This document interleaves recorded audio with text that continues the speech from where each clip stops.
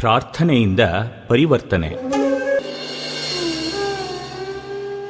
ದೇವರಲ್ಲಿ ಮೊರೆ. ಪ್ರಾರ್ಥನೆಯ ನಿಜವಾದ ಅಂತರಾರ್ಥವೇ ಇದು. ಸರ್ವಶಕ್ತನಾದ ಭಗವಂತನಲ್ಲಿ ಅಚಲ ನಂಬಿಕೆಯನ್ನಿಟ್ಟು ನಮ್ಮ ಅಂತರಾಳವನ್ನು ಬಯಲು ಮಾಡುವ ಮಾಧ್ಯಮವೇ ಪ್ರಾರ್ಥನೆ. ಸ್ನೇಹಿತನಿಗೆ ಫೋನ್ ಮಾಡಿ ಅರ್ಜೆಂಟ್ ವಿಚಾರ ತಿಳಿಸುವಂತೆ ದೇವರಲ್ಲಿ ಪ್ರಾರ್ಥನೆ ಮಾಡಿ ನಮ್ಮ ಅಂತರಂಗವನ್ನು ಬಯಲು ಮಾಡುತ್ತೇವೆ. ಅದು ದೇವರೊಡನೆ ನಡೆಸುವ ಪವಿತ್ರ ಸಂಭಾಷಣೆ. ಈ ಜಗತ್ತನ್ನು ನಡೆಯಿಸುವ ಪರಮಾದ್ಭುತ ಶಕ್ತಿಯೊಂದಿದೆ, ಇದ್ದೇ ಇದೆ.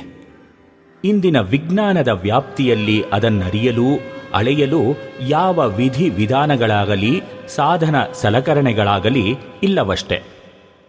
ಅದು ಅಚ್ಯುತವಾದುದು, ಅನಂತವಾದುದು. ಸೂರ್ಯಚಂದ್ರ ನಕ್ಷತ್ರ ನಿಹಾರಿಕೆಗಳ ನಡುವೆ ಸಾಮರಸ್ಯವನ್ನೇರ್ಪಡಿಸಿ ಪ್ರಕೃತಿಯಲ್ಲಿ ಕ್ರಮಬದ್ಧವಾಗಿ ಋತುಭೇದಗಳನ್ನುಂಟು ಮಾಡಿ ವಾತಾವರಣದ ಗಾಳಿಯಲ್ಲಿ ಪ್ರಾಣವಾಯು ಆಮ್ಲಜನಕವನ್ನು ಮಿಳಿತಗೊಳಿಸಿ ಬದುಕಿನ ಅತ್ಯವಶ್ಯಕವಾದ ನೀರು, ಗಾಳಿ, ಬೆಳಕುಗಳ ಹೊನಲನ್ನೇ ಉದಾರವಾಗಿ ಕರುಣಿಸಿ ಕಾಪಾಡುವ ಈ ಎಲ್ಲ ಅದ್ಭುತ ವ್ಯವಸ್ಥೆಗಳ ಸೂತ್ರಧಾರನನ್ನೇ ದೇವರು ಎನ್ನುವುದು. ಪ್ರತಿಯೊಂದು ಜೀವದಲ್ಲಿ ಜೈವಿಕ ಚಟುವಟಿಕೆಗಳನ್ನೆಲ್ಲ ನಡೆಯಿಸುವುದು ಆ ಶಕ್ತಿಯೇ.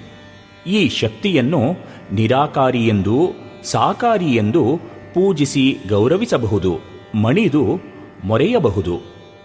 ಆದರೆ ಒಂದು ಮಾತು, ನಮ್ಮ ದೈವ ಭಕ್ತಿಯನ್ನವಲಂಬಿಸಿಯೇ ನಮ್ಮ ಜೈವಿಕ ಕ್ರಿಯೆಗಳು ನಡೆಯುವುದಲ್ಲ. ಆತ ದಯಾಮಯ, ಕರುಣಾಕರ. ತೀರಾ ನಾಸ್ತಿಕನ ಹೃದಯವು ಆಸ್ತಿಕನ ಹೃದಯದಂತೆಯೇ ರಕ್ತವನ್ನು ಪಂಪಿಸುವಂತೆ ಮಾಡಿದ್ದಾನೆ. ಕಟುಕನ ಜೈವಿಕ ಕ್ರಿಯೆಗಳು ಕರುಣಾಳುವಿನಲ್ಲಿರುವಂತೆಯೇ ಇರುವಂತೆ ನೋಡುತ್ತಾನೆ. ಆದರೆ ಮನಸ್ವಾಸ್ಥ್ಯವಾಗಲಿ ನೆಮ್ಮದಿಯಾಗಲಿ ಆತನ ಕೃಪೆಗೇ ನೇರವಾಗಿ ಅನುಗುಣವಾಗಿರುತ್ತವೆ. ದೇವರು ಶಾಂತಿ ಸಮಾಧಾನದ ಬೀಡು, ಆನಂದದ ತವರು, ಸಂತೋಷದ ಸಾಗರ. ದೇವರನ್ನು ನಂಬಿ ಆತನಲ್ಲಿ ತನ್ನನ್ನು ಸಮರ್ಪಿಸಿಕೊಂಡು ಶರಣಾಗುವ ವ್ಯಕ್ತಿಗೆ ಆನಂದದ ನಿತ್ಯೋತ್ಸವ ತಪ್ಪಿದ್ದಲ್ಲ. ಅಂಥ ವ್ಯಕ್ತಿ ತಾನು ನಂಬಿದ ತನ್ನ ಇಷ್ಟ ದೇವರಲ್ಲಿ ದಿನದ ಅನುಕ್ಷಣವೂ ದೈನ್ಯದಿಂದ ಬೇಡಿ ಬಾಡುತ್ತಿರುತ್ತಾನೆ. ಅಂಥವನ ಮೊರೆಯೇ ಎಂಥ ಪರಿವರ್ತನೆಯನ್ನೂ ಮಾಡಬಲ್ಲದು. ಆ ದೇವರು ಸರ್ವಶಕ್ತನಲ್ಲವೇ? ಆತನ ಕೃಪೆಗೆ ಇತಿಮಿತಿ ಉಂಟೆ? ಆತನೊಲಿದರೆ ಕೊರಡು ಕೊನರುವುದು, ಬರಡು ಹಯನಹುದು. ದೈವಿಕ ಆವಾಹನೆ. ಸರಳಾಂತಃಕರಣದ ಪ್ರಾರ್ಥನೆಯಿಂದ ದೈವಿ ಕೃಪೆಯನ್ನು ಪಡೆದು ಮನಸ್ಸಿನ ರಜಸ್ತಮೋಗುಣಗಳನ್ನು ದಾಟಬಹುದೆಂದು ಸಂತರೆಲ್ಲರೂ ಹೇಳುತ್ತಾರೆ. ದೈವಿ ಕೃಪೆ ಕಲ್ಪನೆಯಲ್ಲವೆಂದು, ನಿಷ್ಠಾವಂತ ಸಾಧಕನಿಗದು ಕ್ಷಣಕ್ಷಣವೂ ವೇದ್ಯವಾಗುತ್ತದೆಂದು ಅವರೆಲ್ಲರ ಅನುಭವದ ನುಡಿ. ಬಲಶಾಲಿಗಳಿರಲಿ, ಬುದ್ಧಿವಂತರಿರಲಿ, ಅಷ್ಟೇಕೆ ಕೆಲಸಕ್ಕೆ ಬಾರದವರೆಂದು ತಿಳಿಯುವ ಯಾರೇ ಇರಲಿ, ದೈವಿ ಕೃಪೆಯಿಂದ ಉನ್ನತ ಸ್ಥಿತಿಗೆ ಏರಿದ ಉದಾಹರಣೆಗಳು ಆಧ್ಯಾತ್ಮಿಕ ಜಗತ್ತಿನಲ್ಲಿ ಧಾರಾಳವಾಗಿ ದೊರೆಯುತ್ತವೆ. ಜಡ ಸೃಷ್ಟಿಯ ಘಟನೆಗಳನ್ನು ಗಣಿತಶಾಸ್ತ್ರದ ನಿಯಮಗಳಿಂದ ನಿಶ್ಚಿತವಾಗಿ ವಿವರಿಸಬಹುದು. ಕಾರ್ಯಕಾರಣದ ಆಧಾರದ ಮೇಲೆ ಅವು ನಿಂತಿರುವುದರಿಂದ ಅವುಗಳು ಹೀಗೆಯೇ ನಡೆಯುತ್ತವೆ ಎಂದು ಹೇಳಬಹುದು. ಆದರೆ ದೈವೀ ಕೃಪೆಯ ಆಳ ನಿರಾಳವನ್ನು ಅಳೆಯಲಾರೆವು. ಸಾರ್ವತ್ರಿಕವಾಗಿ ಸಮಾನವಾಗಿ ಅದು ಉಂಟಾಗಬೇಕೆಂದಿಲ್ಲ. ದೈವೀ ಕೃಪೆಯ ಬಗ್ಗೆ ಸಂಶಯವೇ ಇಲ್ಲ. ಸಾಧಕನು ನಿರ್ವಂಚನೆಯಿಂದ ಕಳಕಳಿಯಿಂದ ಸಾಧನೆ ಮಾಡಿದರೆ ಅವನು ಭಗವಂತನನ್ನು ಹೊಂದುವನೆಂಬುದು ಪೂರ್ಣ ಸತ್ಯ. ಆದರೆ ಆತ ಕೂಡಲೇ ಅದನ್ನು ಪಡೆಯುವನೆಂದು ಇದರ ಅರ್ಥವಲ್ಲ ಎಂದು ಶ್ರೀ ಅರವಿಂದರು ಹೇಳಿದರು. ಅಂದರೆ ತಾಳ್ಮೆಯಿಂದ ಸಾಧನೆಯ ಏಣಿ ಏರಿ ಹೋದರೆ ಮಾತ್ರ ಕೃಪೆಯ ಮಾಳಿಗೆ ಸಿಗಬಲ್ಲದೆಂದರ್ಥ. ಶ್ರದ್ಧೆ, ಭಗವಂತನಲ್ಲಿ ನಿರ್ಭರತೆ, ಸಮರ್ಪಣೆ, ಅಹಂಕಾರ ತ್ಯಾಗ ಇವುಗಳೆಲ್ಲ ಭಗವಂತನ ವಿಶೇಷ ಕೃಪಾಲಾಭಕ್ಕೆ ಅವಶ್ಯಕ. ಎಷ್ಟೋ ವೇಳೆ ದೇವರಲ್ಲಿ ಸಂಪೂರ್ಣ ಶರಣಾಗತನಾಗಿದ್ದಾನೆ ಎನ್ನುವ ಮಾತು ಕಾರ್ಯತಃ ಆಲಸ್ಯ, ಜಡತೆ, ದುರ್ಬಲತೆ ಮತ್ತು ಪಾಶವಿಕ ಪ್ರವೃತ್ತಿಗಳ ಸೆಳೆತ ಇವುಗಳಲ್ಲಿ ಪರ್ಯಾವಸನವಾಗುವ ಸಂಭವವಿದೆ. ಕೃಪೆಯನ್ನು ಪಡೆಯುವುದಕ್ಕೆ ವಿಘ್ನಗಳಾದ ಅವುಗಳನ್ನು ನಿರಂತರ ಹೋರಾಟ, ತೀವ್ರ ಅಭಿಪ್ಸೆಗಳಿಂದ ಮೀರಿ ಹೋಗದಿದ್ದರೆ ಕೃಪಾಲಾಭ ಅಸಾಧ್ಯ. ಶ್ರೀರಾಮಕೃಷ್ಣರೆಂದರು. ಭಗವಂತನ ಕೃಪೆಯ ಗಾಳಿ ಬೀಸುತ್ತಲೇ ಇರುವುದು. ನಾವು ನಮ್ಮ ಪ್ರಯತ್ನದ ಹಡಗಿನ ಹಾಯಿಯನ್ನು ಬಿಡಿಸಿದರೆ ಅದರ ಉಪಯೋಗವನ್ನು ಪಡೆಯಬಹುದು. ಕೆಲಸಗಳ್ಳರು, ಆಲಸಿಗಳು ಅದರ ಪ್ರಯೋಜನವನ್ನು ಹೊಂದಲಾರರು. ಆದರೆ ದಕ್ಷ ಜನರು, ಉದ್ಯಮಶೀಲರು ದೈವಿ ಕೃಪೆಯ ಲಾಭವನ್ನು ಪಡೆಯುತ್ತಾರೆ. ನಮ್ಮ ಮನಸ್ಸು ಐಹಿಕ ವಾಸನೆಗಳಿಂದ ಮಲಿನವಾಗಿದ್ದರೆ, ನಮ್ಮ ವಿಚಾರಗಳು ದುಷ್ಟವಾಗಿದ್ದರೆ ನಮಗೆ ಈಶಕೃಪೆಯ ಪ್ರಯೋಜನವಾಗಲಾರದು ಎಂದು. ಯಾರು ಹೃತ್ಪೂರ್ವಕ ತನ್ನೆಡೆಗೆ ಬರಲು ಹೋರಾಡುತ್ತಿರುವನೋ ಅವನ ಮೇಲೆ ದೇವರು ಅಪಾರ ಕರುಣೆ ಬೀರುವನು. ನೀನು ಸೋಮಾರಿಯಾಗಿ ಏನನ್ನೂ ಮಾಡದೇ ಇದ್ದರೆ ಅವನು ಎಂದಿಗೂ ನಿನ್ನೆಡೆಗೆ ಬರುವುದಿಲ್ಲವೆಂದು ನಿನಗೆ ತಿಳಿಯುವುದು ಎಂದು ಸ್ವಾಮಿ ವಿವೇಕಾನಂದರು ಹೇಳುತ್ತಿದ್ದರು. ಆದ್ದರಿಂದ ಪ್ರಾರ್ಥನೆಯ ಮೂಲಕ ಆ ದೇವರ ಆವಾಹನೆ ಕೃಪೆಯ ಗಾಳಿಗೆ ಹಾಯಿ ಬಿಡಿಸಿದಂತೆ. ಪ್ರಾರ್ಥನೆಯ ಪರಿ. ದೇವರೆಡೆಗಿನ ಯಾತ್ರೆಯನ್ನೇ ಸಾಧನೆ ಎನ್ನುವುದು. ಒಂದೇ ಗುರಿಯೆಡೆಗೆ ಸಾಗುವ ವಿವಿಧ ಮಾರ್ಗಗಳಂತೆ ಈ ಸಾಧನೆಯಲ್ಲೂ ವೈವಿಧ್ಯಗಳಿವೆ. ಪ್ರಾರ್ಥನೆ ಅವುಗಳಲ್ಲೊಂದಷ್ಟೇ. ಇದು ಆಂತರ್ಯದ ಪರಿಶುದ್ಧತೆಗೆ ಸುಲಭವಾದ ಮಾರ್ಗ. ಜಪ, ಧ್ಯಾನ, ಭಜನೆ, ಸಾಷ್ಟಾಂಗ ನಮನ, ಸ್ತೋತ್ರ ಪಾರಾಯಣ, ವ್ರತ, ನಿಯಮ ಪರಿಪಾಲನೆ, ಪೂಜೆ ಪುರಸ್ಕಾರಗಳೆಲ್ಲವೂ ಈ ಮಾರ್ಗದ ಕವಲುಗಳಷ್ಟೇ. ಶಾಲೆಯನ್ನು ಸೇರಿ ಅಧ್ಯಾಪಕರ ಸಮರ್ಥ ಮಾರ್ಗದರ್ಶನದಲ್ಲಿ ಏಕಾಗ್ರತೆಯಿಂದ ಪಾಠ ಕಲಿತಲ್ಲಿ ಉಚ್ಚ ಶ್ರೇಣಿಯಲ್ಲಿ ತೇರ್ಗಡೆಯಾಗುವುದು ಹೇಗೆ ಸುಲಭವೋ, ಅದೇ ರೀತಿ ಸಾಧನೆಯಲ್ಲಿ ಗುರು ಹಿರಿಯರ, ವೇದಶಾಸ್ತ್ರವೇ ಮೊದಲಾದ ಸದ್ಗ್ರಂಥಗಳ ಮಾರ್ಗದರ್ಶನದಲ್ಲಿ ಸೂಕ್ತ ಮಂತ್ರೋಪದೇಶ ಪಡೆದು ಪ್ರಾರ್ಥನೆ ಮಾಡುವುದು ಬಹಳ ಸುಲಭ. ಯಶಸ್ಸಿನ ಶಿಖರ ಏರಲು ನಿತ್ಯವೂ ಶಾಲೆಗೆ ಹೋಗಿ ನಿಷ್ಠೆಯಿಂದ ಅಭ್ಯಸಿಸುವುದು ಅಗತ್ಯವಾದಂತೆ ಕ್ರಮಬದ್ಧತೆಯನ್ನು ಕಾಯ್ದುಕೊಂಡು ನಿತ್ಯವೂ ಈ ಪ್ರಾರ್ಥನೆ ಮಾಡುವುದು ಅವಶ್ಯ. ಇಷ್ಟದೇವರ ಚಿತ್ರವನ್ನು ಎದುರುಗಿಟ್ಟಿಕೊಂಡೇ ಪ್ರಾರ್ಥನೆ ಮಾಡುವುದು ರೂಢಿ. ಹೃದಯದಲ್ಲೇ ದೇವರ ರೂಪವನ್ನು ಕಾಣಬಲ್ಲವರಿಗೆ ಆ ಚಿತ್ರ ಬೇಕಾಗಿಲ್ಲ, ನಿಜ. ಅದೇನೇ ಇರಲಿ, ಪೂರ್ಣ ಭಕ್ತಿ, ಶ್ರದ್ಧೆ, ವ್ಯಾಕುಲತೆಗಳಷ್ಟೇ ಪ್ರಾರ್ಥನೆಯಲ್ಲಿ ಪ್ರಧಾನ.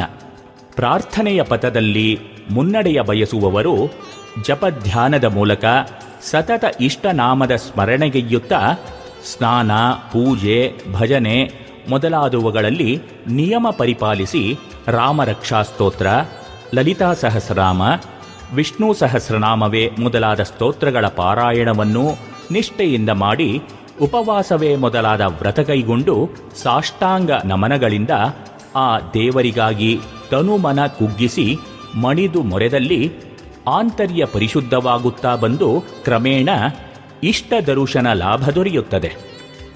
ಆದರೆ ಒಂದೆರಡು ದಿನಗಳಲ್ಲಾಗುವ ಕೆಲಸ ಇದಲ್ಲ. ಬಿಡದ ಛಲ ನಮ್ಮಲ್ಲಿದ್ದರೆ ಒಂದಲ್ಲ ಒಂದು ದಿನ ಈ ದಾರಿ ಆ ಗುರಿಗೊಯ್ಯುವುದಂತೂ ಖಂಡಿತ. ಕತ್ತಲು ಬತ್ತಲು. ಸೈಕಲ್ಲಿನ ಕ್ಯಾರಿಯರ್ನಲ್ಲಿ 100 ಕಿಲೋಗ್ರಾಂ ತೂಕದ ಕಬ್ಬಿಣದ ಗಟ್ಟಿ ಇದೆ ಎಂದೆಣಿಸಿಕೊಳ್ಳಿ. ನೀವು ಆ ಸೈಕಲ್ಲನ್ನೇರಿ ಹೊರಟರೆ ಏನಾದೀತು ಹೇಳಿ? ನೀವು ಆ ತೂಕ ತಡೆದುಕೊಂಡಲ್ಲಿ ಮುನ್ನಡೆಯುವುದಿರಲಿ, ಬ್ಯಾಲೆನ್ಸ್ ಆದರೂ ಸಿಕ್ಕೀತು. ಇಲ್ಲವಾದಲ್ಲಿ ಹಿಂಬಾರವಾಗಿ ಸೈಕಲ್ ಮೇಲೇಳಬಹುದಲ್ಲವೇ? ಆಗ ಮುನ್ನಡೆ ಎಂದಾದರೂ ಸಾಧ್ಯವೇ? ಹಾಗೆಯೇ ಆಗಿದೆ ನಮ್ಮಲ್ಲಿ ಬಹುಮಂದಿಯ ಸ್ಥಿತಿ. ಪ್ರಾರ್ಥನೆ ಮಾಡುತ್ತಾ ಹೋದರೂ ಫಲ ಸಿಗದಾಯಿತೆಂಬವರಿಗೆ ಇಲ್ಲಿದೆ ಉತ್ತರ. ಮನುಷ್ಯನ ಕುಕರ್ಮಗಳ ಹೊರೆ ಹೆಚ್ಚಿದಲ್ಲಿ ಈ ಸೈಕಲ್ಲಿನ ಅವಸ್ಥೆಯೇ ಅವನದಾಗುತ್ತದೆ. ಪ್ರಯತ್ನ ಮುಂದುವರಿದರೂ ಮುನ್ನಡೆ ಕಾಣದಾಗುತ್ತದೆ. ಹಾಗಾದರೆ ಇದರಿಂದ ಪಾರಾಗುವುದು ಹೇಗೆ? ನೋಡಿ, ಸೈಕಲ್ಲಿನಲ್ಲಿರುವ ಕಬ್ಬಿಣದ ಗಟ್ಟಿಯಂತಲ್ಲ ಈ ಸಂಚಿತ ಕರ್ಮದ ಹೊರೆ. ಬೆಳಕು ಬಿದ್ದಾಗ ಕರಗುವ ಮಂಚಿನಂತೆ ನಿಷ್ಠೆಯಿಂದ ಪ್ರಾರ್ಥನೆ ಮಾಡುತ್ತಾ ಹೋದಂತೆ ಆ ಹೊರೆ ಕರಗುತ್ತಾ ಬರುತ್ತದೆ. ಹೊರೆಯ ಭಾರ ಕಡಿಮೆಯಾದಾಗ ಸೈಕಲ್ ಮುನ್ನಡೆಯಬಹುದಾದಂತೆ ನಿಮ್ಮಲ್ಲಿನ ಕುಕರ್ಮದ ಕತ್ತಲು ಬತ್ತುತ್ತಾ ಬಂದಂತೆ ಸಾಧನೆಯಲ್ಲಿನ ಮುನ್ನಡೆ ಸ್ವಯಂ ವೇದ್ಯವಾಗುತ್ತದೆ. ಅಷ್ಟರವರೆಗೂ ದೇವರೊಡನೆ ಹೃದಯ ಮನಸ್ಸುಗಳನ್ನು ಬಿಚ್ಚಿ ಬೇಡಿ. ದೇವರೊಡನೆ ಹೀಗೆ ಬತ್ತಲಾದರೆ ಬೇಗ ಕರಗುವುದು ಆಂತರ್ಯದ ಕತ್ತಲು. ವ್ಯಾಕುಲತೆಯೇ ಜೀವಾಳ. ಅಹಿರ್ಬುದ್ಧ ಸಂಹಿತೆಯಲ್ಲಿ ಪ್ರಾರ್ಥನಾಶೀಲ ವ್ಯಕ್ತಿ ರೂಢಿಸಿಕೊಳ್ಳಬೇಕಾದ ನಿಯಮಗಳ ಉಲ್ಲೇಖವಿದೆ. ಆನುಕೂಲ್ಯಸ್ಯ ಸಂಕಲ್ಪಃ ಪ್ರತಿಕೂಲಸ್ಯ ವರ್ಜನಂ ರಕ್ಷಿಷ್ಯತೀತಿ ವಿಶ್ವಾಸೋ ಗೋಪೃತ್ವ ವರಣಂ ತಥಾ ಆತ್ಮನಿಕ್ಷೇಪ ಕಾರ್ಪಣ್ಯೇ ಷಡ್ವಿಧಾ ಶರಣಾಗತಿ.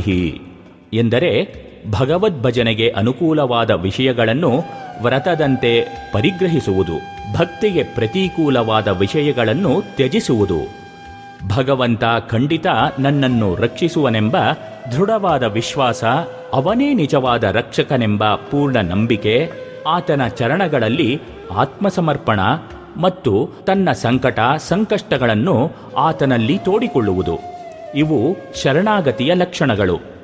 ಪ್ರಾರ್ಥನೆ ಫಲಕಾರಿಯಾಗಲು ಇವೆಲ್ಲ ಮೊಳೆತು ಬೆಳೆಯಬೇಕಾದುದು ತೀರಾ ಅವಶ್ಯಕ. ಹೌದು, ದೇವರಲ್ಲಿ ನೀವಿಡುವ ಅಚಲವಾದ ನಂಬಿಕೆಯೇ ಭಕ್ತಿಯ ಮೂಲ. ನೈಜ ಭಕ್ತಿಯಿಂದ ವಿಧೇಯತೆ ಮೈದೂರಿ ಇಷ್ಟ ದೇವರಲ್ಲಿ ಸಮರ್ಪಣಾಭಾವ ನಿಮ್ಮಲ್ಲಿ ಚಿಗುರೊಡೆಯುತ್ತದೆ. ಅದೇ ಶ್ರದ್ಧೆ. ಶ್ರದ್ಧೆಯಿಂದ ಶರಣಾಗತಿ ಭಾವ ತೀವ್ರವಾದಾಗಲೇ ವ್ಯಾಕುಲತೆಯ ಉಗಮ. ಇದೇ ಪ್ರಾರ್ಥನೆಯ ಜೀವಾಳ.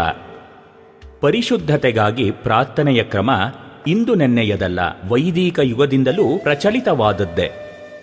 ಸರ್ವೇ ಜನಾಃ ಸುಖಿನೋ ಭವಂತು ಬೃಹದಾರಣ್ಯಕೋಪನಿಷತ್ತಿನ ಅಭ್ಯಾರೋಹ ಮಂತ್ರ. ಅಸತೋಮಾ ಸದ್ಗಮಯ ತಮಸೋಮಾ ಜ್ಯೋತಿರ್ಗಮಯ ಮೃತ್ಯೋರ್ಮಾ ಅಮೃತಂಗಮಯ. ಅಷ್ಟೇಕೆ ಧೀಶಕ್ತಿ ಬೆಳಗುವ ಗಾಯತ್ರಿ ಮಂತ್ರ, ಇವೆಲ್ಲ ಅದಕ್ಕೆ ನಿದರ್ಶನಗಳು. ಆದರೆ ಬರಬರುತ್ತಾ ವಿಚಾರವಾದದ ಅಲೆಯೆದ್ದು ಪ್ರಾರ್ಥನಾ ಧರ್ಮಕ್ಕೆ ಗ್ರಹಣ ಹಿಡಿದಂತಾಯಿತು. ಪ್ರಾರ್ಥನೆ ಬೇರೆಲ್ಲ ರಾಜಮಾರ್ಗವನ್ನು ಬಿಟ್ಟು ಇಷ್ಟಾರ್ಥ ಸಿದ್ಧಿಗಾಗಿ ಜನ ಹರಕೆ ರೂಪದ ಪ್ರಾರ್ಥನೆಯನ್ನೇ ನೆಚ್ಚುವ ಕಾಲ ಬಂತು. ದುರದೃಷ್ಟವೆಂದರೆ ಆಚಾರ್ಯ ಪುರುಷರು ಆ ನಿಟ್ಟಿನಲ್ಲಿ ನೆರವಾಗಲಿಲ್ಲ. ಕ್ರೈಸ್ತ, ಇಸ್ಲಾಂ ಧರ್ಮಗಳಲ್ಲಿ ಪ್ರಾರ್ಥನೆಗೆ ವಿಶೇಷ ಮಹತ್ವವಿದೆ. ಹಿಂದೂ ಧರ್ಮದಲ್ಲಿ ಪ್ರಾರ್ಥನೆಯ ಹಿರಿಮೆ ಗರಿಮೆಗಳನ್ನು ಪುನಃ ಪ್ರಕಾಶಕ್ಕೆ ಶ್ರೀರಾಮಕೃಷ್ಣರ ಅವತಾರವಾಯಿತು. ಅವರು ಪ್ರಾರ್ಥನಾ ಧರ್ಮದ ಪುನರುಜ್ಜೀವನಗೈದರು.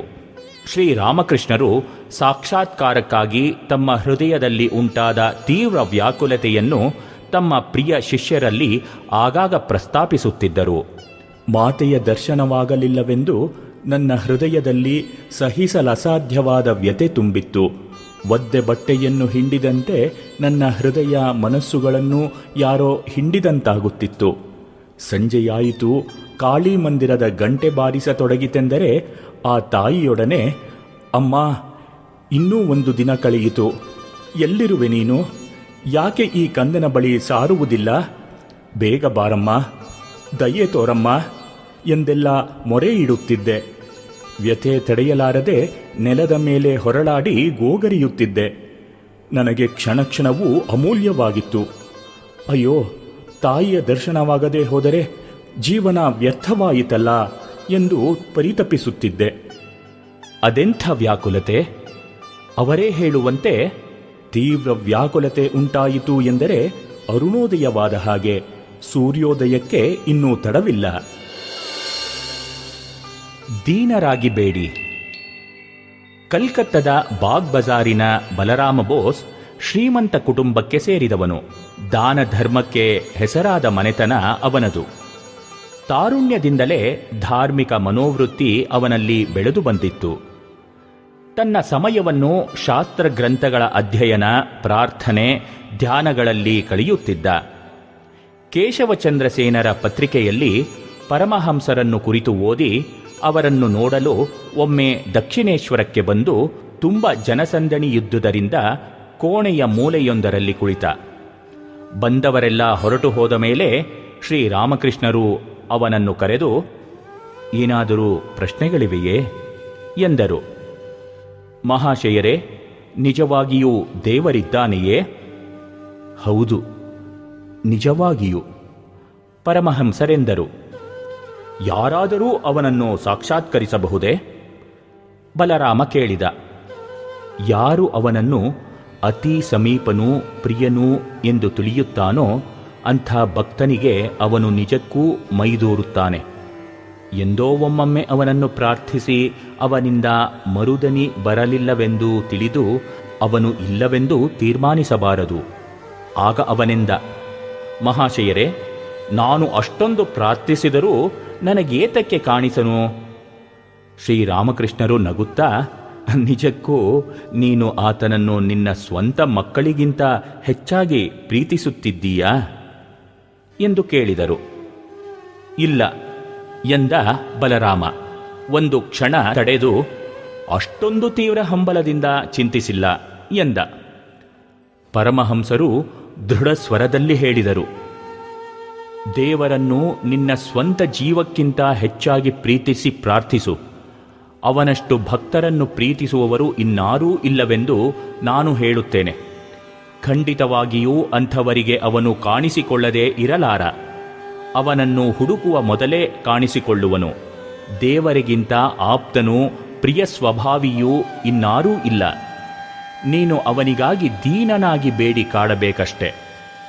ಪರಮಹಂಸರ ನುಡಿಗಳು ಬಲರಾಮನ ಅಂತರಂಗದ ಆಳವನ್ನು ಸ್ಪರ್ಶಿಸಿದವು. ಅವನ ಪ್ರಾರ್ಥನೆಯು ತೀವ್ರವಾಯಿತು. ಆಧ್ಯಾತ್ಮಿಕ ಜೀವನದಲ್ಲಿ ಅವನು ದ್ರುತಗತಿಯಿಂದ ಮುಂದುವರಿಯತೊಡಗಿದ. ಸ್ವಾಮಿ ಬ್ರಹ್ಮಾನಂದರು ಹೇಳುತ್ತಿದ್ದರು, ಅತ್ಯಂತ ವ್ಯಾಕುಲನಾಗಿ ದೇವರನ್ನು ಪ್ರಾರ್ಥಿಸು. ಸರಳವಾಗಿ ಮತ್ತು ನಿಷ್ಕಪಟ ಭಾವದಿಂದ ನಿನಗೆ ಆತನೇ ಬೇಕೆಂದು ಹೇಳು. ಸಂದೇಹ ಪಡಬೇಡ, ಆತ ನಿಜವಾಗಿಯೂ ಇದ್ದಾನೆ. ಯಾರು ದುರ್ಬಲರೋ ಆದರೆ ವಿನಮ್ರರೋ ಅವರು ನಿಜವಾಗಿಯೂ ಆತನ ಕೃಪೆಯನ್ನು ಬೇಗನೆ ಪಡೆಯುವರು. ನೀನು ಶ್ರದ್ಧಾಭಕ್ತಿಗಳಿಂದ ಅವನನ್ನು ಸಮೀಪಿಸಿದರೆ ಅವನು ಖಂಡಿತವಾಗಿಯೂ ಕಾಣಿಸಿಕೊಳ್ಳುವನು. ನೀನು ಎಷ್ಟೋ ತಪ್ಪುಗಳನ್ನು ಮಾಡಿದ್ದೀಯೆಂದಾಗಲಿ, ಭಗವಂತನನ್ನು ಬಹಳ ಕಾಲದಿಂದ ಕರೆದಿಲ್ಲವೆಂದಾಗಲಿ ಚಿಂತಿಸಿ ಸಂಕೋಚ ಪಡಬೇಡ. ಅವನು ಪರಮ ದಯಾಮಯ. ಅವನು ನಿನ್ನ ತಪ್ಪುಗಳನ್ನೆಲ್ಲ ಎಣಿಸುತ್ತಾ ಕೂಡುವುದಿಲ್ಲ. ಮಗುವಿನ ಸರಳತೆಯಿಂದೊಡಗೂಡಿ ಅವನನ್ನು ಸಮೀಪಿಸು. ಅವನು ನಿನ್ನನ್ನು ಹೇಗೆ ತನ್ನೆಡೆಗೆ ಬರಮಾಡಿಕೊಳ್ಳುವನೆಂಬುದನ್ನು ನೋಡು. ಮಗುವಿನಂಥ ಶ್ರದ್ಧೆಯಿಲ್ಲದೆ ಆತನನ್ನು ಯಾರೂ ಪಡೆಯಲಾರರು. ಕರೆದರೆ ಓ ಎನ್ನನೆ. ಶ್ರೀರಾಮಕೃಷ್ಣ ಪರಮಹಂಸರ ಪದತಲದಲ್ಲಿ ಕುಳಿತು ಶ್ರದ್ಧೆಯಿಂದ ಅವರ ವಚನಾಮೃತವನ್ನು ಆಲಿಸಿ ಅಂತಃಕರಣಪೂರ್ವಕವಾಗಿ ಅವರ ಸೇವೆಯನ್ನು ಮಾಡಿದವರು ಸ್ವಾಮಿ ಅದ್ಭುತಾನಂದರು. ಸಾಮಾನ್ಯ ಸೇವಕ ಬಾಲಕನಾಗಿದ್ದ ಅವರ ತಪಸ್ಸು, ತ್ಯಾಗ, ಸಮರ್ಪಣೆ, ಗುರುಭಕ್ತಿಯಲ್ಲಿ ಯಾರಿಗೂ ದ್ವಿತೀಯರೆನಿಸದೆ ತಮ್ಮ ಆಧ್ಯಾತ್ಮಿಕ ಜೀವನದಿಂದ ಅನ್ವರ್ಥನಾಮವನ್ನೇ ಪಡೆದಿದ್ದರು. ಶ್ರೀರಾಮಕೃಷ್ಣರ ದೇಹತ್ಯಾಗದ ಬಳಿಕ ಅವರು ತಮ್ಮ ಸಮಯವನ್ನು ತಪಸ್ಸಿನಲ್ಲೇ ಕಳೆದರು. ಅವರು ಓದು ಬರಹ ಬಲ್ಲವರಲ್ಲ, ಆದರೆ ಶಾಸ್ತ್ರದ ಮರ್ಮಾರ್ಥವನ್ನು, ಸಾಧನೆಯ ರಹಸ್ಯವನ್ನು ಸ್ಪಷ್ಟವಾದ ಮಾತುಗಳಲ್ಲಿ ಹೇಳಬಲ್ಲವರಾಗಿದ್ದರು. ಸಿದ್ಧ ಪುರುಷರಾದ ಅವರ ವಾಣಿ ಎಂಥ ಸಂಶಯವಾದಿಯ ಮನಸ್ಸಿನಲ್ಲೂ ಭಗವದ್ಭಕ್ತಿಯನ್ನು ಹುಟ್ಟಿಸುತ್ತಿತ್ತು. ಅದ್ಭುತಾನಂದರು ತಮ್ಮ ಕೊನೆಯಗಾಲದಲ್ಲಿ ಪ್ರಸಿದ್ಧ ತೀರ್ಥಸ್ಥಾನವಾದ ಕಾಶಿಯಲ್ಲಿ ಕಳೆಯುತ್ತಿದ್ದರು. ಒಂದು ದಿನ ಮಹಡಿಯೊಂದರಲ್ಲಿ ಕುಳಿತು ಭಕ್ತರೊಂದಿಗೆ ಭಗವದ್ವಿಚಾರವನ್ನು ಮಾತನಾಡುತ್ತಿದ್ದ ಅದ್ಭುತಾನಂದರು ಅಕಸ್ಮಾತ್ ಮಾತು ನಿಲ್ಲಿಸಿ ಆಕಾಶವನ್ನು ನೋಡುತ್ತಾ, ಓಹ್, ಅಲ್ಲಿಂದಲೇ ನಮಸ್ಕಾರವೇ? ಬಂದು ಹೋಗು ಎಂದು ಹೇಳಿದ್ದೆ. ಆಗಲಿ, ಪರವಾಗಿಲ್ಲ ಎಂದು ಮತ್ತೆ ಮಾತನ್ನು ಮುಂದುವರಿಸಿದರು. ಭಕ್ತರು ಅವರ ಈ ಅಪೂರ್ವವಾದ ನಡವಳಿಕೆಯನ್ನು ಕಂಡು, ಏಕೆ ಮಹಾರಾಜ್, ಯಾರ ಹತ್ರ ಮಾತನಾಡಿದ್ರಿ ಎಂದು ಚಕಿತರಾಗಿ ಕೇಳಿದರು. ಅದೇ ಆ ಕಲ್ಕತ್ತೆಯ ಭಕ್ತನ ಕರೆಗೆ ಓಗೊಟ್ಟೆನಷ್ಟೆ ಎನ್ನುತ್ತಾ ಅವರು ಅದರ ಹಿನ್ನೆಲೆಯನ್ನು ಬಯಲು ಮಾಡಿದರು. ಕೆಲವು ದಿನಗಳ ಹಿಂದೆ ಕಲ್ಕತ್ತೆಯಿಂದ ಭಕ್ತನೊಬ್ಬ ಯಾವುದೋ ಕಾರ್ಯಾರ್ಥವಾಗಿ ಕಾಶಿಗೆ ಬಂದಿದ್ದ. ಅದ್ಭುತಾನಂದರನ್ನು ಕಂಡು ಪ್ರಣಾಮಗಳನ್ನು ಸಲ್ಲಿಸಿ ಊರಿಗೆ ಹಿಂದಿರುಗುವುದಕ್ಕೆ ಮೊದಲು ಅವರನ್ನು ಇನ್ನೊಮ್ಮೆ ಭೇಟಿಯಾಗುವನೆಂದು ಹೇಳಿದ್ದ. ಕಾರಣಾಂತರಗಳಿಂದ ಬೇಗನೆ ಹಿಂದಿರುಗಬೇಕಾಯಿತು. ಅವಸರದಲ್ಲಿ ಅವರನ್ನು ಭೇಟಿ ಮಾಡಲು ಮರೆತ. ಆದರೆ ರೈಲು ಹೊರಡುವುದಕ್ಕೆ ಮೊದಲು ಅದ್ಭುತಾನಂದರನ್ನು ಮನಸ್ಸಿನಲ್ಲಿಯೇ ನಮಿಸಿ ಅವರೊಡನೆ ಕ್ಷಮಾಯಾಚನೆ ಮಾಡಿದ. ರೈಲ್ವೆ ಸ್ಟೇಷನ್ನಿನಿಂದ 4-5 ಮೈಲಿ ದೂರದಲ್ಲಿದ್ದ ಅದ್ಭುತಾನಂದರು ಭಕ್ತ ಪರಿವೃತರಾಗಿ ಮಾತನಾಡುತ್ತಿದ್ದಾಗಲೇ ಅವನ ಪ್ರಣಾಮ ಪ್ರಾರ್ಥನೆಗಳನ್ನು ಸ್ವೀಕರಿಸಿ ಮೇಲಿನಂತೆ ಉದ್ಘರಿಸಿದ್ದರು. ಹೃದಯಾಂತರಾಳದ ಕರೆ ಯಾವ ಅಡೆತಡೆ ಇಲ್ಲದೆ ಎಲ್ಲವನ್ನೂ ತೂರಿಕೊಂಡು ಹೋಗಬಲ್ಲದೆನ್ನಲು ಬೇರೆ ಸಾಕ್ಷಿ ಬೇಕೇ? ವಿಭೂತಿ ಬಾಬು ಒಂದು ದಿನ ಕಾಶಿಯಲ್ಲಿ ತಮ್ಮ ಹಿರಿಯರೊಡನೆ ಮಾತನಾಡುತ್ತಾ, ಕಾಶಿಯ ವಿಶ್ವನಾಥ ದೇವಾಲಯದಲ್ಲಿ ಶಿವನ ಸಾನ್ನಿಧ್ಯವೇ, ಮತ್ತೇನು, ಎಲ್ಲ ಬರೇ ನಂಬಿಕೆಯ ಭ್ರಾಂತಿ ಎಂದು ಗೇಲಿ ಮಾಡಿದರು. ಸಂಜೆಯ ಹೊತ್ತು ಅವರು ಅದ್ಭುತಾನಂದರನ್ನು ನೋಡಲು ಬರುತ್ತಿರುವಾಗಲೇ ಅದ್ಭುತಾನಂದರ ಧ್ವನಿ ಮೊಳಗಿತು. ಎಂಥ ಮೂರ್ಖತೆ! ವಿಶ್ವನಾಥನ ಸಾನ್ನಿಧ್ಯವನ್ನು ತಿಳಿಯಲು ನೀನು ಏನು ತಪಸ್ಸು ಸಾಧನೆಗಳನ್ನು ಮಾಡಿರುವೆ? ಅದಕ್ಕೆ ಬೇಕಾದ ಪವಿತ್ರತೆ ವ್ಯಾಕುಲತೆಗಳು ನಿನ್ನಲ್ಲಿವೆಯೇ ಎಂದು ದೃಢ ಸ್ವರದಲ್ಲಿ ಹೇಳಿದರು. ವಿಭೂತಿ ಬಾಬು ಚಕಿತನಾಗಿ ತಮ್ಮ ಸಂಶಯದ ಮಾತುಗಳಿಗಾಗಿ ಪಶ್ಚಾತ್ತಾಪಪಟ್ಟು ವಿನಮ್ರ ಭಾವದಿಂದ ಅದ್ಭುತಾನಂದರಿಗೆ ಪ್ರಣಾಮ ಮಾಡಿದಾಗ ಅವರು ಏನೂ ತಿಳಿಯದವರಂತೆ ನಕ್ಕು, ವಿಶ್ವನಾಥ ಮಂದಿರಕ್ಕೆ ಹೋಗಿ ಪೂಜೆ ಸಲ್ಲಿಸಿ ತೀರ್ಥ ಪ್ರಸಾದಗಳನ್ನು ತೆಗೆದುಕೊಂಡು ಬಾ ಎಂದು ಹೇಳಿದರು. ಭಗವಂತನ ಪಾದಸ್ಪರ್ಶವನ್ನು ಮಾಡಿದ ಸಂತರೊಬ್ಬರಿಗೆ ದೂರದ ಭಕ್ತನ ಪ್ರಣಾಮ ಪ್ರಾರ್ಥನೆಗಳು, ಸಂಶಯ ಅಶ್ರದ್ಧೆಗಳು ಅರ್ಥವಾದರೆ ಸರ್ವಜ್ಞನೂ ಸರ್ವಶಕ್ತನೂ ಸರ್ವವ್ಯಾಪಿಯೂ ಆದ ದೇವರಿಗೆ ನಮ್ಮ ಪ್ರಾರ್ಥನೆ ಕೇಳಿಸದೆ? ಭಕ್ತಿಯ ಕರೆಗೆ ಆತ ಓ ಎನ್ನನೆ? ಖಂಡಿತವಾಗಿಯೂ ಕೇಳಿಸುತ್ತದೆ, ಖಂಡಿತವಾಗಿಯೂ ಆತ ಓಗೊಡುತ್ತಾನೆ ಎಂದರು ಅದ್ಭುತಾನಂದರು. ಆ ನಿಟ್ಟಿನಲ್ಲಿ ಅದ್ಭುತಾನಂದರೇ ಒಂದು ದಿನ ಭಕ್ತನೊಬ್ಬನಿಗೆ ಪೂರಿ ಕ್ಷೇತ್ರದಲ್ಲಿ ತಮ್ಮ ಅನುಭವವನ್ನು ಹೇಳಿದರು. ದೇವಾಲಯದಲ್ಲಿ ಜಗನ್ನಾಥನ ಸಾನ್ನಿಧ್ಯವಿದೆ. ಅವರವರ ಸಾಧನೆ, ಭಜನೆ ಮತ್ತು ಶ್ರದ್ಧೆಗಳಿಗೆ ಅನುಗುಣವಾಗಿ ಭಗವಂತನು ಅಲ್ಲಿ ಕೃಪೆ ತೋರುತ್ತಾನೆ. ನಾನು ಪ್ರಾರ್ಥಿಸಿದೆ, ಶ್ರೀ ಕೃಷ್ಣ ಚೈತನ್ಯರು ನಿನ್ನ ಯಾವ ದಿವ್ಯ ಮಂಗಳ ರೂಪವನ್ನು ಕಂಡು ಹಲವು ವರ್ಷಗಳವರೆಗೆ ಆ ಸ್ಮರಣೆ ಮಾತ್ರದಿಂದ ಪ್ರೇಮಾಶ್ರುವನ್ನು ಸುರಿಸಿದರೋ ಅದನ್ನು ಕೃಪೆಯಿಟ್ಟು ನನಗೂ ತೋರು ಎಂದು. ಭಗವಂತ ನನ್ನ ಪ್ರಾರ್ಥನೆಗೆ ಓಗೊಟ್ಟ. ಆತನಿಗೆ ನಮ್ಮ ಕರೆ ಕೇಳಿಸಿಯೇ ಕೇಳುತ್ತದೆ. ನಾವು ಇತರರನ್ನು ಮೋಸಗೊಳಿಸಬಹುದು, ಆದರೆ ಭಗವಂತನನ್ನು ಮೋಸಗೊಳಿಸಬಲ್ಲವೇ ಎಂದು ಸ್ವಾಮಿ ಅದ್ಭುತಾನಂದರು ಹೇಳುತ್ತಾ, ಪ್ರಾಮಾಣಿಕತೆ, ನಿಸ್ವಾರ್ಥತೆ ಮತ್ತು ಸಹೃದಯತೆಗಳು ಆಧ್ಯಾತ್ಮ ರಾಜ್ಯವನ್ನು ಪ್ರವೇಶಿಸುವುದಕ್ಕೆ ಅರ್ಹತೆಯನ್ನು ಒದಗಿಸುತ್ತವೆ ಎನ್ನುತ್ತಿದ್ದರು. ಸ್ವಾರ್ಥದ ಯಾವ ಉದ್ದೇಶಗಳಿಲ್ಲದೆ ಪರಹಿತಕ್ಕಾಗಿ ಪರಿಶ್ರಮ ಪಡುವವರು ಭಗವಂತನ ಕೃಪೆಗೆ ಪಾತ್ರರಾಗುವರು ಎಂದು ಅವರು ಆಗಾಗ ಹೇಳುತ್ತಿದ್ದರು.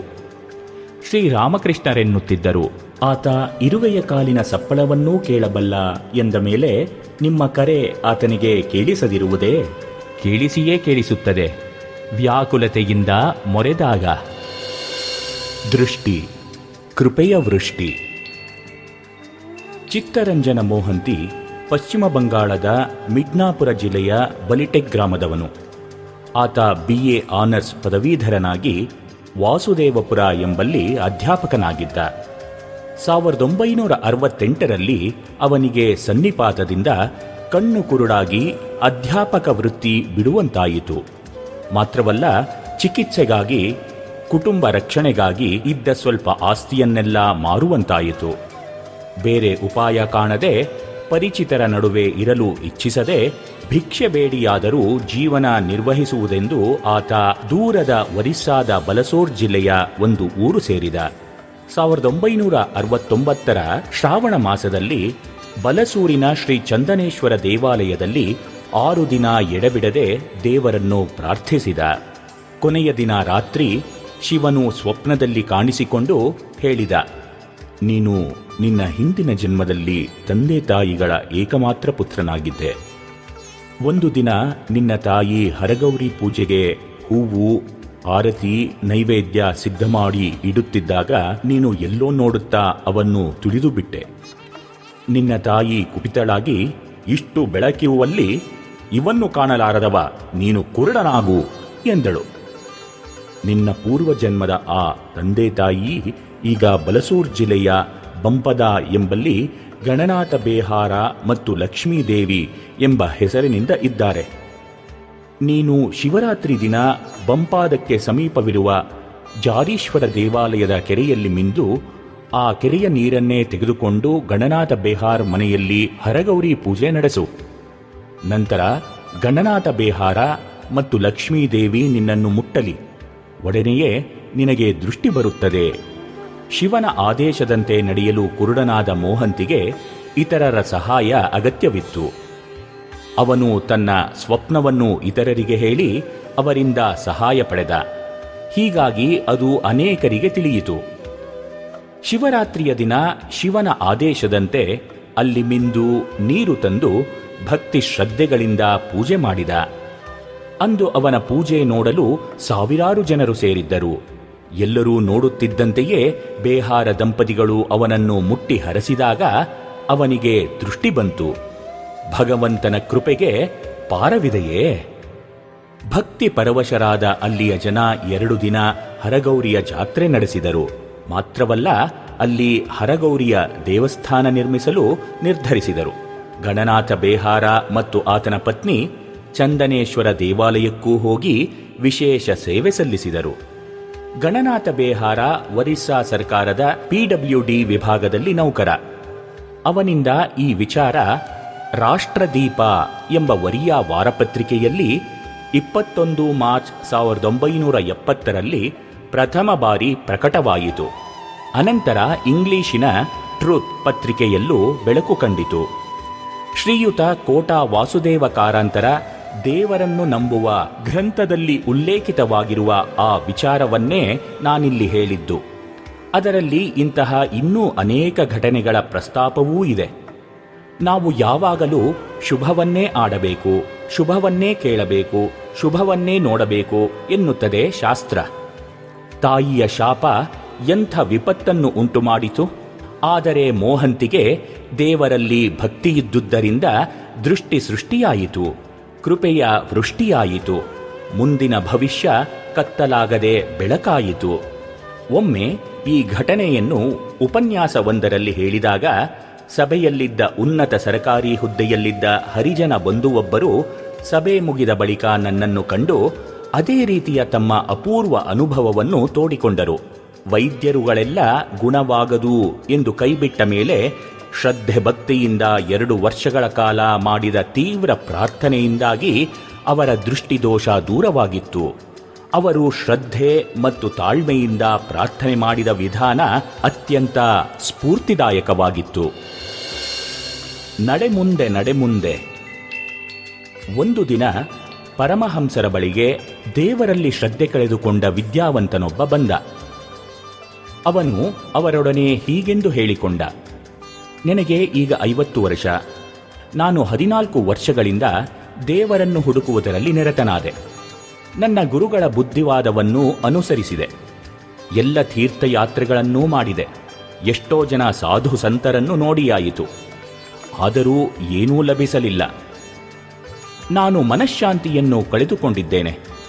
ಅದನ್ನು ಪಡೆಯಲು ಮನುಷ್ಯ ಪ್ರಯತ್ನವನ್ನೆಲ್ಲ ಮಾಡಿ ವಿಫಲನಾಗಿದ್ದೇನೆ. ಈಗ ನನಗೆ ದೇವರ ಇರುವಿಕೆಯ ನಂಬಿಕೆಯಿಲ್ಲ. ಆದುದರಿಂದ ಇನ್ನು ಅವನನ್ನು ಪ್ರಾರ್ಥಿಸಲಾರೆ. ನನಗೇನಾದರೂ ದಾರಿಯಿದೆಯೇ? ಪರಮಹಂಸರು ನಗುತ್ತಾ ಉತ್ತರಿಸಿದರು: ಹೇ ಭಗವಾನ್, ನೀನು ಇರುವುದು ಹೌದಾದರೆ ನನಗೆ ಹಾಗೆಂದು ಕೃಪೆಯಿಟ್ಟು ತಿಳಿಸಿಕೊಡು. ನನ್ನ ಈ ವ್ಯಥೆಯನ್ನು ದೂರಗೊಳಿಸು. ಹೀಗೆಂದು ವ್ಯಾಕುಲತೆಯಿಂದ ಬಿಡದೆ ನೀನು ಪ್ರಾರ್ಥಿಸಬಲ್ಲೆಯಾ? ಫಲಕ್ಕಾಗಿ ಕಾತರಿಸದೆ ನಿಷ್ಠೆಯಿಂದ ಮುನ್ನಡೆಯಬಲ್ಲೆಯಾ? ಹಾಗಾದಲ್ಲಿ ನೀನು ಯಶಸ್ವಿಯಾಗುವಿ. ಆತ ಅವರ ಉಪದೇಶವನ್ನು ಪರೀಕ್ಷಿಸಲು ದೃಢ ನಿಶ್ಚಯ ಮಾಡಿದ. 1 ವರ್ಷದ ಬಳಿಕ ಅವನು ಪರಮಹಂಸರನ್ನು ಕಂಡು ಗದ್ಗದಿತನಾಗಿ ಅವರಿಗೆ ಪ್ರಣಾಮ ಮಾಡುತ್ತಾ, ಮಹಾಶಯರೇ, ತಾವು ನನ್ನನ್ನು ಬದುಕಿಸಿದಿರಿ, ದಾರಿ ತೋರಿದಿರಿ ಎಂದ. ಆಗ ಅವನ ಮಾನಸಿಕ ವ್ಯಗ್ರತೆ ದೂರವಾಗಿತ್ತಲ್ಲದೆ ಅವನಿಗೆ ಭಗವಂತನಲ್ಲಿ ದೃಢ ನಂಬಿಕೆಯೂ ಉಂಟಾಗಿತ್ತು. ದೃಢ ಭಕ್ತಿಯಿಂದ, ಅಚಲ ಶ್ರದ್ಧೆಯಿಂದ, ಬಿಡದೆ ಪ್ರಯತ್ನಿಸುವುದರಿಂದಷ್ಟೇ ಸಾಧನೆ ಸಫಲವಾಗಬಲ್ಲದು.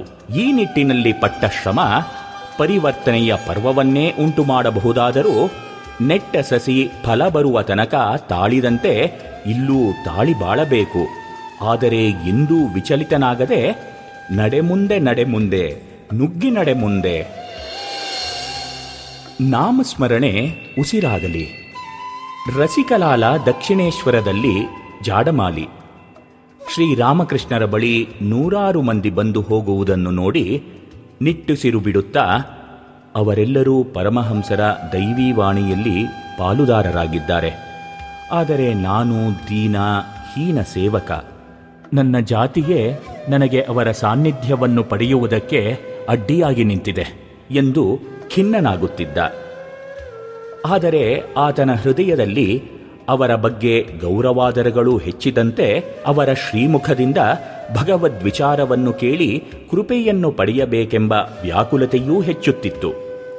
ಒಂದು ದಿನ ಶ್ರೀರಾಮಕೃಷ್ಣರು ಪಂಚವಟಿಯಿಂದ ತಮ್ಮ ಕೋಣೆಯ ಕಡೆಗೆ ಏಕಾಂಗಿಯಾಗಿ ಬರುತ್ತಿದ್ದಾಗ ರಸಿಕ ಮನಸ್ಸಿನ ದುಗುಡವನ್ನು ತಡೆಯಲಾರದೆ ಅವರನ್ನು ಸಮೀಪಿಸಿ ಸಾಷ್ಟಾಂಗ ಪ್ರಣಾಮ ಮಾಡುತ್ತಾ ಗದ್ಗದಿತನಾಗಿ, ಮಹಾಶಯರೇ, ನನಗೇನು ಗತಿ ಎಂದು ಕೇಳಿದ. ಶ್ರೀರಾಮಕೃಷ್ಣರು, ಯಾರು? ರಸಿಕ? ಏಳು ಏಳು ಎನ್ನುತ್ತಾ ದಿವ್ಯ ಭಾವಾಪನ್ನರಾದರು. ರಸಿಕ ತನ್ನ ಪ್ರೇಮಾಶ್ರುವಿನಿಂದ ಅವರ ಚರಣವನ್ನು ತೋಯಿಸಿದ. ಪರಮಹಂಸರು ಅವನ ಸರಳ ಶ್ರದ್ಧೆಯಿಂದ ಮನ ಕರಗಿದವರಾಗಿ ಅವನಿಗೆ ಅಭಯ ವಚನವನ್ನೀಯುತ್ತಾ, ನೀನೇನು ಚಿಂತಿಸಬೇಕಿಲ್ಲ, ನಿನ್ನೆಲ್ಲ ಭಾರವನ್ನು ನಾನೇ ವಹಿಸಿದ್ದೇನೆ. ಎಂದಿನಂತೆ ನಿನ್ನ ಕರ್ತವ್ಯವನ್ನು ಮಾಡು.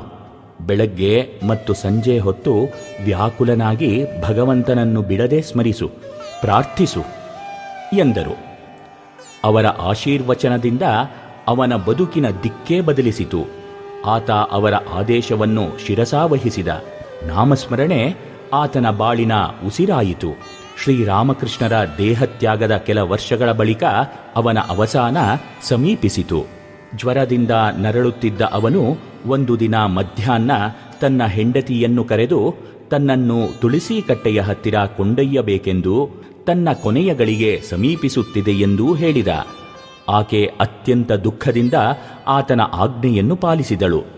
ಅಲ್ಲಿ ಕುಳಿತು ಪ್ರಾರ್ಥಿಸುತ್ತಾ ಆತನು ಚಕಿತನಾಗಿ ಯಾರೋ ದಿವ್ಯ ಪುರುಷರನ್ನು ಕಂಡಂತೆ, ಅಪ್ಪ, ನೀನು ಬಂದಿದ್ದೀಯೇ, ನಿನ್ನ ಮಾತಿನಂತೆ ಬಂದಿದ್ದೀಯೇ ಎಂದು ಅಪೂರ್ವ ಆನಂದ ಆಶ್ಚರ್ಯಗಳಿಂದ ಕೂಗುತ್ತಾ ಅಸುನೀಗಿದ. ರಸಿಕ ಸರಳಾಂತಃಕರಣದಿಂದ ಕೂಗಿ ಕೇಳಿದ, ಭಗವಾನ್, ನನಗೇನು ಗತಿ ಎಂಬುದಾಗಿ. ಭಗವಂತನಿಂದ ಆತನಿಗೆ ದೊರೆತ ಉತ್ತರ ಸದ್ಗತಿ ಎಂದಿರಬೇಕಲ್ಲವೇ. ಕರೆಗೆ ಕರಗಿದ, ದಾರಿ ತೋರಿದ. ಇದು 1918ರಲ್ಲಿ ನಡೆದ ಘಟನೆ. ಶ್ರೀರಾಮಕೃಷ್ಣರ ಆಧ್ಯಾತ್ಮಿಕ ಶಿಶುವೆನಿಸಿದ ಸ್ವಾಮಿ ಬ್ರಹ್ಮಾನಂದರು ಕಲ್ಕತ್ತೆಯ ಭಾಗ್ ಬಜಾರಿನ ಬಲರಾಮ ಬಸುವಿನ ಮನೆಯಲ್ಲಿ ತಂಗಿದ್ದರು. ಮಧ್ಯಾಹ್ನ ಊಟ ಮುಗಿಸಿ ಅವರು ವಿಶ್ರಾಂತಿ ತೆಗೆದುಕೊಳ್ಳುತ್ತಿದ್ದ ಸಮಯ. ಸೇವಕ ಸಾಧುಗಳೊಬ್ಬರು ಅಲ್ಲಿಯೇ ಹೊರಗಡೆ ಬೆಂಚಿನ ಮೇಲೆ ಕುಳಿತುಕೊಂಡಿದ್ದಾಗ ಸುಮಾರು 15 ವರ್ಷ ವಯಸ್ಸಿನ ಹುಡುಗಿಯೊಬ್ಬಳು ತನ್ನ ಸಹೋದರನೊಡನೆ ಅಲ್ಲಿಗೆ ಬಂದಳು. ಸ್ವಾಮಿ ಬ್ರಹ್ಮಾನಂದರನ್ನು ಕಾಣಬೇಕೆಂಬುದಾಗಿ ಕೇಳಿಕೊಂಡಳು. ಸೇವಕ ಸಾಧುಗಳು, ಈಗ ಸಾಧ್ಯವಿಲ್ಲಮ್ಮ ಎಂದಾಗ ಅವಳು ತೀರಾ ದುಃಖಿತಳಾದಳು. ಸ್ವಾಮಿ ಶಾರದಾನಂದರು ತನ್ನನ್ನು ಅಲ್ಲಿಗೆ ಕಳುಹಿಸಿದ್ದಾರೆಂದು, ತಾನು ಬ್ರಹ್ಮಾನಂದರಿಗೆ ನಮಸ್ಕರಿಸಿ ಹಿಂದಿರುಗುವೆನೆಂದು ಆಕೆ ಕಳಕಳಿಯಿಂದ ಭಿನ್ನವಿಸಿಕೊಂಡ ಮೇಲೆ ಬ್ರಹ್ಮಾನಂದರ ಅನುಮತಿ ದೊರೆಯಿತು. ಬ್ರಹ್ಮಾನಂದರ ದರ್ಶನವನ್ನು ಪಡೆದು ಅವರಿಗೆ ವಂದಿಸಿ ಅಳುತ್ತಾ ಆ ಕೋಣೆಯ ಗೋಡೆಯ ಮೇಲಿದ್ದ ಶ್ರೀರಾಮಕೃಷ್ಣರ ಭಾವಚಿತ್ರವನ್ನು ತೋರಿಸಿ, ಅವರು ನಿಮ್ಮನ್ನು ಕಾಣುವಂತೆ ನನಗೆ ಹೇಳಿದರು ಎಂದಳು. ಬ್ರಹ್ಮಾನಂದರು ವಿವರವನ್ನು ಕೇಳಿದಾಗ ಅವಳು ತನ್ನ ಕರುಣೆಯ ಕಥೆಯನ್ನು ಹೇಳಿಕೊಂಡಳು. ಆಕೆಗೆ 14ನೇ ವಯಸ್ಸಿನಲ್ಲೇ ಮದುವೆಯಾಗಿತ್ತು. ಮದುವೆಯಾದ 2 ವಾರಗಳಲ್ಲೇ ಆಕೆಯು ಪತಿ ವಿಯೋಗದ ದುರ್ಘಟನೆಯನ್ನು ಅನುಭವಿಸಬೇಕಾಯಿತು. ಭವಿಷ್ಯ ಅತ್ಯಂತ ಅಂಧಕಾರಮಯವಾಯಿತು. ದುಃಖವನ್ನು ತಾಳಲಾರದೆ ಅಳುತ್ತಾ ಪ್ರತಿನಿತ್ಯ ಎಲ್ಲ ಸಮಯದಲ್ಲೂ ಆಕೆ ಭಗವಂತನನ್ನು ಪ್ರಾರ್ಥಿಸತೊಡಗಿದಳು. ಹೇ ಭಗವಾನ್, ನನ್ನ ಗತಿ ಏನು? ನಾನು ಎಂಥ ಅಸಹಾಯಕ ಅವಸ್ಥೆಯಲ್ಲಿ ಸಿಕ್ಕಿಕೊಂಡಿದ್ದೇನೆ. ದಯವಿಟ್ಟು ನನಗೆ ದಾರಿ ತೋರು ಎಂದು 1 ವರ್ಷದ ಮೇಲೆ ಒಂದು ದಿನ ಆಕೆಯ ಸ್ವಪ್ನದಲ್ಲಿ ಶ್ರೀರಾಮಕೃಷ್ಣರು ಕಾಣಿಸಿಕೊಂಡು, ಅಳಬೇಡ, ಬಾಗ್ ಬಜಾರಿನಲ್ಲಿ ನನ್ನ ಮಗು ರಾಖಾಲನಿದ್ದಾನೆ, ಅವನನ್ನು ನೋಡು, ಅವನು ನಿನಗೆ ಸಹಾಯ ಮಾಡುತ್ತಾನೆ ಎಂದರು. ಆಕೆಗೆ ರಾಮಕೃಷ್ಣರ ವಿಚಾರವಾಗಲಿ ಬ್ರಹ್ಮಾನಂದರ ವಿಷಯವಾಗಲಿ ತಿಳಿದಿರಲಿಲ್ಲ. ತಾನಿರುವ ಸ್ಥಳದಿಂದ ಅಲ್ಲಿಗೆ ಹೇಗೆ ಹೋಗುವುದೆಂಬುದೇ ಆಕೆಗೆ ಸಮಸ್ಯೆಯಾಗಿತ್ತು. ತನ್ನ ಪತಿಯ ಮನೆಯಿಂದ ತವರಿಗೆ ಹಿಂದಿರುಗಿ ತನ್ನ ತಾಯಿಯ ಹತ್ತಿರ ನಡೆದ ಘಟನೆಯನ್ನು ಹೇಳಿದಳು. ತಾಯಿಗೆ ಶ್ರೀರಾಮಕೃಷ್ಣರ ವಿಚಾರ ತಿಳಿದಿತ್ತು. ಎಲ್ಲ ಸಂಗತಿಯನ್ನು ತಿಳಿದ ಮೇಲೆ ತನ್ನ ಸಹೋದರನೊಂದಿಗೆ ಅವಳು ಬಾಗ್ ಬಜಾರಿಗೆ ಬಂದು ಸ್ವಾಮಿ ಶಾರದಾನಂದರನ್ನು ಕಂಡ ಬಳಿಕ ಅವರ ನಿರ್ದೇಶಾನುಸಾರ ಬಲರಾಮನ ಮನೆಯಲ್ಲಿ ಸ್ವಾಮಿ ಬ್ರಹ್ಮಾನಂದರ ದರ್ಶನ ಸಾಧ್ಯವೆಂದು ತಿಳಿದು ಬಂದಿದ್ದಳು. ಸ್ವಾಮಿ ಬ್ರಹ್ಮಾನಂದರು ಆಕೆಗೆ ಮಂತ್ರದೀಕ್ಷೆಯನ್ನಿತ್ತು ಹರಸಿದರು. ಆಧ್ಯಾತ್ಮಿಕ ಜೀವನಕ್ಕೆ ಮಾರ್ಗದರ್ಶನ ಮಾಡಿ ಸಾಧನೆಗೆ ವ್ಯವಸ್ಥೆ ಮಾಡಿಸಿದರು. ಸಾಧನೆಯಿಂದ ಆಧ್ಯಾತ್ಮಿಕ ಜೀವನದಲ್ಲಿ ಉಚ್ಚ ಸ್ಥಿತಿಯನ್ನು ಹೊಂದಿ ಬಹುಮಂದಿ ಸಾಧಿಕೆಯರಿಗೆ ಮಾರ್ಗದರ್ಶನ ಮಾಡಿದಳು ಈಕೆ. ಆಕೆಯ ಹೃತ್ಪೂರ್ವಕ ಕರೆಗೆ ಕರಗಿ ತನ್ನೆಡೆಗೆ ಬರುವಂತೆ ದಾರಿ ತೋರಿದ ಭಗವಂತ. ಕಾರಣವಾರಿಯಲ್ಲ, ಕೃಪಾವಾರಿ. ಕಾಳಿಪದ ಘೋಷ್ ಕುಡಿದು ಉನ್ಮತ್ತನಾಗಿ ಒಂದು ಚಿಕ್ಕಾಸನ್ನು ಮನೆಗೆ ತರುತ್ತಿರಲಿಲ್ಲ. ಆತನ ಪತ್ನಿ ಪರಮಸಾಧ್ವಿ. ತನ್ನ ಪತಿಯನ್ನು ಆ ದುಶ್ಚಟ ಮತ್ತು ದುಷ್ಟರ ಸಹವಾಸದಿಂದ ತಪ್ಪಿಸಬೇಕೆಂಬುದು ಆಕೆಯ ತೀವ್ರ ಹಂಬಲ. ಒಂದು ದಿನ ದಕ್ಷಿಣೇಶ್ವರಕ್ಕೆ ಬಂದು ಪರಮಹಂಸರನ್ನು ಕಂಡು ಏನಾದರೂ ಔಷಧ ಯಂತ್ರಮಂತ್ರಗಳಿಂದಾದರೂ ತನ್ನ ಪತಿಯನ್ನು ಸರಿದಾರಿಗೆ ತರಬೇಕೆಂದು ಬೇಡಿಕೊಂಡಳು.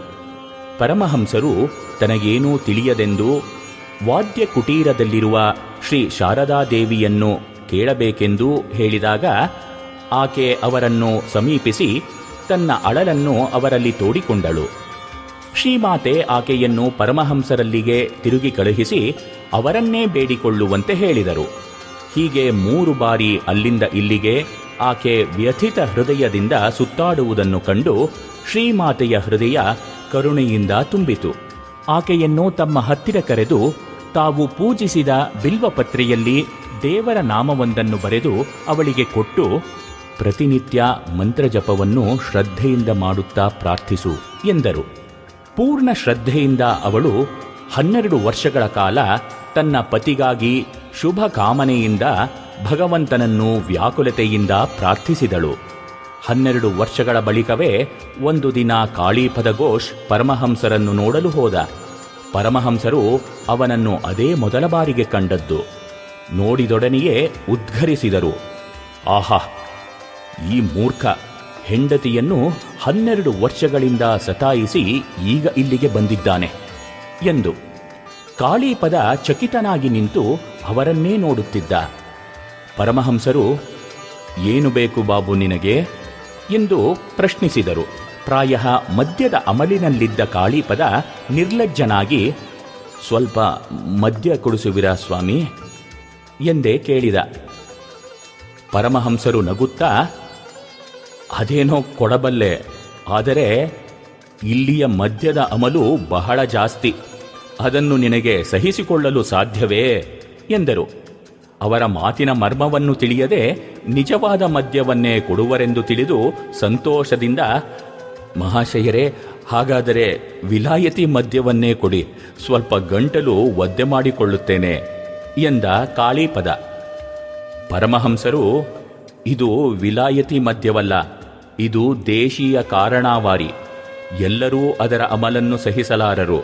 ಒಂದು ಸಲ ಇದರ ರುಚಿ ಹಿಡಿದರೆ ಮತ್ತೆ ವಿಲಾಯತಿಯಾಗಲಿ ಇನ್ನಾವ ಮದ್ಯವಾಗಲಿ ರುಚಿಸುವುದಿಲ್ಲ.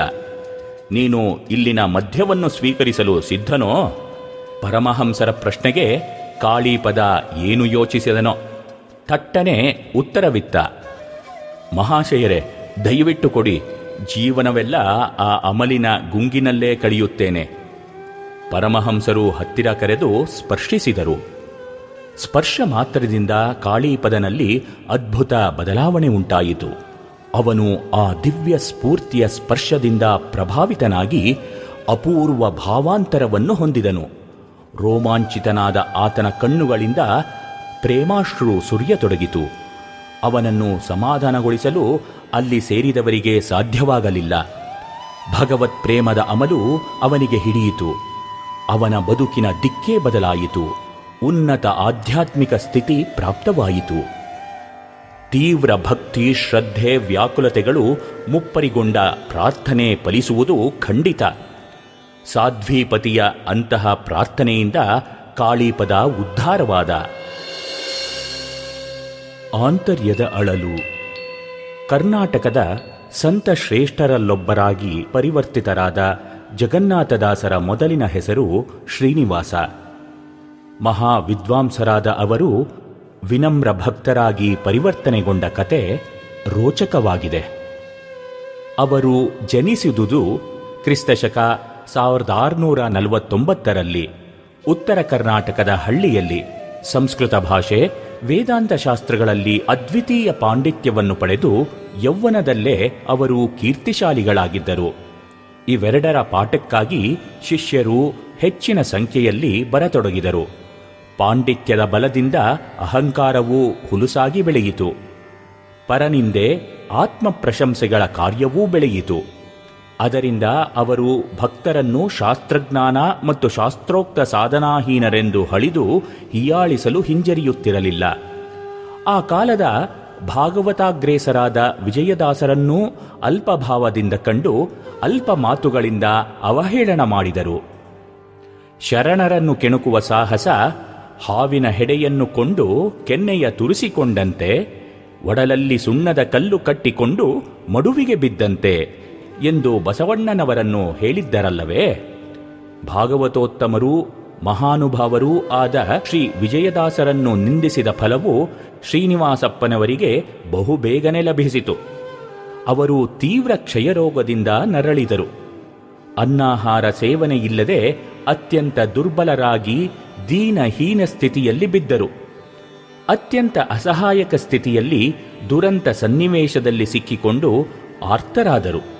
ಬೇರಾವ ದಾರಿ ಕಾಣದೆ ಹತ್ತಿರದ ಗುಡಿಯಲ್ಲಿ ಆಂಜನೇಯ ಸ್ವಾಮಿಗೆ 48 ದಿನಗಳ ಕಾಲ ವಿಶೇಷ ರೀತಿಯಿಂದ ಪೂಜೆ, ಪ್ರಾರ್ಥನೆಗಳನ್ನು ಸಲ್ಲಿಸುವ ವ್ಯವಸ್ಥೆ ಮಾಡಿದರು. ಪೂಜಾಂತ್ಯದ ಒಂದು ದಿನ ಕನಸಿನಲ್ಲಿ ಮಾರುತಿ ಕಾಣಿಸಿ, ವಿಜಯದಾಸರನ್ನು ನಿಂದೆ ಮಾಡಿದುದರಿಂದ ನಿನಗೆ ಈ ಭೀಕರ ಕ್ಷಯರೋಗವು ಪ್ರಾಪ್ತವಾಗಿದೆ.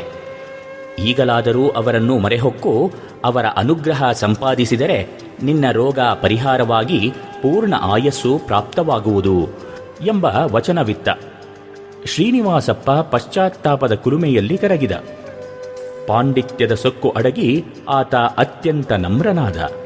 ಅಶಕ್ತನಾಗಿದ್ದುದರಿಂದ ಪಲ್ಲಕ್ಕಿಯಲ್ಲಿ ಕುಳಿತು ವಿಜಯದಾಸರೆಡೆಗೆ ಹೋಗಿ ಕಂಬನಿದುಂಬಿ, ಪಾಂಡಿತ್ಯದ ಒಣಹೆಮ್ಮೆಯಿಂದ ಭ್ರಾಂತನಾಗಿ ತಮ್ಮ ಮಾಹಾತ್ಮ್ಯವನ್ನು ತಿಳಿಯದೆ ನಿಂದೆ ಮಾಡಿದ ಪಾಪಿ ನಾನು, ಅಪರಾಧ ಕ್ಷಮಿಸಿ ಉದ್ಧರಿಸಬೇಕು ಎಂದು ಸಾಷ್ಟಾಂಗವೆರಗಿ ಆಂತರ್ಯದ ಅಳಲನ್ನು ತೋಡಿಕೊಂಡ.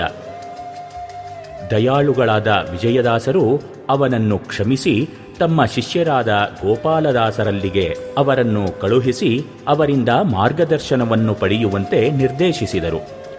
ಗೋಪಾಲದಾಸರು ಶ್ರೀನಿವಾಸರಿಂದ ಎಲ್ಲ ವೃತ್ತಾಂತಗಳನ್ನು ತಿಳಿದುಕೊಂಡು ಅವರಿಗೆ ಮಂತ್ರೋಪದೇಶವನ್ನು ಮಾಡಿ ಆಹಾರವನ್ನು ಅಭಿಮಂತ್ರಿಸಿಕೊಟ್ಟರು.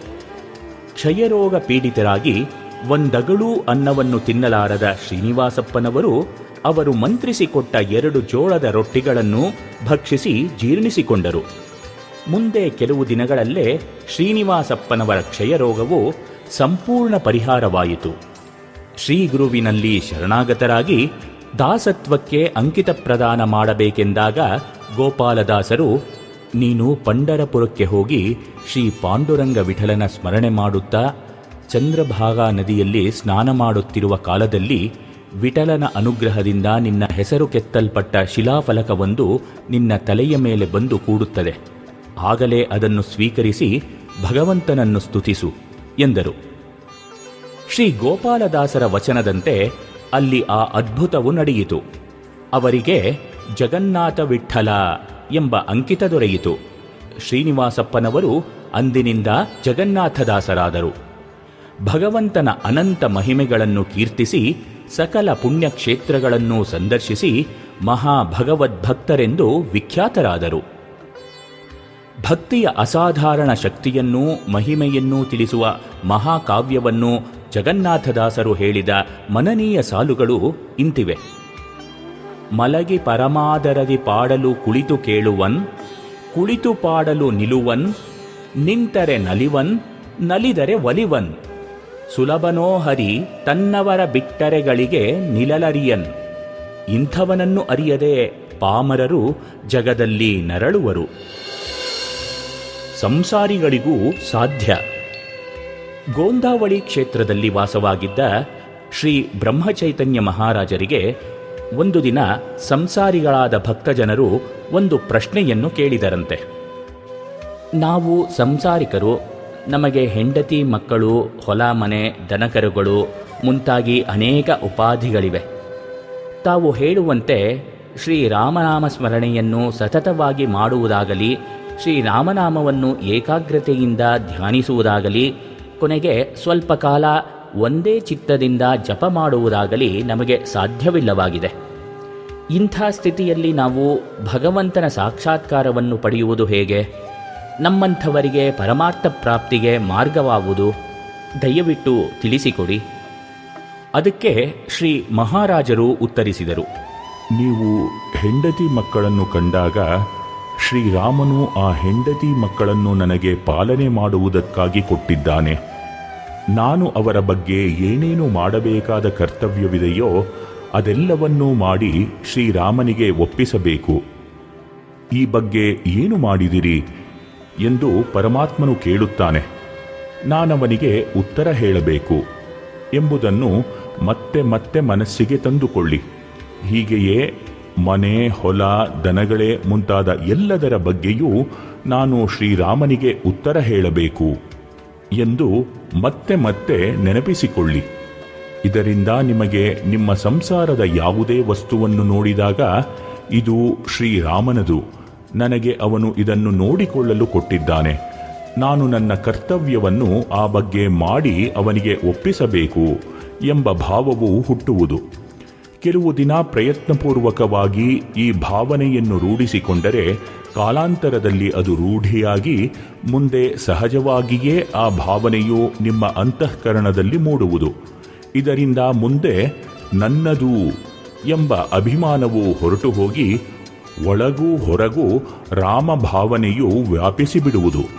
ಈ ಸಾಧನೆಯನ್ನು ಬಿಡದೆ 6 ತಿಂಗಳ ಕಾಲ ಮಾಡಿ ನೋಡಿರಿ. ಶ್ರೀರಾಮನ ಸಾಕ್ಷಾತ್ಕಾರವಾಗದಿದ್ದರೆ ಆಗ ನನ್ನಲ್ಲಿ ಬಂದು ಕೇಳಿರಿ ಎಂದರಂತೆ.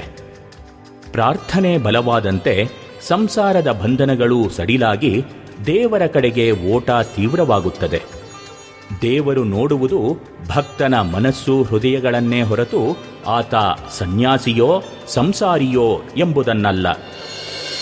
ರಾಮನ ಹಿಡಿ, ಕಾಮನ ಹೊಡಿ. ಗುರೂಪದೇಶವನ್ನು ಪಡೆದು ಆಧ್ಯಾತ್ಮದ ದಾರಿಯಲ್ಲಿ ತೀವ್ರವಾಗಿ ಮುನ್ನಡೆಯಬೇಕೆಂಬ ಹಂಬಲದ ವ್ಯಕ್ತಿಗಳು ಸಾಧನೆಗೆ ಬಾಧಕಗಳಾದ ನಾನಾ ಥರದ ವಿಘ್ನಗಳನ್ನು ಎದುರಿಸಿ ಹತಾಶರಾಗುವುದುಂಟು. ಒಳ್ಳೆಯ ಸಂಕಲ್ಪ, ಶ್ರದ್ಧೆಗಳಿಂದ ಸಾಧನೆಯನ್ನು ಪ್ರಾರಂಭಿಸಿದ ಸಾಧಕನು ಎಷ್ಟೋ ವೇಳೆ ಕೆಲವೊಂದು ಬಾಹ್ಯಾಚರಣೆಗಳಿಂದಲೇ ತೃಪ್ತನಾಗಿ ದಾರಿ ತಪ್ಪುವ ಪ್ರಸಂಗಗಳೂ ಇವೆ.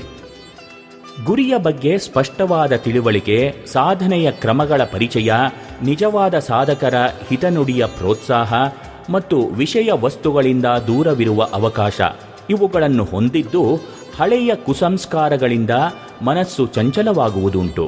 ಮುಖ್ಯವಾಗಿ ಸಾಧಕನ ಅತಿದೊಡ್ಡ ಶತ್ರು ಸ್ತ್ರೀ ಪುರುಷ ದೈಹಿಕ ಆಕರ್ಷಣೆಗೆ ಕಾರಣವಾದ ಕಾಮ. ಇಂದ್ರಿಯ ಮನಸ್ಸು ಬುದ್ಧಿಗಳೇ ಅದರ ವಾಸಸ್ಥಾನ. ಅದನ್ನು ಅಲ್ಲಿ ನಿಂತಿರಲು ಬಿಡಕೂಡದೆಂಬುದು ಭಗವದ್ಗೀತೆಯ ಬೋಧನೆ. ಇಂದ್ರಿಯಗಳನ್ನು ನಿಗ್ರಹಿಸಲು ಕಲಿಯುವುದೇ ಮೊದಲಿನ ಹೆಜ್ಜೆ. ಇದಕ್ಕೆ ವಿವೇಕ ವೈರಾಗ್ಯಗಳೊಂದಿಗೆ ಮಿತಾಹಾರ, ವಿಹಾರ, ನಿದ್ರೆಗಳು ಅವಶ್ಯಕವಾದರೂ ಅವುಗಳೇ ಸರ್ವಸ್ವವಲ್ಲ. ಶ್ರದ್ಧೆ, ವ್ಯಾಕುಲತೆಗಳಿಂದ ಮಾಡುವ ಪ್ರಾರ್ಥನೆ, ನಾಮಸ್ಮರಣೆ ಮತ್ತು ಧ್ಯಾನ ಇವು ಅತ್ಯಂತ ಅವಶ್ಯಕ. ಯೋಗಾಸನ, ಹಠಯೋಗ ಕ್ರಿಯೆಗಳು, ಔಷಧ ಸೇವನೆ, ಪ್ರಾಣಾಯಾಮದ ಸಹಕಾರವಿಲ್ಲದೆ ಬ್ರಹ್ಮಚರ್ಯ ಅಸಾಧ್ಯವೆಂದು ತಿಳಿದವರುಂಟು.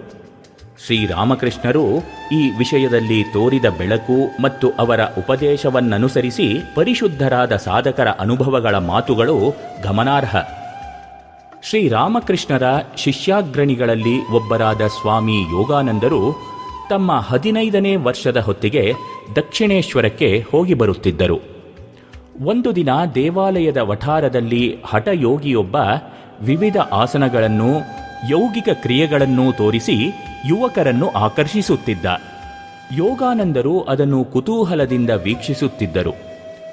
ಕಾಮತೃಷೆಯನ್ನು ಹೋಗಲಾಡಿಸಲು ಪರಮಹಂಸರು ಏನಾದರೊಂದು ಆಸನವನ್ನು ಹೇಳಿಕೊಡಬಹುದು ಅಥವಾ ಅಳಲೆಕಾಯಿಯೇ ಮೊದಲಾದ ಔಷಧಗಳನ್ನು ತಿನ್ನಲು ಹೇಳಬಹುದೆಂದು ಅವರು ನಂಬಿಕೊಂಡಿದ್ದರು. ಆದರೆ ಪರಮಹಂಸರು ಅದೇನನ್ನೂ ಹೇಳದೆ, ಚೆನ್ನಾಗಿ ಹರಿನಾಮ ಸ್ಮರಣೆಯನ್ನು ಮಾಡು, ಆಗ ಕಾಮಾಸಕ್ತಿಯು ದೂರವಾಗುವುದು ಎಂದರು. ಯೋಗಾನಂದರಿಗೆ ಈ ಮಾತು ಹೆಚ್ಚಿನ ಆಸಕ್ತಿಯನ್ನು ಹುಟ್ಟಿಸಲಿಲ್ಲ. ಹರಿನಾಮ ಸ್ಮರಣೆ ಮಾಡಿದರೆ ಕಾಮಾಸಕ್ತಿ ಹೋಗುವುದಾದರೆ ಎಷ್ಟೋ ಜನರು ಜಪಮಾಲೆ ತಿರುಗಿಸುತ್ತಾ ನಾಮಸ್ಮರಣೆ ಮಾಡುತ್ತಾರಲ್ಲ, ಅವರು ಈ ಬಾಧೆಯಿಂದ ಮುಕ್ತರಾಗಿದ್ದಾರೆಯೇ ಎಂಬುದು ಅವರ ಸಂಶಯವಾಗಿತ್ತು. ಇನ್ನೊಮ್ಮೆ ದಕ್ಷಿಣೇಶ್ವರಕ್ಕೆ ಬಂದು ಹಠಯೋಗಿಯ ಪ್ರದರ್ಶನಗಳನ್ನು ನೋಡುತ್ತಾ ನಿಂತಾಗ ಪರಮಹಂಸರು ಅಲ್ಲಿಗೆ ಹೋಗಿ ಅವರನ್ನು ಕೈ ಹಿಡಿದು ತಮ್ಮ ಕೋಣೆಗೆ ಕರೆದುಕೊಂಡು ಬಂದು, ಹಠಯೋಗದ ಕ್ರಿಯೆಗಳನ್ನು ಅಭ್ಯಾಸ ಮಾಡಿದರೆ ಮನಸ್ಸು ದೇಹದ ಮೇಲೆಯೇ ನಿಲ್ಲುವುದು, ದೇವರೆಡೆಗೆ ಹೋಗದು. ಹಾಗಾಗಿ ವ್ಯಾಕುಲತೆಯಿಂದ ಭಗವಂತನನ್ನು ಪ್ರಾರ್ಥಿಸು. ರಾಮನಿದ್ದಲ್ಲಿ ಕಾಮವಿರದು, ಬಿಡದೆ ರಾಮನ ನೆನೆ ಎಂದರು. ಯೋಗಾನಂದರಿಗೆ ಆಗ ಕೊಂಚ ಆಸಕ್ತಿ ಹುಟ್ಟಿತು. ಪರಮಹಂಸರ ಮಾತನ್ನು ಪರೀಕ್ಷಿಸುವೆನೆಂದುಕೊಂಡರು. ಏಕಾಗ್ರತೆಯಿಂದ ಹರಿನಾಮ ಸ್ಮರಣೆಯನ್ನು ಮಾಡುತ್ತಾ ಮಾಡುತ್ತಾ ಪರಮಹಂಸರು ಹೇಳಿದ ಮಾತಿನ ಯಥಾರ್ಥತೆಯನ್ನು ತಿಳಿದುಕೊಂಡರು. ಪಾಶವಿಕ ಪ್ರವೃತ್ತಿಗಳಿಂದ ಸಂಪೂರ್ಣ ಮುಕ್ತರಾದರು. ಹಠಯೋಗದ ಸಣ್ಣ ಪುಟ್ಟ ಕ್ರಿಯೆಗಳನ್ನಾಗಲಿ, ಆರೋಗ್ಯ ರಕ್ಷಣೆಗೆ ಅನುಕೂಲವಾದ ಆಸನ ವ್ಯಾಯಾಮವನ್ನಾಗಲಿ ಮಾಡಬಾರದೆಂದಲ್ಲ. ಅವುಗಳ ಪ್ರಭಾವ ನಮ್ಮ ಶರೀರ ಮನಸ್ಸಿನ ಮೇಲೆ ಖಂಡಿತವಾಗಿಯೂ ಇದೆ. ಆದರೆ ಭಗವತ್ ಸಾಕ್ಷಾತ್ಕಾರದ ತೀವ್ರ ಹಂಬಲವೊಂದೇ ಮನಸ್ಸಿನ ಕೊಳೆಗಳನ್ನೆಲ್ಲ ನಾಶ ಮಾಡಬಲ್ಲದು ಎಂಬುದು ತಿಳಿಯಬೇಕಾದ ವಿಚಾರ. ಸಾಕ್ಷಾತ್ಕಾರದ ಹಂಬಲವಿಲ್ಲದ ಬಾಹ್ಯ ಸಾಧನೆಗಳು ಇಂದ್ರಿಯ ನಿಗ್ರಹದ ದಾರಿಯಲ್ಲಿ ನಮ್ಮನ್ನು ಬಹುದೂರ ಕೊಂಡೊಯ್ಯಲಾರವು. ಭಗವಂತನಿಗಾಗಿ ತೀವ್ರ ವ್ಯಾಕುಲತೆ ಮತ್ತು ಪ್ರೇಮ ಇವುಗಳು ಹೃದಯದಲ್ಲಿ ಉತ್ಪನ್ನವಾಗದಿದ್ದರೆ ಪಾಶವಿಕ ಪ್ರವೃತ್ತಿಗಳು ತೊಲಗಲಾರವೆಂಬುದು ಸಾಧಕರೆಲ್ಲರ ಅನುಭವ. ತೀವ್ರ ವ್ಯಾಕುಲತೆ ಪ್ರೇಮಗಳಾದರೋ ಹೃತ್ಪೂರ್ವಕ ಆಂತರಿಕ ಪ್ರಾರ್ಥನೆಯಿಂದಲೇ ಸಾಧ್ಯ. ಪ್ರಾರ್ಥನೆ ಎಂದರೆ ಕೇವಲ ಕೆಲವು ಶಬ್ದಗಳನ್ನು ಮಾತ್ರ ಉಚ್ಚರಿಸುವುದಲ್ಲ. ಅದು ತ್ರಿಕರಣಪೂರ್ವಕವಾದ ಅಭೀಪ್ಸೆ, ಶ್ರದ್ಧೆ ಮತ್ತು ಭಕ್ತಿಗಳಿಂದ ಮಾಡಿದ ದೀರ್ಘಕಾಲದ ಸ್ಮರಣೆಯ ಫಲಿತಾಂಶ. ಪ್ರಯತ್ನದಿಂದ ಫಲ. ಎಲ್ಲ ಪರಿಸ್ಥಿತಿಗಳಲ್ಲೂ ಭಗವಂತನ ಸಹಾಯವನ್ನು ಕೋರುತ್ತಾ ನಾವು ಮಾಡಬೇಕಾದ ಕರ್ತವ್ಯಗಳನ್ನು ಪ್ರಾಮಾಣಿಕ ಬುದ್ಧಿಯಿಂದ, ನಿಷ್ಠೆಯಿಂದ ನೆರವೇರಿಸಬೇಕೆಂಬುದು ಸಂತರ ವಚನ. ಭಗವಂತನು ಸರ್ವಶಕ್ತ. ಆತನಿಗೆ ನಮ್ಮ ಪ್ರಾರ್ಥನೆ ಸಲ್ಲಿಸಿದರೆ ಎಲ್ಲವೂ ಸಾಧ್ಯ ಎನ್ನುತ್ತಾ ದಿನವೆಲ್ಲ ಮನಬಂದಂತೆ ವರ್ತಿಸಿ 1-2 ಗಂಟೆಗಳ ಕಾಲ ಭಾವೋದ್ವೇಗದಿಂದ ಗಟ್ಟಿಯಾಗಿ ಭಜನೆ ಮಾಡಿ ಧನ್ಯನಾದನೆಂದು ತಿಳಿದರೆ ಆದೀತೆ. ಅಂಟುಜಾಡ್ಯದ ಉಪಟಳದಿಂದ ದೂರವಾಗಬೇಕೆಂದು ಬಾಹ್ಯ ಶೌಚ ವಿಧಾನಗಳನ್ನೆಲ್ಲ ಅಲ್ಲಗಳೆದು ಆಹಾರ, ಪಥ್ಯ, ಪಾನೀಯ ಇವುಗಳಲ್ಲಿ ನಿರ್ಲಕ್ಷ್ಯದಿಂದಿದ್ದು 1-2 ಗಂಟೆಗಳ ಕಾಲ ಉಚ್ಚ ಕಂಠದಿಂದ ಹರಿನಾಮ ಸ್ಮರಣೆ ಮಾಡಿದರೆ ನಿರೀಕ್ಷಿಸಿದ ಫಲ ದೊರೆತೀತೆ. ಭಗವದ್ಭಕ್ತನು ದಕ್ಷನಾಗಿರಬೇಕೆಂಬುದು ಭಗವದ್ಗೀತೆಯ ಮಾತು. ಯಾವುದಾದರೊಂದು ಕಾರ್ಯವು ಯಶಸ್ವಿಯಾಗಬೇಕಾದರೆ 5 ಕಾರಣಗಳಿರಬೇಕೆಂದು ಶಾಸ್ತ್ರ ಹೇಳುವುದು. ಉಪಯುಕ್ತವಾದ ದೇಶ, ಉದ್ಯಮಶೀಲನಾದ ಕರ್ತೃ, ಇಂದ್ರಿಯ ಪಟುತ್ವ, ಪುನಃ ಮಾಡುವ ಪ್ರಯತ್ನ ಮತ್ತು ದೈವ. ಒಂದು ಕೈಯಲ್ಲಿ ದೈವ, ಇನ್ನೊಂದರಲ್ಲಿ ಪುರುಷಕಾರವನ್ನು ದೃಢವಾಗಿ ಹಿಡಿದವರೇ ಗಂತವ್ಯವನ್ನು ಸೇರುತ್ತಾರೆ. ಹಾಗಿಲ್ಲದೆ ಇದ್ದರೆ ದೇವರು ನಮಗೆ ಪುರುಷಕಾರವನ್ನು, ಸಮರ್ಪಣಾಭಾವವನ್ನು ಕೊಟ್ಟಿರುವುದೇತಕ್ಕೆ? ಯಾರು ತಮಗೆ ತಾವೇ ಸಹಾಯ ಮಾಡಿಕೊಳ್ಳಬಲ್ಲರೋ ಅವರಿಗೆ ದೇವರು ಸಹಾಯ ಮಾಡುತ್ತಾನೆ ಎನ್ನುವ ಮಾತಿದೆ. ಮನುಷ್ಯರೆಲ್ಲರಿಗೂ ದೇವರು ಒಂದಿಷ್ಟು ಬುದ್ಧಿ ಸಾಮರ್ಥ್ಯವನ್ನು, ಕಾರ್ಯಶಕ್ತಿಯನ್ನು ಕರುಣಿಸಿದ್ದಾನೆ. ಪ್ರತಿಯೊಬ್ಬನೂ ಜೀವನದಲ್ಲಿ ನಿರ್ವಹಿಸಬೇಕಾದ ಕರ್ತವ್ಯದ ಹೊರೆಯನ್ನು ದೇವರ ಹೆಗಲಿಗೆ ಹಿಂದಿರುಗಿಸಿದ್ದೇವೆಂದುಕೊಂಡು ಸೋಮಾರಿಯಾಗಿ ಕಾಲ ಕಳೆದರೆ ದೈವೇಚ್ಛೆಗೆ ಅಧೀನವಾಗಿ ನಡೆದಂತಾಗುವುದಿಲ್ಲ. ತನ್ನ ಭಾರವನ್ನು ತಾನು ಸರಿಯಾಗಿ ಹೊರುವಂತೆ ಮಾಡಲು ದೇವರನ್ನು ಪ್ರಾರ್ಥಿಸುತ್ತಾ ಮಿಕ್ಕದ್ದನ್ನು ದೈವಕ್ಕೆ ಒಪ್ಪಿಸಬೇಕೆಂಬುದು ಸಂತರ ವಚನ. ಉನ್ನತ ಸ್ಥಿತಿಯನ್ನು ಹೊಂದಿದ ಸಾಧಕನ ಸಮರ್ಪಣಾಭಾವದ ವಿಚಾರ ಬೇರೆ. ಪೂರ್ವಕಾಲದಲ್ಲಿ ಭಾರತದ ಋಷಿಗಳು ಮನೋವಿಜ್ಞಾನ, ಶರೀರ ವಿಜ್ಞಾನ, ಜ್ಯೋತಿಷ್ಯ, ರಾಜನೀತಿ ಇವೇ ಮೊದಲಾದ ವಿಷಯಗಳಲ್ಲಿ ವಿಶೇಷ ತಿಳುವಳಿಕೆಯನ್ನು ಸಂಪಾದಿಸಿದ್ದರು. ಉತ್ಸಾಹ, ಉದ್ಯಮಶೀಲತೆ ಇಲ್ಲದೆ ಅವರು ಅದೃಷ್ಟವನ್ನೇ ನೆಚ್ಚಿ ಕುಳಿತಿದ್ದರೆ ಅವರಲ್ಲಿ ಎಂಥ ನಿರ್ಭೀತ ಉದ್ಯಮಶೀಲತೆ, ಕುತೂಹಲ ಮತ್ತು ಆವಿಷ್ಕಾರ ಮಾಡುವ ಬುದ್ಧಿ ಇತ್ತು. ಅಗ್ಗದ ವೈರಾಗ್ಯ ಮತ್ತು ಭಕ್ತಿಗಳ ಹೆಸರಿನಲ್ಲಿ ಎಷ್ಟೋ ವೇಳೆ ನಮ್ಮನ್ನು ನಾವು ಮೋಸ ಮಾಡಿಕೊಳ್ಳುವ ಪ್ರಸಂಗ ಬರುವುದುಂಟು. ಆದುದರಿಂದ ವಿವೇಕ, ವಿಚಾರ, ಆತ್ಮವಿಮರ್ಶೆಗಳಿಂದ ಕೂಡಿದ ಪ್ರಾರ್ಥನೆ ಮಾತ್ರ ಫಲಕಾರಿಯಾಗಬಲ್ಲುದು ಎಂಬುದು ಸ್ಪಷ್ಟವಲ್ಲವೇ? ಹುಡುಗಿಯೊಬ್ಬಳ ಪುಟ್ಟ ಸಹೋದರನು ಹಕ್ಕಿಗಳನ್ನು ಹಿಡಿಯಲು ಗೂಡಿನಂಥ ಒಂದು ಸಾಧನವನ್ನು ತಯಾರಿಸಿದ್ದ. ಸಣ್ಣ ಹಕ್ಕಿಗಳನ್ನು ಹಿಡಿದು ಹಿಂಸಿಸುವುದೇ ಆತನಿಗೆ ಬಹಳ ಮೋಜಿನ ಆಟವಾಗಿತ್ತು. ಆದರೆ ಆಕೆ ಅದನ್ನು ಕಂಡು ತುಂಬ ಸಂಕಟಪಡುತ್ತಿದ್ದಳು. ಅವಳ ಪಾಲಿಗೆ ಅವನ ಆಟ ಅತ್ಯಂತ ಕ್ರೂರ ಮತ್ತು ಹೇಯವಾದ ಕಾರ್ಯವಾಗಿತ್ತು. ಅವನನ್ನು ಆ ಆಟದಿಂದ ತಪ್ಪಿಸಬೇಕೆಂದು ಆಕೆ ಯೋಚಿಸುತ್ತಿದ್ದಳು. ಕೆಲವು ದಿನಗಳ ಬಳಿಕ ಆ ಕಾರ್ಯದಲ್ಲಿ ಯಶಸ್ಸು ದೊರೆತದ್ದನ್ನು ಕಂಡು ಅಚ್ಚರಿಗೊಂಡ ಆಕೆ ತಾಯಿಯೊಡನೆ ಹೇಳಿದಳು, ಅಮ್ಮ, ಮೊಟ್ಟ ಮೊದಲಿಗೆ ನನ್ನ ಸಹೋದರನು ಒಳ್ಳೆಯವನಾಗಲಿ ಎಂದು ದೇವರನ್ನು ಬೇಡಿದೆ. ಆ ಬಳಿಕ ಯಾವ ಹಕ್ಕಿಯೂ ಅವನ ಪಂಚರದಲ್ಲಿ ಬೀಳದಿರಲಿ ಎಂದು ಪ್ರಾರ್ಥಿಸಿದೆ. ಆ ಬಳಿಕ ಹಕ್ಕಿಗಳನ್ನು ಹಿಡಿಯಲು ಮಾಡಿದ ಆ ಎಲ್ಲ ಪಂಜರುಗಳನ್ನು ತುಳಿದು ನಾಶ ಮಾಡಿದೆ. ಪ್ರಾರ್ಥನೆಯೊಂದಿಗೆ ಸ್ವಪ್ರಯತ್ನವನ್ನೂ ಸೇರಿಸಿ ನಮ್ಮ ಹಳೆಯ ಹವ್ಯಾಸಗಳನ್ನು ಮುರಿದು ನೂತನ ಜೀವನಾದರ್ಶಗಳನ್ನು ಅನುಸರಿಸುವಂತಾಗಬೇಕಲ್ಲವೇ? ಸಂತರು ನೀಡಿದ ಸಾಂತ್ವನ. ಬಾಳಿನ ಸಂಕಷ್ಟಗಳಿಂದ ಕಂಗಾಲಾದ ಒಬ್ಬ ಭಕ್ತರ ಬವಣೆಗೆ ಕರಗಿದ ಸಂತರೊಬ್ಬರು ನೀಡಿದ ಸಾಂತ್ವನದ ನುಡಿಗಳಿಲ್ಲಿವೆ. ಅವುಗಳಲ್ಲಿ ಪ್ರಾರ್ಥನೆಯ ಸತ್ವವೆಲ್ಲ ಅಡಗಿರುವುದನ್ನು ಗಮನಿಸಿ. ಭಗವಂತ ಸರ್ವಶಕ್ತ, ಭಗವಂತ ದಯಾಮಯ. ಭಗವಂತನಲ್ಲಿ ಶರಣಾಗತರಾದವರು ಯಾವುದಕ್ಕೂ ಹೆದರಬೇಕಾಗಿಲ್ಲ. ಈಗ ಬಂದಿರುವ ಕಷ್ಟಗಳನ್ನು ದೇವರ ದಯೆಯ ದಾನವೆಂದು ಭಾವಿಸು. ಭಗವನ್ನಾಮದಲ್ಲಿ ಶ್ರದ್ಧೆಯಿಡು. ಈಗ ಒದಗಿರುವ ಕಷ್ಟಗಳು ಜೀವನ ಪೂರ್ತಿ ಇರಲಾರವು.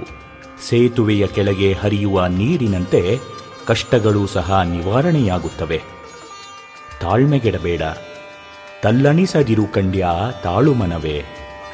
ನಮ್ಮ ಜೀವನದಲ್ಲಿ ಬಂದೊದಗುವ ಎಲ್ಲ ಕಷ್ಟ ನಷ್ಟಗಳಿಗೂ ಅರ್ಥವುಂಟು, ಕಾರ್ಯಕಾರಣ ಸಂಬಂಧವುಂಟು. ಹಿಂದಾದುದಕ್ಕೆ ಚಿಂತೆ ಬೇಡ. ದೇವರು ಎಲ್ಲವನ್ನೂ ನೋಡುತ್ತಿದ್ದಾನೆ. ನಿನ್ನ ಎಲ್ಲ ಪ್ರಾರ್ಥನೆಯನ್ನು ಕೇಳುತ್ತಿದ್ದಾನೆ. ಪ್ರಾರ್ಥಿಸಿದ್ದು ದೊರೆಯಲಿಲ್ಲವೆಂದು ದೇವರನ್ನು ದೂರಬೇಡ. ಪ್ರಾರ್ಥನೆಗೆ ಫಲವುಂಟು.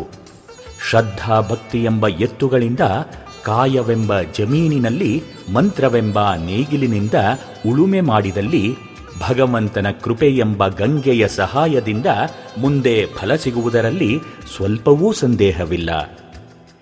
ಎಲೆಕ್ಟ್ರಿಕ್ ವೈರ್ ಮೂಲಕ ಹರಿಯುವ ವಿದ್ಯುತ್ ಕಣ್ಣಿಗೆ ಅಗೋಚರ. ಆದರೆ ಬಲ್ಬಿನ ಸಹಾಯದಿಂದ ವಿದ್ಯುತ್ತಿನ ಇರುವಿಕೆ ಖಚಿತವಾಗುತ್ತದೆ. ಅಂತೆಯೇ ಶ್ರದ್ಧಾಭಕ್ತಿ ಎಂಬ ವೈರ್ನ ಮೂಲಕ ಭಗವಂತನ ಕೃಪೆ ಎಂಬ ಎಲೆಕ್ಟ್ರಿಸಿಟಿ ಹರಿಯುತ್ತಿದೆ. ಮಂತ್ರವೆಂಬ ಬಲ್ಬಿನ ಮೂಲಕ ಪ್ರಕಾಶ ದೊರೆಯುವುದು. ಅಂತೆಯೇ ಹೆಚ್ಚು ನಾಮೋಚ್ಚಾರಣೆ ಮಾಡು. ಅಗ್ನಿಯಲ್ಲಿ ಬೆಂದಾಗ ಚಿನ್ನ ಪರಿಶುದ್ಧವಾಗುವುದು. ಅಂತೆಯೇ ಕಷ್ಟಗಳಲ್ಲಿ ನೊಂದು ಬೆಂದಾಗ ಮನಸ್ಸಿಗೆ ಅರಿವಾಗುವುದು. ಈ ಜಗತ್ತೆಲ್ಲ ದುಃಖಮಯ. ಭಗವಂತನ ಪಾದಾರವಿಂದವಲ್ಲದೆ ಬೇರೆಲ್ಲೂ ನಮಗೆ ಸ್ಥಳವಿಲ್ಲ. ಭಗವಂತನಲ್ಲಿ ಶರಣಾಗದೆ ಬೇರೆ ದಾರಿಯಿಲ್ಲ. ಪ್ರಾರ್ಥನೆ ಮಾಡು. ನಿನಗೆ ಪ್ರತಿ ಬಾರಿ ಕಷ್ಟ ಬಂದಾಗಲೂ ದೇವರ ಸ್ಮರಣೆ ಮಾಡು. ಭಗವಂತ ದಾರಿ ತೋರುತ್ತಾನೆ. ನೋಡು, ಜೋಗದಲ್ಲಿ ತಯಾರಾದ ವಿದ್ಯುತ್ ರಾಜ್ಯದ ಹಲವು ಮುಖ್ಯ ಕೇಂದ್ರಗಳ ಸಹಾಯದಿಂದ ಎಲ್ಲೆಡೆಗೂ ತಲುಪುವಂತೆ ದೇವರಿಂದ ಆದೇಶ ಪಡೆದ ಮಹಾತ್ಮರ ಮೂಲಕ ಧಾರ್ಮಿಕ ಜಾಗೃತಿ ಉಂಟಾಗುತ್ತದೆ. ನಿಮ್ಮ ಮನೆಗೆ ವಾಟರ್ ಪೈಪ್ ಕನೆಕ್ಷನ್ ಇದೆಯಲ್ಲವೇ? ಇಲ್ಲಿ ಮುಖ್ಯ ಪೈಪ್ ಮೂಲಕ ಭಗವಂತನ ಕೃಪೆ ಹರಿಯುತ್ತಿದೆ. ಹೇಗೆ ಎಲ್ಲ ಮನೆಗಳಿಗೂ ಏಕಕಾಲದಲ್ಲಿ ನೀರು ಸರಬರಾಜಾಗಬಲ್ಲದೋ ಅಂತೆಯೇ ಭಗವಂತ ಏಕಕಾಲದಲ್ಲಿ ಎಲ್ಲರ ಪ್ರಾರ್ಥನೆ ಕೇಳಬಲ್ಲ. ಆದರೆ ಮನೆಯಲ್ಲಿರುವವರು ನಲ್ಲಿಯನ್ನು ತಿರುಗಿಸಿದಾಗ ಮಾತ್ರ ನೀರು ಬರುವುದಲ್ಲವೇ? ಅದು ನಲ್ಲಿಯ ಅಡಿ ಪಾತ್ರೆ ಇಟ್ಟಾಗ ಮಾತ್ರ ನೀರು ತುಂಬುವುದಲ್ಲವೇ? ಹಾಗೆಯೇ ನಾವು ವಿಧೇಯತೆಯಿಂದ ನಡೆದಾಗ ಮಾತ್ರ ಕೃಪೆ ಸಾಧ್ಯ. ನಾಮಸ್ಮರಣೆಯನ್ನಂತೂ ಬಿಡದೇ ಮಾಡು. ಪ್ರತಿ ಬಾರಿ ಮಂತ್ರ ಉಚ್ಚರಿಸಿದಾಗಲೂ ಭಗವಂತನೆಡೆಗೆ ನೀನು ಒಂದು ಹೆಜ್ಜೆ ಇಡುತ್ತಿರುವಂತೆ ಭಾವಿಸು. ಭಗವಂತನ ಕೃಪಾಬಿಂದು ನಿನ್ನ ಒಡಲನ್ನು ಸೇರಿದಂತೆ ಭಾವಿಸು. ಸುತ್ತಮುತ್ತಲೂ ಗಾಳಿ ಇದೆ, ಆದರೆ ಅದು ಕಣ್ಣಿಗೆ ಕಾಣಲಾರದು. ಮರಗಳ ಅಲುಗುವಿಕೆಯಿಂದ ನಮಗೆ ಗಾಳಿಯ ಇರುವಿಕೆಯ ಅರಿವಾಗುವುದು. ಅಂತೆಯೇ ಮಹಾತ್ಮರ ಜೀವನದಿಂದ ಭಗವಂತನ ಇರುವಿಕೆಯ ಅರಿವಾಗುವುದು. ಭಗವಂತ ಇರುವೆ ಕಾಲಿನ ಸಪ್ಪಳವನ್ನೂ ಕೇಳಬಲ್ಲ. ನಿನ್ನ ಪ್ರಾರ್ಥನೆ ಕೇಳದೇ ಇರುವನೇ? ಅಗೋಚರವಾದ ದಿವ್ಯ ಶಕ್ತಿಯಿಂದ ಈ ವಿಶ್ವ ಬ್ರಹ್ಮಾಂಡ ನಿಯಂತ್ರಿಸಲ್ಪಟ್ಟಿದೆ. ಅಂತಹ ದಯಾಮಯ ಭಗವಂತನನ್ನು ಸದಾ ಪ್ರಾರ್ಥಿಸು. ನಿನಗೆ ಶಾಂತಿ ದೊರೆಯುವುದು. ನಿನ್ನ ಎಲ್ಲ ಕಷ್ಟಗಳು ದೂರವಾಗುವು. ಖಂಡಿತ ಮಂಗಳವಾಗುವುದು.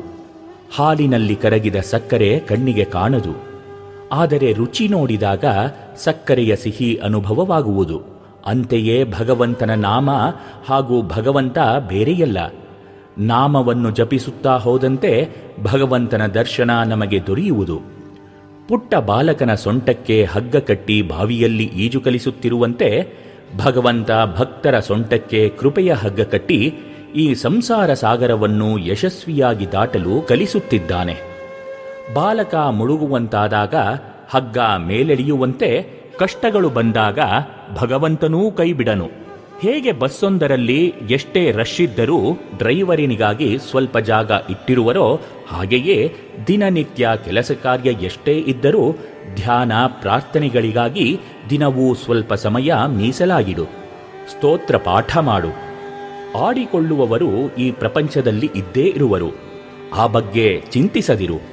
ಭಗವಂತನ ಚಿಂತನೆ ಮಾಡು. ಶುಭವಾಗುವುದು. ಹೇಗೆ ಪ್ರಾರ್ಥಿಸಬೇಕು? ನಮಗೆ ಪರಮಾಪ್ತನಾದ ದೇವರೊಡನೆ ಹೃನ್ಮನಗಳನ್ನು ಬಯಲು ಮಾಡುತ್ತಾ ವ್ಯಾಕುಲತೆಯಿಂದ ಶರಣಾಗಿ ಬೇಡಿದರೆ ಆತನ ಕೃಪೆಯ ಕಾವು ತಟ್ಟುವುದು ನಮ್ಮ ಗಮನಕ್ಕೆ ಬರುತ್ತದೆ. ಆ ನಿಟ್ಟಿನಲ್ಲಿ ಭಕ್ತನ ಮೊರೆಯ ಪರಿ ಇಲ್ಲಿದೆ. ಹೇ ತಾಯೇ, ನನಗೆ ಹೆಚ್ಚು ತಿಳುವಳಿಕೆ ಇಲ್ಲ. ಅಜ್ಞಾನಿ ನಾನು. ಈ ಮಾಯಾ ಸಮುದ್ರದಲ್ಲಿ ಆಡುತ್ತಾ ನಾನು ಕಾಲ ಕಳೆದೆ. ನನಗೆ ಈಗೀಗ ನನ್ನ ತಪ್ಪಿನ ಅರಿವಾಗುತ್ತಲಿದೆ. ನೀನು ಎಲ್ಲೆಲ್ಲೂ ಇದ್ದೀಯೆ. ನನ್ನ ತಪ್ಪುಗಳನ್ನು ಕ್ಷಮಿಸಿ ಸರಿಯಾದ ದಾರಿಯಲ್ಲಿ ನೀನು ಮಾತ್ರ ಕರೆದೊಯ್ಯಬಲ್ಲೆ. ಎಲ್ಲ ತರದ ಕಷ್ಟ ಸಂಕಟಗಳನ್ನು ಎದುರಿಸುವ ಶಕ್ತಿಯನ್ನು, ನೋವು ಅವಸಾದಗಳನ್ನು ಸಹಿಸುವ ಸ್ಥೈರ್ಯವನ್ನು ದಯಪಾಲಿಸು. ನಾನು ನೇರವಾಗಿ ಮುಚ್ಚುಮರೆ ಇಲ್ಲದೆ ಹೇಳುತ್ತೇನೆ, ನನ್ನಿಂದ ಅನೇಕ ತಪ್ಪುಗಳಾಗಿವೆ. ಆದರೆ ಹೇ ತಾಯೇ, ದಯವಿಟ್ಟು ನನ್ನನ್ನು ಕ್ಷಮಿಸು. ನನ್ನಲ್ಲಿ ಆಧ್ಯಾತ್ಮಿಕ ಜಾಗೃತಿಯನ್ನುಂಟು ಮಾಡು. ನಾನು ನಿನ್ನ ಕಂದ. ಈಗ ನಿನ್ನ ಮಡಿಲೇಬೇಕು ನನಗೆ. ಹೇ ತಾಯೇ, ಇದು ಸತ್ಯ. ನನಗೆ ನೀನೇ ಬೇಕು. ಈ ಸಂಸಾರದಲ್ಲಿರುವುದಕ್ಕೆ ಹಣದ ಅಗತ್ಯ ನನಗೇನೋ ಇದೆ. ಆದರೆ ಹೇ ತಾಯೇ, ನನಗೆ ಮುಂದೆ ಒಳ್ಳೆಯ ಜನ್ಮಗಳನ್ನು ಪಡೆಯುವುದಕ್ಕಾಗಿ, ಸತ್ಸಂಸ್ಕಾರಗಳನ್ನು ಸಂಗ್ರಹಿಸುವುದಕ್ಕಾಗಿ ಆಧ್ಯಾತ್ಮಿಕ ಸಂಪತ್ತು ಬೇಕು. ಹೇ ತಾಯೇ, ಕತ್ತಲೆಯಿಂದ ಬೆಳಕಿನೆಡೆಗೆ ನನ್ನನ್ನು ಕರೆದುಕೊಂಡು ಹೋಗು. ನನ್ನ ಜೀವನವನ್ನು ಉನ್ನತಿ ಪಥದಲ್ಲಿ ಮುನ್ನಡೆಯಿಸು. ನಿನ್ನ ಮಾಹಾತ್ಮ್ಯವನ್ನು, ಲೀಲೆಯನ್ನು ಅರ್ಥ ಮಾಡಿಕೊಳ್ಳುವ ಬುದ್ಧಿಶಕ್ತಿಯನ್ನು ನನಗೆ ನೀಡು. ನಿನ್ನ ದಿವ್ಯ ಮಂಗಳ ರೂಪವನ್ನು ತೋರಿಸು. ಪವಿತ್ರತೆಯ ಪಥದಲ್ಲಿ ನಡೆಯಿಸು. ನಾನು ಸ್ಮರಿಸಿದಾಗಲೆಲ್ಲ ನನ್ನ ಬಳಿ ಸಾರಿ ನನ್ನನ್ನು ಕಾಪಾಡು. ಹೇ ಮಾತೆ, ಪ್ರೀತಿ ವಾತ್ಸಲ್ಯದಿಂದ ತಿದ್ದಿ ಸರಿಪಡಿಸು. ಒಂದು ಆಧ್ಯಾತ್ಮಿಕ ಕ್ರಾಂತಿಯನ್ನೇ ನನ್ನ ಬದುಕಿನಲ್ಲಿ ಉಂಟು ಮಾಡುತ್ತಾಯೇ. ನಾನು ಎಂದೆಂದಿಗೂ ನಿನ್ನವನು, ನಿನ್ನವನೇ. ನನ್ನ ಮೇಲೆ ಕೃಪೆ ತೋರು. ಕೈ ಹಿಡಿದು ಕಾಪಾಡು. ಈ ರೀತಿ ಪ್ರಾರ್ಥನೆಯ ಧಾಟಿಯಿಂದ ವ್ಯಾಕುಲತೆ ತೀವ್ರವಾಗಿ ಕಣ್ಣೀರಿನ ಕಟ್ಟೆ ಒಡೆಯುತ್ತದೆ. ಆ ಕಣ್ಣೀರಿನ ಕಡಲಿನಲ್ಲಿ ತೇಲಿ ಬರುತ್ತದೆ ಕೃಪೆಯ ಹಡಗು. ಆ ಕೃಪೆಯಿಂದ ಆಂತರ್ಯದ ಆನಂದದೊಂದಿಗೆ ಬಾಹ್ಯ ಸುಖ ಸೌಕರ್ಯಗಳೆಲ್ಲ ಬಂದೊದಗುತ್ತವೆ. ಗುಲಾಬಿ ಹೂವಿನ ಸೊಬಗಿನೊಂದಿಗೆ ಪರಿಮಳವು ತಾನೇ ತಾನಾಗಿ ಬರುವಂತೆ. ದಾಸನಲ್ಲಿ ವಾಸ. ಆಧ್ಯಾತ್ಮಿಕ ಜೀವನದಲ್ಲಿ ನಿರತನಾದ ಸಾಧಕ ಪ್ರಾರ್ಥಿಸುವುದು ಕೇವಲ ಕಾಮ, ಕ್ರೋಧ, ಲೋಭ, ಮೋಹ, ಮದ ಮಾತ್ಸರ್ಯಗಳೆಂಬ ಮನೋವಿಕಾರಗಳನ್ನು ಕುಗ್ಗಿಸಿಕೊಳ್ಳುವುದಕ್ಕಾಗಿ ಮತ್ತು ಆಧ್ಯಾತ್ಮಿಕವಾಗಿ ಪ್ರಗತಿ ಹೊಂದುವುದಕ್ಕಾಗಿ. ಅವನ್ನು ಬಿಟ್ಟು ನಶ್ವರವಾದ ಪ್ರಾಪಂಚಿಕ ವಸ್ತುಗಳನ್ನು ಸಾಧಕ ಎಂದೂ ಕೇಳಬಯಸುವುದಿಲ್ಲ. ಅವನಿಗೆ ಬೇಕಾಗಿರುವುದು ಒಂದೇ ಒಂದು, ಆಂತರಿಕ ಬೆಳಕು, ಶಾಂತಿ. ಸಾಧಕ ಬಯಸುವುದು ಭಗವಂತ ಬಂದು ತನ್ನ ಹೃದಯದಲ್ಲಿ ನೆಲೆಸಿ ತನ್ನನ್ನು ಮುನ್ನಡೆಸಬೇಕೆಂದು, ದಾಸನಲ್ಲಿ ವಾಸ ಮಾಡಬೇಕೆಂದು. ಆ ನಿಟ್ಟಿನಲ್ಲಿ ತುಳಸೀದಾಸರ ಪ್ರಾರ್ಥನೆಯ ಸೊಲ್ಲಿದು. ನಾನ್ಯಾ ಸ್ಮೃಹ ರಘುಪತಿ ಹೃದಯೇ ಸ್ಮದೀಯೇ ಸತ್ಯಂ ವದಾಮಿ ಚ ಭವಾನ್ ಅಖಿಲಾಂತರಾತ್ಮ ಭಕ್ತಿಂ ಪ್ರಯಂಚ ರಘುಪುಂಗವ ನಿರ್ಭರಾಮ್ಮೆ ಕಾಮಾದಿದೋಷರಹಿತಂ ಕುರುಮಾನಸಂಚ. ಎಂದರೆ, ಅಖಿಲಾಂತರಾತ್ಮನಾದ ರಘುಪತಿಯೇ, ನಿನ್ನಲ್ಲಿ ನಾನು ಸತ್ಯವನ್ನೇ ಹೇಳುತ್ತೇನೆ. ನನಗೆ ಬೇರಾವ ಬಯಕೆಗಳಿಲ್ಲ. ನಿನ್ನಲ್ಲಿ ನಿರ್ಭರವಾದ ಭಕ್ತಿಯನ್ನೂ ಅನುರಕ್ತಿಯನ್ನೂ ಕೊಡು. ನನ್ನ ಮನಸ್ಸನ್ನು ಕಾಮಾದಿ ದೋಷಗಳಿಂದ ಬಿಡುಗಡೆ ಮಾಡು. ನನ್ನೆದೆಯ ಗೂಡಿನಲ್ಲಿ ವಾಸ ಮಾಡು. ದಿವ್ಯ ಆಸ್ವಾದನೆ. ಆ ರೀತಿಯ ದಾಸೋಹ ಕೈಗೊಂಡು ಆಧ್ಯಾತ್ಮಿಕ ಉನ್ನತಿಯನ್ನು ಸಾಧಿಸಬಹುದೆಂಬುದಕ್ಕೆ ಉಜ್ವಲ ಉದಾಹರಣೆ ಬ್ರದರ್ ಲಾರೆನ್ಸ್ನದು. ಲಾರೆನ್ಸ್ ಸಾಮಾನ್ಯರಲ್ಲಿ ಜನಿಸಿದವನು, ಸಾಮಾನ್ಯರಲ್ಲೇ ಬೆಳೆದವನು. ಕೆಲಸ ಕಾರ್ಯಗಳಲ್ಲಿ ಅಂಥ ದಕ್ಷನೇನೂ ಅಲ್ಲ, ಸಾಮಾನ್ಯನೇ. ಆದರೆ ಆತನಲ್ಲಿ ಒಂದು ಅಸಾಮಾನ್ಯತೆ ಇತ್ತು. ಭಗವಂತನಲ್ಲಿ ಆತನಿಗೆ ಅಪಾರ ವಿಶ್ವಾಸ. ಈ ವಿಶ್ವಾಸ ಮತ್ತು ತೀವ್ರ ದೈವೀ ಪಿಪಾಸೆಗಳು ಅವನನ್ನು ಸಂತ ಶ್ರೇಷ್ಠನನ್ನಾಗಿ ಮಾಡಿದವು. ಅವನ 18ನೇ ವಯಸ್ಸಿನಲ್ಲಿ ಭಗವಂತನ ಮಹಿಮೆಯ ಉಜ್ವಲತೆ ಅವನ ಮನಸ್ಸನ್ನು ಬೆಳಗಿತು. ಆ ಘಟನೆಯಾದರೋ ತೀರಾ ಸಾಮಾನ್ಯ. ಚಳಿಗಾಲದಲ್ಲಿ ಎಲೆಗಳನ್ನು ಕಳೆದುಕೊಂಡು ಬೋಳಾಗಿ ನಿಂತ ಮರವನ್ನು ನೋಡುತ್ತಾ, ಇನ್ನು ಕೆಲವೇ ದಿನಗಳಲ್ಲಿ ಆ ಮರವು ಭಗವದಿಚ್ಛೆಯಿಂದ ಚಿಗುರೊಡೆದು ಫಲಭರಿತವಾಗುವುದಲ್ಲ ಎಂಬ ಯೋಚನೆ ಬಂದುದೇ ತಡ. ಅವನ ಮನಸ್ಸು ದೇವರ ಮಹಿಮೆಯೊಡೆಗೆ ಸರಿಯತೊಡಗಿತು. ದೇವರ ದಾರಿಯಲ್ಲಿ ಮುಂದುವರಿಯಲು ಅವನು ಮೊದಮೊದಲು ಗ್ರಂಥಗಳನ್ನೇನೋ ಓದಲು ಪ್ರಾರಂಭಿಸಿದ. ಪಾಂಡಿತ್ಯದ ಮೋಹವಿಲ್ಲದ ಅವನಿಗೆ ವಿವಿಧ ವಿಚಾರ ತರ್ಕ ಸಿದ್ಧಾಂತಗಳಿಂದ ತುಂಬಿದ ಧಾರ್ಮಿಕ ಗ್ರಂಥಗಳು ಸ್ಫೂರ್ತಿಯನ್ನು ಕೊಡಲಿಲ್ಲ. ಬದಲಾಗಿ ಅವು ಅವನ ಮನಸ್ಸಿನ ಗೊಂದಲ ಸಂಶಯಗಳನ್ನೇ ಹೆಚ್ಚಿಸಿದವು. ಪುಸ್ತಕಗಳನ್ನೆಲ್ಲ ದೂರವಿಟ್ಟು ಅವನ ಪ್ರೀತಿಗಾಗಿ ಅವನನ್ನು ಬಿಟ್ಟು ಉಳಿದುದನ್ನೆಲ್ಲ ತ್ಯಜಿಸಿ, ಜಗತ್ತಿನಲ್ಲಿ ಭಗವಂತ ಮತ್ತು ನಾನು ಇಬ್ಬರೇ ಇದ್ದೇವೆ ಎನ್ನುವಂತೆ ಜೀವನ ಮಾಡತೊಡಗಿದ ಎಂದಾತ ಹೇಳುತ್ತಾನೆ. ಇದು ಬಹಳ ಸುಲಭವೆಂದು ತೋರಬಹುದು, ಆದರೆ ಲಾರೆನ್ಸ್ ಎಚ್ಚರಿಕೆ ಕೊಡುತ್ತಾನೆ. ನಿಮಗೆ ನಾನು ನಿಜವನ್ನು ಹೇಳುತ್ತೇನೆ. ಮೊದಲ 10 ವರ್ಷಗಳು ಬಹಳ ಕಷ್ಟಪಡಬೇಕಾಯಿತು. ಎಷ್ಟೋ ಬಾರಿ ಕೆಳಗೆ ಬಿದ್ದೆ, ತಿರುಗಿ ಮೈಗೊಡವಿ ಮೇಲಕ್ಕೆದ್ದೆ, ನರಳಾಡಿದೆ. ಎಲ್ಲ ಜೀವಿಗಳು, ವಿಚಾರ ಶಕ್ತಿಯು, ಸ್ವಯಂ ಭಗವಂತನೇ ನನಗೆ ವಿರೋಧವೋ ಎಂಬಂತೆ ಕಂಡುಬಂದಿತು.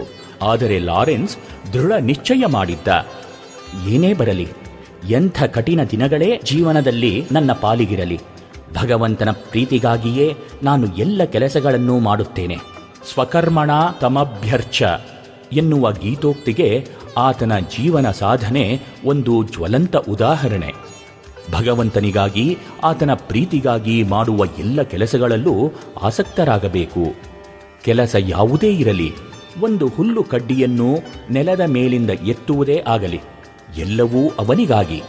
ದಿನ ದಿನವೂ ಎಲ್ಲ ಕೆಲಸಗಳನ್ನು ಭಗವಂತನಿಗಾಗಿ ಮಾಡುತ್ತಾ ಆತನ ಮಹಿಮೆಯನ್ನು ನೆನೆದು ವ್ಯಾಕುಲತೆಯಿಂದ ಪ್ರಾರ್ಥಿಸುತ್ತಿದ್ದ. ಈ ರೀತಿಯಾಗಿ ತೊಂದರೆ, ಆತಂಕಗಳಲ್ಲೇ ನನ್ನ ಜೀವನವು ಕಳೆದು ಹೋಗುವುದೆಂದು ವ್ಯಥೆಯಲ್ಲಿದ್ದಾಗಲೇ ಒಂದು ದಿನ ಥಟ್ಟನೆ ನನ್ನ ಆತ್ಮವು ವಿವರಿಸಲಾಗದ ಅಪೂರ್ವ ಆನಂದಭರಿತ ಆಂತರಿಕ ಶಾಂತಿಯನ್ನು ಅನುಭವಿಸತೊಡಗಿತು. ಅಂದಿನಿಂದ ಏಕಪ್ರಕಾರವಾಗಿ ನಾನು ವಿನಮ್ರನಾಗಿ ಪರಿಶುದ್ಧ ಪ್ರೇಮ ಶ್ರದ್ಧೆಗಳಿಂದ ದೇವರ ಸಾನ್ನಿಧ್ಯದಲ್ಲೇ ಸದಾ ನಲಿದಾಡುತ್ತಿದ್ದೇನೆ ಎಂದಾತ ಭಗವಂತನ ಸಾನ್ನಿಧ್ಯ ಸುಖವನ್ನು ವರ್ಣಿಸಿದ್ದಾನೆ. ನಿಕೋಲಸ್ ಹರ್ಮನ್ ಇದು ಲಾರೆನ್ಸ್ನ ಮೊದಲ ಹೆಸರು. ಮೊದಲು ಅವನು ಸೇನೆಯಲ್ಲಿ ಕೆಲಸಕ್ಕೆ ಸೇರಿಕೊಂಡಿದ್ದ. ಕೆಲಸ ಕಾರ್ಯಗಳಲ್ಲಿ ದಕ್ಷನಲ್ಲದ ಆತ ಅಧಿಕಾರಿಗಳ ಕೆಂಗಣ್ಣಿಗೆ ಗುರಿಯಾಗಿದ್ದ. ಮನಸ್ಸಿಗೆ ಆ ಕೆಲಸ ಹಿಡಿಸದೆ ಕೊನೆಗೆ ಆತ ಆ ಕೆಲಸವನ್ನು ಬಿಟ್ಟು ಪ್ಯಾರಿಸ್ನ ಒಂದು ಕ್ರೈಸ್ತ ಸನ್ಯಾಸ ಮಠವನ್ನು ಸೇರಿಕೊಂಡ. ದೇವರೊಡನೆ ತನ್ನನ್ನು ಸರಿಪಡಿಸೆಂದು ಬೇಡಲಾಗುವುದೆಂದು ಯೋಚಿಸಿ ಅವನು ಅಲ್ಲಿಗೆ ಬಂದಿದ್ದ. ದೈಹಿಕವಾಗಿ ಅವನು ಸ್ವಸ್ಥನಲ್ಲ, ಕುಂಟ. ಅವನ ಕೆಲಸವಾದರೋ ಪಾಕಶಾಲೆಯಲ್ಲಿ. ಅದೇನೂ ಅವನು ಮೆಚ್ಚಿಕೊಂಡ ಕೆಲಸವಾಗಿರಲಿಲ್ಲ. ಅಡಿಗೆ ಮನೆಯ ಕೆಲಸದ ಒತ್ತಡ, ಅವಸರ, ಗೊಂದಲಗಳು ಅವನಿಗೆ ಹಿಡಿಸಿರಲಿಲ್ಲ. ಅವನ ಯೋಗ್ಯತೆಗೆ ಮತ್ತು ಶಕ್ತಿಗೆ ಮೀರಿದ ಕಾರ್ಯಗಳನ್ನು ಕೆಲವೊಮ್ಮೆ ಅಲ್ಲಿ ನಿರ್ವಹಿಸಬೇಕಾಗುತ್ತಿತ್ತು. ಆದರೆ ಅವನು ಎಲ್ಲ ಕೆಲಸಗಳನ್ನು ದೇವರಿಗಾಗಿ ಮಾಡಿದ. 1-2 ವರ್ಷಗಳಲ್ಲ, 60 ವರ್ಷಗಳ ಕಾಲ ಎಲ್ಲ ಕೆಲಸ ಕಾರ್ಯಗಳ ಮೊದಲು ಶ್ರದ್ಧೆಯಿಂದ ಪ್ರಾರ್ಥಿಸುತ್ತಿದ್ದ. ಹೇ ಭಗವನ್, ನೀನು ನನ್ನ ಅತ್ಯಂತ ಸಮೀಪದಲ್ಲಿದ್ದೀಯೇ. ನಿನ್ನ ಇಚ್ಛೆಗನುಗುಣವಾಗಿಯೇ ನಾನು ಈ ಎಲ್ಲ ಕೆಲಸಗಳನ್ನು ಮಾಡಬೇಕಾಗಿದೆ. ನಿನ್ನ ಸಹಾಯವಿಲ್ಲದೆ ಇವೆಲ್ಲ ಸಾಧ್ಯವಿಲ್ಲ.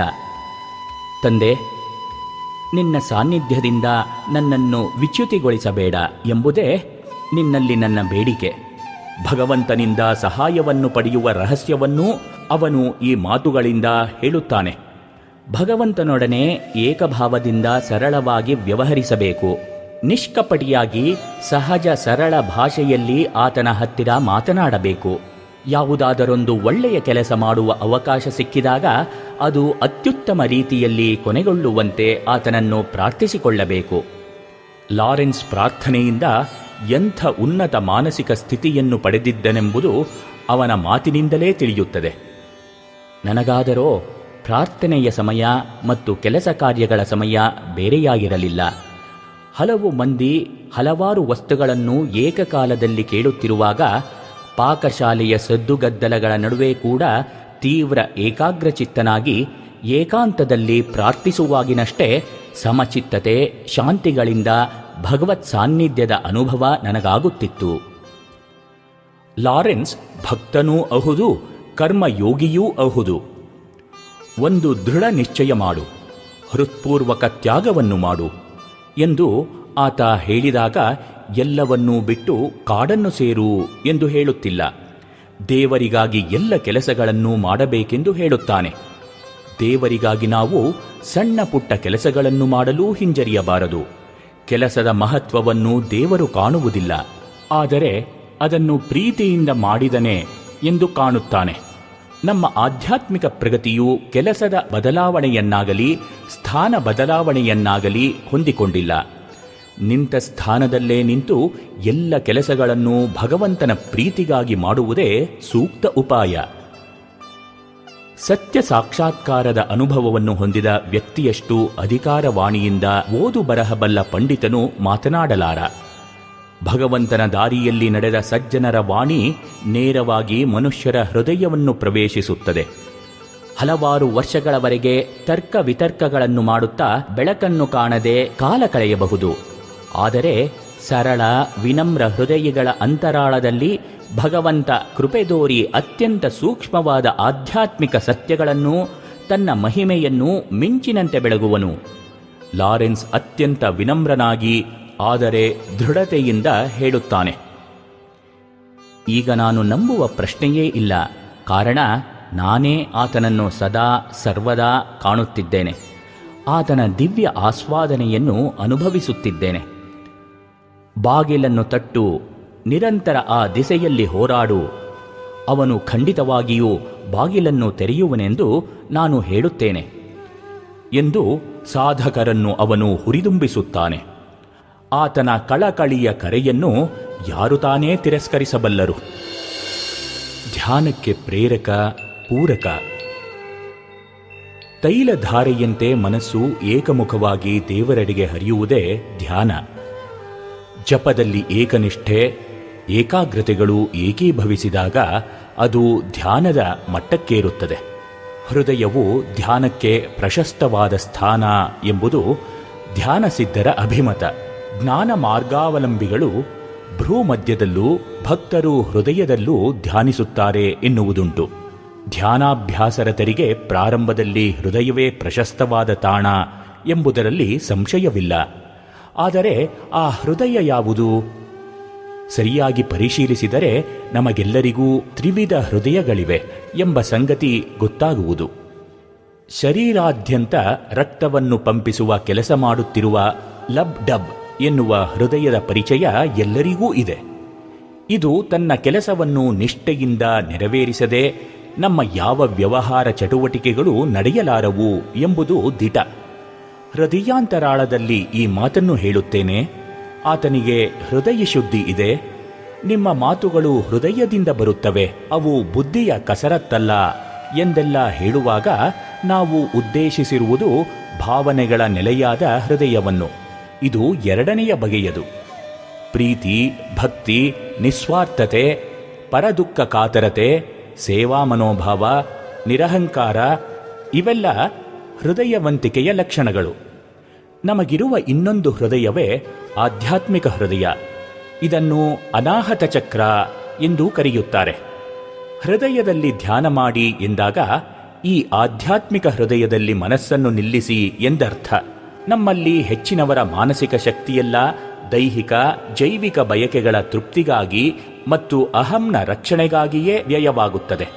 ಆಧ್ಯಾತ್ಮಿಕ ಜಾಗೃತಿಯಾಗಬೇಕಾದರೆ ಮೂಲಾಧಾರದಲ್ಲಿ ಸುಪ್ತವಾಗಿರುವ ಕುಂಡಲಿನಿ ಶಕ್ತಿ ಜಾಗೃತವಾಗಿ ಮನಸ್ಸು ಈ ಬಂಧನಗಳಿಂದ ಬಿಡಿಸಿಕೊಂಡು ಮೇಲೇರಬೇಕು. ಅಂದರೆ ನಾವು ಧ್ಯಾನ ಮಾಡುವಾಗ ಅನಾಹತ ಚಕ್ರಕ್ಕೆ ಮನಸ್ಸನ್ನೇರಿಸಬೇಕು. ಆದರೆ ಆ ಚಕ್ರದ ಸ್ಥಾನವನ್ನು ಸ್ಪಷ್ಟವಾಗಿ ತಿಳಿದುಕೊಳ್ಳದೆ ಮನಸ್ಸನ್ನಲ್ಲಿಗೆ ಏರಿಸುವುದಾದರೂ ಹೇಗೆ? ರಮಣ ಮಹರ್ಷಿಗಳೆನ್ನುವಂತೆ ನಾನುವಿನ ಮೂಲವನ್ನು ಶೋಧಿಸುತ್ತಾ ಹೋದರೆ ಈ ಚಕ್ರವನ್ನು ಅಥವಾ ಆಧ್ಯಾತ್ಮಿಕ ಹೃದಯವನ್ನು ತಲುಪಬಹುದು. ಆದರೆ ಆ ವಿಶ್ಲೇಷಣಾ ವಿಧಾನವಾದರೋ ಸುಲಭ ಸಾಧ್ಯವಲ್ಲ. ನಾನು ನಿಜವಾಗಿಯೂ ಯಾರು? ನಾನು ಎಂದುಕೊಳ್ಳುತ್ತೇನಲ್ಲ, ಇದು ಎಲ್ಲಿಂದ ಪ್ರಾರಂಭವಾಗುತ್ತದೆ? ಎಚ್ಚರದ ಅವಸ್ಥೆಯಲ್ಲಿರುವಾಗ ನಾನಾ ಜನರ ಅಥವಾ ವಿಚಾರಗಳ ಸಂಪರ್ಕಕ್ಕೆ ಬರುವ ನಾನು ಗಾಢ ನಿದ್ರೆಯ ಸಮಯದಲ್ಲಿ ಎಲ್ಲಿಗೆ ಹೋಗುತ್ತೇನೆ? ಪುನಃ ಎಚ್ಚರವಾದಾಗ ಎಲ್ಲಿಂದ ಬರುತ್ತೇನೆ? ಹೀಗೆ ನಾನು ಇರುವ ಆಗ ಮತ್ತು ಹುಟ್ಟನ್ನು ಕುರಿತು ವಿಶ್ಲೇಷಣೆ ಮಾಡುತ್ತಾ ಹೋದಂತೆ ಮತ್ತೆ ಮುಂದುವರಿಯಲಾಗದ ಒಂದು ಹಂತಕ್ಕೆ ಬಂದು ನಿಲ್ಲುವಂತಾಗುತ್ತದೆ. ಅಲ್ಲಿಯೇ ಇರುವುದು ಈ ಆಧ್ಯಾತ್ಮಿಕ ಹೃದಯ. ಆದರೆ ಈ ಥರದ ಶೋಧನೆಯ ತೀವ್ರತೆಯನ್ನು ದೀರ್ಘಕಾಲ ಉಳಿಸಿಕೊಳ್ಳುವುದು ಹೆಚ್ಚಿನವರಿಗೆ ಕಷ್ಟ. ಹಾಗಾಗಿ ಅದಕ್ಕಿಂತ ಸುಲಭ ಉಪಾಯ ಪ್ರಾರ್ಥನೆ. ಪ್ರಾರ್ಥನೆಯು ಧ್ಯಾನಕ್ಕೆ ಪ್ರೇರಕವೂ ಹೌದು, ಪೋಷಕವೂ ಹೌದು. ಪ್ರಾರ್ಥನೆಯ ಅಭ್ಯಾಸದಿಂದ ಧ್ಯಾನ ಶಕ್ತಿಶಾಲಿಯಾಗುತ್ತದೆ. ಧ್ಯಾನಕ್ಕೆ ಕುಳಿತುಕೊಳ್ಳುವುದಕ್ಕೆ ಮೊದಲು 10-15 ನಿಮಿಷಗಳ ಕಾಲ ಒಂದೇ ಮನಸ್ಸಿನಿಂದ ಪ್ರಾರ್ಥಿಸಬೇಕು. ಕಾರ್ಮೋಡಗಳು ದಟ್ಟೈಸಿದಾಗ ಹನಿಯೊಡೆದು ಮಳೆ ಸುರಿಯುವಂತೆ ಪ್ರಾರ್ಥನೆ ತೀವ್ರವಾದಾಗ ಮನಸ್ಸು ಮೇಲೇರಿ ಭಾವನಾತ್ಮಕ ಹೃದಯವನ್ನು ದಾಟಿ ಆಧ್ಯಾತ್ಮಿಕ ಹೃದಯವನ್ನು ತಲುಪುವಾಗ ಕಣ್ತುಂಬಿ ಬಂದು ಕಂಬನಿ ಹರಿಯತೊಡಗುತ್ತದೆ. ಅದೇ ವ್ಯಾಕುಲತೆಯ ಉಗಮ. ಅದರಿಂದಲೇ ಧ್ಯಾನದ ಸಿದ್ಧಿ. ಹೃದಯ ಅರಳಲು, ಬುದ್ಧಿ ಬೆಳಗಲು. ಪ್ರತಿಯೊಬ್ಬರಲ್ಲೂ ಸುಪ್ತವಾಗಿರುವ ಈ ಆಧ್ಯಾತ್ಮಿಕ ಶಕ್ತಿ ಕೇಂದ್ರವನ್ನು ಎಚ್ಚರಗೊಳಿಸಲು ಸಾಧ್ಯ. ಅದಕ್ಕೆ ಬೇಕಾಗಿರುವುದು ಮಾನಸಿಕ ಪಾವಿತ್ರ್ಯ, ಬ್ರಹ್ಮಚರ್ಯದಲ್ಲಿ ದೃಢ ಪ್ರತಿಷ್ಠೆ ಮತ್ತು ದೇವರಿಗಾಗಿ ತೀವ್ರ ಹಂಬಲ. ಪತಿ ಪತ್ನಿಯರ ಆದರ್ಶ ಈ ಮುಖವಾಗಿಯೇ ಇದ್ದರೆ ಗೃಹಸ್ಥರಿಗೂ ಇದು ಅಸಾಧ್ಯದ ಮಾತೇನಲ್ಲ. ದಿನವೂ ಕ್ರಮಬದ್ಧವಾಗಿ ತೀವ್ರ ಪ್ರಾರ್ಥನೆಯೊಂದಿಗೆ 2-3 ಗಂಟೆಗಳ ಕಾಲವಾದರೂ ಧ್ಯಾನ ಮಾಡುತ್ತಾ ಮುನ್ನಡೆದರೆ ಫಲ ಸಿಗಲು ಕೆಲವು ವರ್ಷಗಳಾದರೂ ಬೇಕು. ಆ ಕ್ರಮವನ್ನು ಅನುಸರಿಸದೆ ಪುರಸೊತ್ತಿದ್ದಾಗ ಕ್ಷಣಕಾಲ ಕಣ್ಮುಚ್ಚಿ ಕೂತು ಬಕಧ್ಯಾನ ಮಾಡಿ ಅಯ್ಯೋ ಧ್ಯಾನ ಮಾಡಿ ನೋಡಿದೆ, ಏನೂ ಆಗಲಿಲ್ಲ ಎನ್ನುವವರಿಗೆ ಕೊರತೆಯಿಲ್ಲ. ದಾರಿ ಸರಿಯಾದರೆ ಮಾತ್ರ ಗುರಿ ಸೇರಬಹುದೆಂಬುದನ್ನು ಅವರು ತಿಳಿದುಕೊಳ್ಳಬೇಕು. ಧ್ಯಾನ ಏಕಾಗ್ರತೆ ಎಂದು ಸಮೀಕರಿಸಿ ಆ ಬಗ್ಗೆ ವಿಶ್ಲೇಷಣೆ ಪ್ರಚಾರಗಳು ಇಂದು ನಡೆಯುತ್ತಿವೆ. ಆದರೆ ಇದು ಆಧ್ಯಾತ್ಮಿಕ ಸಾಧನೆ ಆಗಲಾರದು. ಧ್ಯಾನದಲ್ಲಿ ವ್ಯಾಕುಲತೆಯ ಪ್ರಾರ್ಥನೆಯಿಂದ ಪುಷ್ಟವಾದ ಮನಸ್ಸು ಅತ್ಯಂತ ಜಾಗರೂಕವಾಗಿದ್ದು ಅತಿ ಹೆಚ್ಚಿನ ಚುರುಕುತನದಿಂದ ಕೂಡಿರುತ್ತದೆ. ಅದು ವಿಶ್ರಾಮ, ಶಿಥಿಲೀಕರಣ, ನಿದ್ರಾಸ್ಥಿತಿಯ ವಿಧಾನವಲ್ಲವೇ ಅಲ್ಲ. ದೇವರಿಗಾಗಿ ವ್ಯಾಕುಲತೆ, ಅಭಿಪ್ಸೆ ಅಥವಾ ಹಂಬಲಗಳಿಲ್ಲದ ಧ್ಯಾನ ವಿಧಾನ ಪೆಟ್ರೋಲ್ ಇಲ್ಲದೆ ಕಾರನ್ನು ಓಡಿಸಲು ಮಾಡುವ ಪ್ರಯತ್ನದಂತೆಯೇ ಸರಿ. ದೇವರಿಗಾಗಿ ಹಂಬಲಿಸುತ್ತಾ ತೀವ್ರ ವ್ಯಾಕುಲತೆಯಿಂದ ಮುನ್ನಡೆದರೆ ಸರೋವರದ ನೀರಿನಡಿ ಇದುವರೆಗೆ ಹುದುಗಿದ್ದ ಕಮಲ ಭಾನುವಿನ ಉದಯಕ್ಕೆ ತಲೆ ಎತ್ತಿ ಅರಳಿ ಸೌರಭ ಸೂಸುವಂತೆ ಹೃದಯ ಕಮಲವೂ ಅರಳಿ ಭಗವದಭಿಮುಖವಾಗಿ ದೈವೀ ಗುಣಗಳಿಂದ ಶೋಭಿಸತೊಡಗುವುದು. ಸಂಶಯರಹಿತವಾದ ಈ ದಿವ್ಯ ಅನುಭೂತಿಯಿಂದ ಸಾಧಕನಲ್ಲಿ ಅಪೂರ್ವ ಸ್ಥೈರ್ಯ, ಇನ್ನೂ ಮುನ್ನಡೆಯಲು ಸ್ಫೂರ್ತಿ ಹಾಗೂ ಮಾರ್ಗದರ್ಶನ ಲಭಿಸುವುದು. ಇದೇ ಬುದ್ಧಿಯ ಬೆಳಗುವಿಕೆ. ಗಾಯತ್ರಿ ಮಂತ್ರದ ಅಂತರಾರ್ಥವೂ ಇದೆ. ಅಂತಃಶಕ್ತಿಯ ಆಗರ, ಪರಿವರ್ತನೆಯ ಪ್ರವರ್ತಕವಾಗಬಲ್ಲ ಅಂತಃಶಕ್ತಿಯ ಅಕ್ಷಯ ಆಗರವೇ ಪ್ರಾರ್ಥನೆಯಲ್ಲಿದೆ. ಗುಂಡಿ ಒತ್ತಿದೊಡನೆ ಚಿಮ್ಮುವ ಚಿಲುಮೆಯಂತೆ ಪ್ರಾರ್ಥನೆಯ ಪರಿಪಾಠದಿಂದ ಆ ಶಕ್ತಿ ಮೂಲ ಕರಗತವಾಗುತ್ತದೆಂಬುದನ್ನು ತಿಳಿದು ಬಿತ್ತರಿಸಿದ ನೋಬೆಲ್ ಪ್ರಶಸ್ತಿ ವಿಜೇತ ವಿಜ್ಞಾನಿ ವೈದ್ಯ ಡಾಕ್ಟರ್ ಅಲೆಕ್ಸಿಸ್ ಕೆರೆಲ್ಲರ ಮಾತೇ ಅದಕ್ಕೆ ಸಾಕ್ಷಿ. ಅತಿ ಹೆಚ್ಚಿನ ಪ್ರಭಾವಶಾಲಿಯಾದ ಶಕ್ತಿಯನ್ನು ಪ್ರಾರ್ಥನೆಯಿಂದ ವ್ಯಕ್ತಿಯೊಬ್ಬ ಸೃಜಿಸಬಲ್ಲ. ಭೂಮ್ಯಾಕರ್ಷಣ ಶಕ್ತಿ ಎಷ್ಟು ಸತ್ಯವೋ ಪ್ರಾರ್ಥನೆಯಿಂದ ಬಲವರ್ಧನೆ ಸಾಧ್ಯ ಎಂಬುದು ಅಷ್ಟೇ ಸತ್ಯ. ಇತರ ಎಲ್ಲ ತೆರನಾದ ಚಿಕಿತ್ಸಾ ವಿಧಾನಗಳು ಫಲಪ್ರದವಾಗದಿದ್ದಾಗ ಕೇವಲ ಶ್ರದ್ಧಾನ್ವಿತ ಹೃತ್ಪೂರ್ವಕ ಪ್ರಾರ್ಥನೆಯಿಂದ ರೋಗ ಕ್ಲೇಶಗಳಿಂದ ಮುಕ್ತರಾದ ವ್ಯಕ್ತಿಗಳನ್ನು ವೈದ್ಯನಾಗಿ ನಾನು ಕಂಡುಕೊಂಡಿದ್ದೇನೆ. ಈ ಪ್ರಾರ್ಥನಾ ವಿಧಾನ ರೇಡಿಯಂನಂತೆ ಅದ್ಭುತ ಶಕ್ತಿ ವಿಕಿರಣಶೀಲದ್ದು. ತಾನೇ ತಾನಾಗಿ ಶಕ್ತಿಯನ್ನು ಜಾಗೃತಗೊಳಿಸಿ ವೃದ್ಧಿಸುವಂಥದ್ದು. ನಾವು ಪ್ರಾರ್ಥಿಸುವಾಗಲೆಲ್ಲ ಈ ವಿಶ್ವ ಬ್ರಹ್ಮಾಂಡವನ್ನು ನಡೆಯಿಸುವ ಎಂದೆಂದಿಗೂ ಬತ್ತಿ ಬರಿದಾಗದ ದಿವ್ಯ ಶಕ್ತಿಯ ಸಂಪರ್ಕ ಲಭ್ಯವಾಗುತ್ತದೆ. ನಮ್ಮ ಕಳಕಳಿಯ ಬೇಡಿಕೆಯು ಎಷ್ಟೋ ವಿಧದ ನಮ್ಮ ದೌರ್ಬಲ್ಯಗಳನ್ನು ದೂರ ಮಾಡುತ್ತದೆ. ತನ್ಮೂಲಕ ನಾವು ಬಲಿಷ್ಠರಾಗಿ ತಲೆ ಎತ್ತುತ್ತೇವೆ. ಭಗವಂತನನ್ನು ಹೃತ್ಪೂರ್ವಕವಾಗಿ ಪ್ರಾರ್ಥಿಸಿದಾಗಲೆಲ್ಲ ನಮ್ಮ ತನು ಮನಗಳಲ್ಲಿ ಶುಭ ಪರಿಣಾಮ ಆಗಿಯೇ ತೀರುತ್ತದೆ. ಶಕ್ತಿಯ ಬರವನ್ನೆದುರಿಸಲು ಬೇರೆ ಬೇರೆ ಶಕ್ತಿ ಮೂಲಗಳನ್ನು ಸೂರೆಗೈಯಲು ಹವಣಿಸುತ್ತಿರುವ ವಿಜ್ಞಾನಿಗಳ ದೃಷ್ಟಿ ಈ ಕಡೆಗೆ ಹರಿದಿದ್ದಲ್ಲಿ ಮನುಕುಲವೇ ಉದ್ಧಾರವಾಗುತ್ತಿತ್ತು.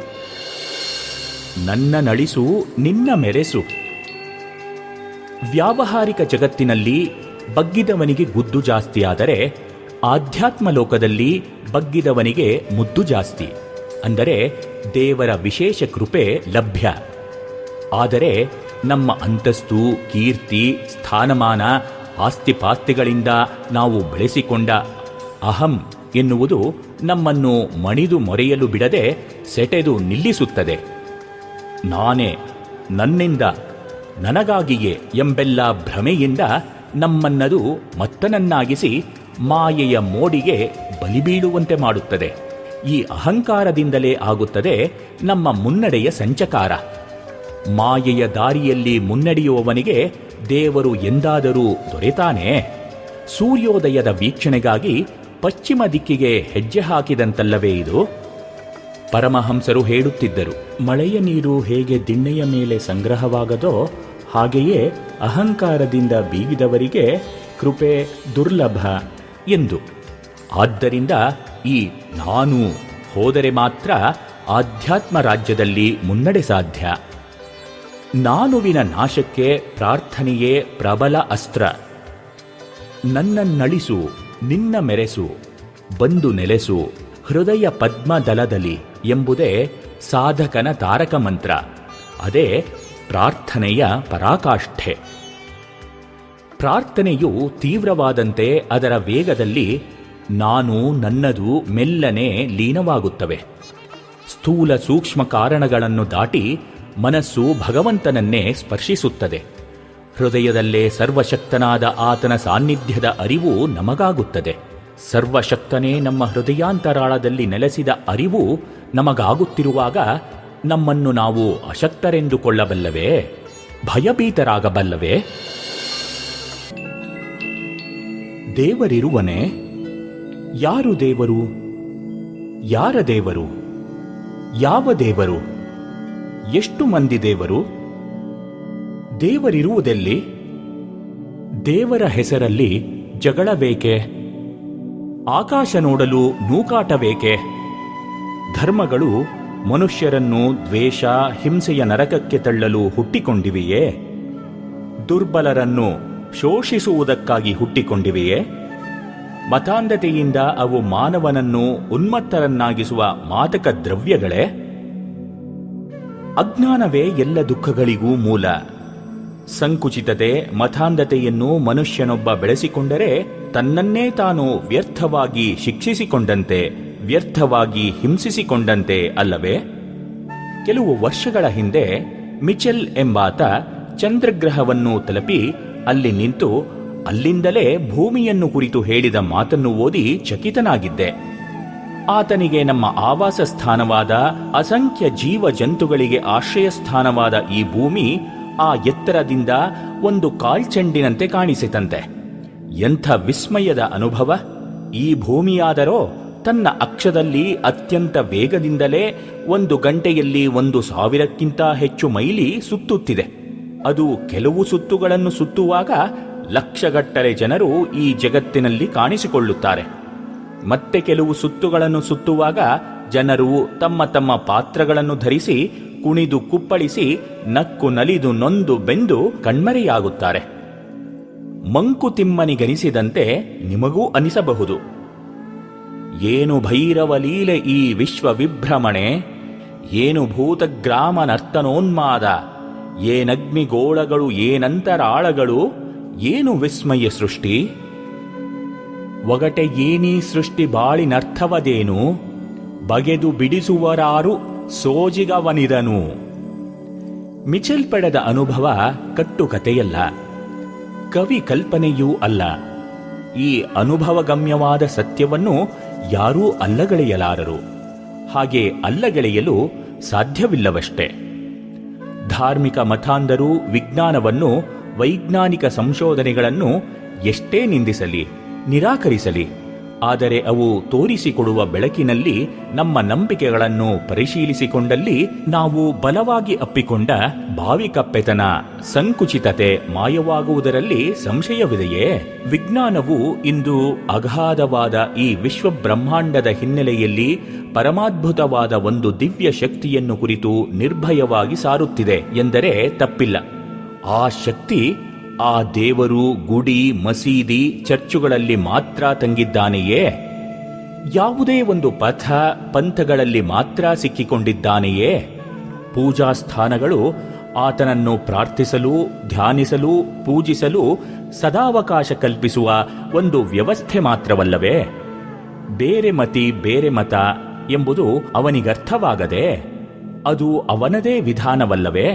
ಮನುಷ್ಯ ಹೃದಯದ ಭಾವನೆಗಳನ್ನು ಅರಿಯಲಾರದ ಅಸಹಾಯಕನೇ ಅವನು. ಕೆಲವು ವರ್ಷಗಳ ಹಿಂದೆ ನ್ಯೂಯಾರ್ಕ್ ಅಕಾಡೆಮಿ ಆಫ್ ಸೈನ್ಸ್ ಅಧ್ಯಕ್ಷರಾದ ವಿಜ್ಞಾನಿ ಎ. ಕ್ರೆಸಿ ಮ್ಯಾರಿಸನ್ ರೀಡರ್ಸ್ ಡೈಜೆಸ್ಟ್ ಮಾಸಪತ್ರಿಕೆಯಲ್ಲಿ ವಿಜ್ಞಾನಿ ದೇವರಲ್ಲಿ ಏಕೆ ವಿಶ್ವಾಸವನ್ನು ಇಡುತ್ತಾನೆಂಬುದಕ್ಕೆ 7 ಕಾರಣಗಳು ಎಂಬ ಲೇಖನವನ್ನು ಬರೆದಿದ್ದರು. ವಿಜ್ಞಾನದ ವಿವಿಧ ಕ್ಷೇತ್ರಗಳಲ್ಲಿ ನಡೆದ ಅಸಂಖ್ಯ ಶೋಧನೆಗಳನ್ನು ಗಮನದಲ್ಲಿಟ್ಟುಕೊಂಡು ಎತ್ತರದಲ್ಲಿ ನಿಂತು ಸುತ್ತಲೂ ನೋಡಿದಂತೆ ಸಂದೇಹಕ್ಕೆಡೆಗೊಡದ ವೈಜ್ಞಾನಿಕ ವೈಚಾರಿಕ ವಿಧಾನದಿಂದಲೇ ಅವರು ಸರ್ವತ್ರ ಸರ್ವವ್ಯಾಪಿಯಾದ ಅಚಿಂತ್ಯ ಶಕ್ತಿಯಾದ ಪರಮಾತ್ಮನ ಅಸ್ತಿತ್ವದಲ್ಲಿ ನಮ್ಮ ನಂಬಿಕೆಯನ್ನು ದೃಢಗೊಳಿಸುತ್ತಾರೆ. ನಮ್ಮ ಅರಿವು ನುಗ್ಗಲಾರದ, ಸಂಶೋಧಿಸಲಾರದ ಆ ಪರಮಾದ್ಭುತದಿಂದಲೇ ಈ ವಿಸ್ಮಯವೆನಿಸುವ ವಿಶ್ವ ಬ್ರಹ್ಮಾಂಡ, ಅದರ ಹೊಳೆಯುವ ಸೌಂದರ್ಯ ವ್ಯಕ್ತವಾಗುತ್ತಿದೆ ಎಂದು ಐನ್ಸ್ಟೀನರ ವಾಕ್ಯ ಎಷ್ಟೊಂದು ಸಂಗತವಾಗಿದೆ. ಮೋರಿಸನ್ ತಮ್ಮ ಲೇಖನದಲ್ಲಿ ಹೇಳಿದ ಮಾತು ಇಂತಿವೆ: ಡಾರ್ವಿನ್ ನಂತರ ಈ 100 ವರ್ಷಗಳಲ್ಲಿ ನಾವು ಅತ್ಯಾಶ್ಚರ್ಯಕರವಾದ ಸಂಶೋಧನೆಗಳನ್ನು ಮಾಡಿದ್ದೇವೆ. ವೈಜ್ಞಾನಿಕವಾದ ವಿನಮ್ರ ಭಾವನೆಯಿಂದಲೇ ಬರಿಯ ನಂಬಿಕೆಯಲ್ಲ, ಅರಿವನ್ನು ಆಧರಿಸಿ ಮೂಢವಲ್ಲದ ನಂಬಿಕೆಯ ಪ್ರಕಾರ ಭಗವತ್ ಸಾನ್ನಿಧ್ಯದ ಅನುಭವವನ್ನು ಸಮೀಪಿಸುತ್ತಿದ್ದೇವೆ. ವಿಜ್ಞಾನಿ ಹೇಳುವ ಈ ಭಗವತ್ ಸ್ವರೂಪವನ್ನು ಕುರಿತು ಹೇಳಿಕೆಯನ್ನು ವಿಚಾರವಂತರು ಅಲ್ಲಗಳೆಯಲು ಸಾಧ್ಯವಿಲ್ಲ. ಆದರೆ ನಮ್ಮ ಸಂಕುಚಿತ ಕಲ್ಪನೆಗಳಿಗೆ ದೀರ್ಘಕಾಲದಿಂದ ತುತ್ತಾದ ನಮಗೆ ಅದರಿಂದ ಬಿಡಿಸಿಕೊಳ್ಳುವುದು ಕಷ್ಟವೆನಿಸಿದರೂ ಕ್ರಮೇಣ ಸಾಧ್ಯ ಎಂಬುದನ್ನು ನೆನಪಿನಲ್ಲಿಡಬೇಕು. ವಸ್ತುವಿನ ಸೂಕ್ಷ್ಮಾತಿ ಸೂಕ್ಷ್ಮ ಸ್ವರೂಪದ ಬಗೆಗೂ ವಿಜ್ಞಾನದ ಸಂಶೋಧನೆ ಅಚ್ಚರಿ ಎನಿಸುವ ವಿಷಯಗಳನ್ನು ನಮಗೆ ತಿಳಿಸುತ್ತದೆ. ಹೆಚ್ಚಿನ ವಿವರಗಳ ಅವಶ್ಯಕತೆ ಇಲ್ಲ. ಆಟಮ್ ಅಥವಾ ಅಣು ಎಂದು ಕರೆಯಲ್ಪಡುವ ವಸ್ತುವಿನ ಗಾತ್ರ ಎಷ್ಟು ಗೊತ್ತೇ? 1 ಮಿಲಿಮೀಟರ್ ಪರಿಮಾಣದ ವಸ್ತುವನ್ನು ಮಿಲಿಯ ಎಂದರೆ 10 ಲಕ್ಷ ಭಾಗ ಮಾಡಿ ಅದರಲ್ಲಿ 1 ಭಾಗವನ್ನು ತೆಗೆದುಕೊಂಡರೆ ಎಷ್ಟೋ ಅಷ್ಟು. ಈ ಅಣುವಿನಲ್ಲಿ ಇಲೆಕ್ಟ್ರಾನ್, ಪ್ರೋಟಾನ್, ನ್ಯೂಟ್ರಾನ್ ಎಂಬ ಸೂಕ್ಷ್ಮಾತಿ ಸೂಕ್ಷ್ಮ ಶಕ್ತಿಯ ಕಣಗಳಿವೆ. ವಿದ್ಯುತ್ತಿನಂಥ ಆ ಶಕ್ತಿಯ ಕಣಗಳೆಂಬ ಇಟ್ಟಿಗೆಗಳಿಂದಲೇ ಈ ವಿಶ್ವ ಬ್ರಹ್ಮಾಂಡದ ರಚನೆಯಾಗಿದೆ ಎಂದರೆ ನಂಬುವಿರಾ? ಈ ವಿಶ್ವ ಬ್ರಹ್ಮಾಂಡ ಹಾಗೂ ಅಸಂಖ್ಯ ನಾಮರೂಪಗಳಾಗಿ ವಿಂಗಡವಾಗಿರುವ ಜೀವ ಜಂತು, ಆಕಾಶ, ನೀರು, ವಾಯು ಇವೆಲ್ಲವುಗಳ ಮೂಲದಲ್ಲಿ ಒಂದೇ ಶಕ್ತಿ. ಆ ಶಕ್ತಿಯ ಆವಿರ್ಭಾವ, ಅರ್ಥಪೂರ್ಣ ಆವಿರ್ಭಾವ ಈ ಜಗತ್ತು.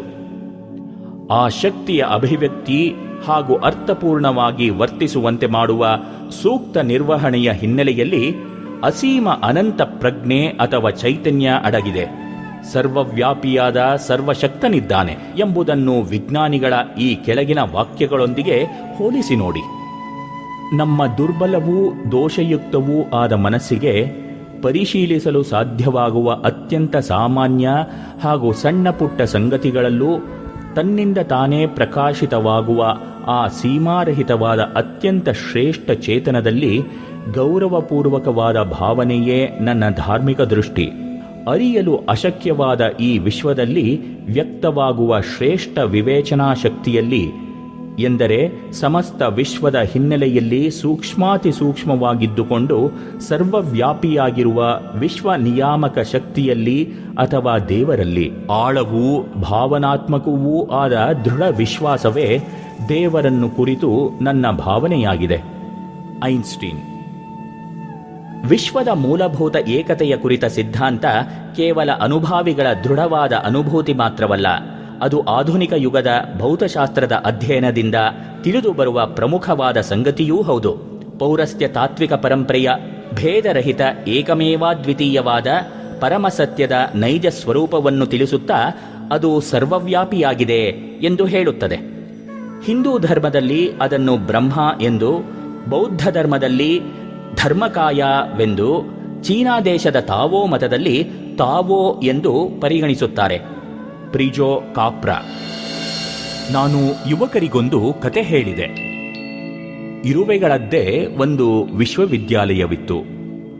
ಆ ವಿಶ್ವವಿದ್ಯಾಲಯದ ವೈಸ್ ಚಾನ್ಸಲರ್ ಸಂಶೋಧನಾ ವಿಭಾಗದ ಮುಖ್ಯಸ್ಥರಾದ ಪ್ರೊಫೆಸರ್ ಇರುವೆಯಪ್ಪನವರನ್ನು ಕರೆದು ಮನುಷ್ಯರು ನಡೆಸುವ ಪ್ರೆಸ್ಸನ್ನು, ಪುಸ್ತಕಗಳುಂಟಾಗುವ ವಿಧಾನವನ್ನೂ ಕುರಿತು ಸಂಶೋಧನೆ ಮಾಡುವಂತೆ ಹೇಳಿ ಒಂದು ಮಹಾಪ್ರಬಂಧವನ್ನು ಸಿದ್ಧಪಡಿಸುವಂತೆ ಆಜ್ಞಾಪಿಸಿದರು. ಆ ಇರುವೆಯಾದರೋ 3 ತಿಂಗಳುಗಳ ಕಾಲ ತನ್ನ ಸಹಾಯಕರೊಂದಿಗೆ ಪ್ರೆಸ್ಸನ್ನು ತಾವೇ ನಿರ್ಮಿಸಿಕೊಂಡು ಟೆಲಿಸ್ಕೋಪ್, ಮೈಕ್ರೋಸ್ಕೋಪ್ ಮೂಲಕ ಆಮೂಲಾಗ್ರವಾಗಿ ಪರಿಶೀಲಿಸಿ ಮಹಾಪ್ರಬಂಧವನ್ನು ರಚಿಸಿತು. ನಾನು ಮತ್ತು ನನ್ನ ಸಹಾಯಕರು ಹಗಲು ರಾತ್ರಿ ಕಣ್ಣಿನ ಮೇಲೆ ಕಣ್ಣಿಟ್ಟು ಅಚ್ಚುಕೂಟವನ್ನು ಪರಿಶೀಲಿಸಿದೆವು. ಕೆಲವು ಬಿಳಿಯ ಹಾಳೆಗಳ ಮೇಲೆ ಕಬ್ಬಿಣದ ಮೊಳೆಗಳು ಕ್ರಮಬದ್ಧವಾಗಿ ಲಯಬದ್ಧವಾಗಿ ಬೀಳುವುದರಿಂದ ಗ್ರಂಥಗಳಾಗುತ್ತವೆಯೇ ಹೊರತು ಗ್ರಂಥಕರ್ತನೊಬ್ಬನಿರುವನೆಂಬುದಕ್ಕೆ ನನಗೆ ಯಾವ ಪುರಾವೆಯೂ ಸಿಗಲಿಲ್ಲ. ಗ್ರಂಥಕರ್ತನಿದ್ದಾನೆ ಎಂಬುದು ದೀರ್ಘಕಾಲದಿಂದ ಗಟ್ಟಿಯಾಗಿ ನೆಲೆ ನಿಂತ ಮೂಢನಂಬಿಕೆ. ಹೆಚ್ಚು ಹೆಚ್ಚು ಪರಿಶೀಲನೆ, ಪ್ರಯೋಗ, ಅನ್ವೇಷಣೆಗಳು ನಡೆದಂತೆಲ್ಲ ಈ ಮೂಢನಂಬಿಕೆ ಮಾಯವಾಗುವುದು ಎಂದು ಅದು ತನ್ನ ವೈಜ್ಞಾನಿಕ ಅನಿಸಿಕೆಯನ್ನು ಸ್ಪಷ್ಟವಾಗಿ ಸಾರಿ ಹಿರಿಯ ಬುದ್ಧಿಜೀವಿ ಇರುವೆಗಳಿಗೆ ಸಿಗುವ ಬಹುಮಾನವನ್ನು ತಾನೂ ಗಿಟ್ಟಿಸಿಕೊಂಡಿತಂತೆ. ಈಗ ಪುಸ್ತಕವನ್ನು ಒಂದು ಹಸುವಿನೆದುರು ಇಟ್ಟರೆ ಅದು ಅದನ್ನು ತಿನ್ನಲು ಸಾಧ್ಯವೇ ಎಂದು ನೆಕ್ಕಿ ನೋಡಿ ಅಸಾಧ್ಯವೆಂದು ತಿಳಿದು ಬಳಿಕ ಅದರ ಕಡೆಗೆ ಗಮನವನ್ನೇ ಕೊಡದು. ಹಸುವಿಗೆ ಪುಸ್ತಕವು ತಿನ್ನಲಾಗದ ವಸ್ತುವೆಂಬ ಜ್ಞಾನವಾಗಿದೆ. ಓದು ಬರಹದ ಗಂಧಗಾಳಿಯಿಲ್ಲದ ಪುಸ್ತಕದ ಬಗೆಗೆ ಏನನ್ನೂ ಕಂಡು ಕೇಳಿ ಅರಿಯದ ಆಫ್ರಿಕಾದ ಕಗ್ಗಾಡಿನಲ್ಲಿರುವ ವ್ಯಕ್ತಿಯ ಎದುರು ಪುಸ್ತಕವನ್ನಿಡಿ, ಅವನು ಅದನ್ನು ಮುಟ್ಟಿ ನೋಡಿ ತನ್ನ ಹತ್ತಿರವಿಟ್ಟುಕೊಳ್ಳಬಹುದು, ದೂರಕ್ಕೆ ಎಸೆಯಲೂಬಹುದು. ಒಂದು ವೇಳೆ ಪುಸ್ತಕವನ್ನು ತೆರೆದು ನೋಡಿದಾಗ ಅಲ್ಲಿರುವ ಅಕ್ಷರಗಳು ಅವನ ಪಾಲಿಗೆ ಕಪ್ಪು ಇರುವೆಗಳ ಸಾಲಿನಂತೆ ಕಾಣಬಹುದು. ಅವನ ತಿಳುವಳಿಕೆಗೆ ಮೀರಿದ ವಸ್ತು ಅದು. ಆದರೂ ಪುಸ್ತಕದ ಬಗೆಗೆ ಒಂದು ತೆರೆನಾದ ಜ್ಞಾನ ಅವನಿಗುಂಟಾಗಿದೆ. ಈಗ ಪುಸ್ತಕವನ್ನು ಓದಿ ಅರ್ಥೈಸಿಕೊಳ್ಳಬಲ್ಲ ವ್ಯಕ್ತಿಯ ಎದುರು ಪುಸ್ತಕವನ್ನಿಡಿ. ಓಹ್, ಒಳ್ಳೆಯ ಪುಸ್ತಕವೆಂದು ತೋರುತ್ತದೆ, ನನಗೆ ಈ ಭಾಷೆ ತಿಳಿಯದು, ಏನು ಮಾಡಲಿ ಎನ್ನುತ್ತಾನೆ. ಭಾಷೆಯನ್ನು ತಿಳಿದ ವ್ಯಕ್ತಿ ಆ ಗ್ರಂಥವನ್ನು ಓದುತ್ತೋದುತ್ತಾ ಕೆಲವೊಮ್ಮೆ ಗಂಭೀರವಾಗುತ್ತಾನೆ, ಕೆಲವೊಮ್ಮೆ ಕಂಬನಿದುಂಬುತ್ತಾನೆ, ಕೆಲವೊಮ್ಮೆ ನಗುತ್ತಾನೆ, ಕೆಲವೊಮ್ಮೆ ಆಹಾ, ಓಹ್ ಎನ್ನುತ್ತಾನೆ. ಎಷ್ಟೊಂದು ಅರ್ಥಪೂರ್ಣವಾಗಿದೆ ಬರಹ ಎಂದು ಅಚ್ಚರಿಯಿಂದ ಪ್ರಶಂಸಿಸುತ್ತಾನೆ. ಪುಸ್ತಕವು ಬರಹಗಾರನ ಅಭಿಪ್ರಾಯದ ಸುವ್ಯವಸ್ಥಿತ ಅಭಿವ್ಯಕ್ತಿ ಎಂಬುದು ಸ್ಪಷ್ಟ. ನಿಜ, ಗ್ರಂಥ ರಚನೆ ಮಾಡಿದವನು ಸೀಮಿತ ಶಕ್ತಿಯ ವ್ಯಕ್ತಿ. ಆದರೆ ವಿಶ್ವವೆಂಬ ಕಾವ್ಯವನ್ನು ರಚಿಸಿದವನು ಸರ್ವಜ್ಞನೂ ಸರ್ವಶಕ್ತನೂ ಸರ್ವವ್ಯಾಪಿಯೂ ಆದ ನಿಯಾಮಕನು. ಅವನನ್ನೇ ನಾವು ದೇವರು ಎನ್ನುವುದು. ಪ್ರತಿಯೊಂದು ಅಣುಕಣವನ್ನೂ ಅರ್ಥಪೂರ್ಣವಾಗಿ ವರ್ತಿಸುವಂತೆ ಮಾಡಿ ಈ ಪರಮಾದ್ಭುತ ವಿಶ್ವದ ಸೃಷ್ಟಿ, ಸ್ಥಿತಿ ಮತ್ತು ಲಯಗಳನ್ನು ನಿರಂತರವಾಗಿ ನಡೆಯುವಂತೆ ಮಾಡಿದ್ದಾನೆ. ಮೇಲಿನ ಮಾತುಗಳಲ್ಲಿ ದೇವರನ್ನು ಕುರಿತು ಸಂಕುಚಿತ ಭಾವನೆಗಳ ಬಿಗಿ ಹಿಡಿತದಿಂದ ನಮ್ಮನ್ನು ನಾವು ಹೇಗೆ ಬಿಡಿಸಿಕೊಳ್ಳಬಹುದೆಂಬುದನ್ನು ಕಾಣಬಹುದು. ಜೊತೆಗೆ ದುರಭಿಮಾನ, ಪರಮತ ಅಸಹಿಷ್ಣುತೆ, ದ್ವೇಷ, ಮೌಢ್ಯಗಳ ಕಾರಾಗೃಹದಿಂದ ನಮ್ಮನ್ನು ನಾವು ಹೇಗೆ ತಪ್ಪಿಸಿಕೊಳ್ಳಬಹುದೆಂಬುದನ್ನು ಊಹಿಸಬಹುದು. ಪರಮಾರ್ಥ ಸತ್ಯವು ಯಾವುದೇ ಒಂದು ಆವಿರ್ಭಾವಕ್ಕೆ ಸೀಮಿತವಲ್ಲ. ಅದು ಏಕಮುಖವಾದುದಲ್ಲ, ಅದು ಸರ್ವತೋಮುಖವಾದುದು. ಒಂದು ಅವತಾರ ಅಥವಾ ಒಂದು ಪ್ರವಾದಿಯ ಬೋಧನೆಗೆ ಸೀಮಿತವಲ್ಲ ಎಂಬ ಉದಾರ ದೃಷ್ಟಿ ಬೆಳೆಯದೆ ಧಾರ್ಮಿಕರಲ್ಲಿ ಪರಸ್ಪರ ದ್ವೇಷ, ಜಗಳ, ಬಡಿದಾಟ ನಿಲ್ಲದು, ಶಾಂತಿ ನೆಲೆಸದು. ವಿಜ್ಞಾನಕ್ಕೆ ಸಮ್ಮತವಾದ ಎಲ್ಲರೂ ಒಪ್ಪಲೇಬೇಕಾದ ಈ ವಿಶ್ವ ವಿಶಾಲ ಭಾವನೆಯನ್ನು ಭಾರತೀಯ ಋಷಿ ಪರಂಪರೆ ಹಿಂದೆ ಸಾರಿತ್ತು. ಚಿಕಾಗೋ ಸರ್ವಧರ್ಮ ಸಮ್ಮೇಳನದಲ್ಲಿ ಸ್ವಾಮಿ ವಿವೇಕಾನಂದರು 19ನೇ ಶತಮಾನದ ಅಂತ್ಯಭಾಗದಲ್ಲಿ ದಿಕ್ತಟಗಳು ಮೊಳಗುವಂತೆ ಇನ್ನೊಮ್ಮೆ ಈ ಉದಾರ ಭಾವನೆಯನ್ನೇ ಉದ್ಘೋಷಿಸಿದರು. ಮುಂದೆಯೂ ಭಾರತದಿಂದಲೇ ಈ ಭಾವ ಘೋಷಿಸಲ್ಪಡುವುದು. ಸಾವಕಾಶವಾಗಿ ಜಗತ್ತಿನ ಎಲ್ಲ ಜನಾಂಗಗಳು ಅದನ್ನು ಅನಿವಾರ್ಯವಾಗಿ ಸ್ವೀಕರಿಸುವವು ಎಂಬುದರಲ್ಲಿ ಸಂದೇಹವಿಲ್ಲ. ಈ ಉದಾರ ಭಾವನೆಯನ್ನು ಬೋಧಿಸುವುದಕ್ಕಾಗಿಯೇ ಭಗವಂತ ಭರತಖಂಡವನ್ನು ರಕ್ಷಿಸಿ ತಲೆ ಎತ್ತಿ ನಿಲ್ಲುವಂತೆ ಮಾಡುವನು.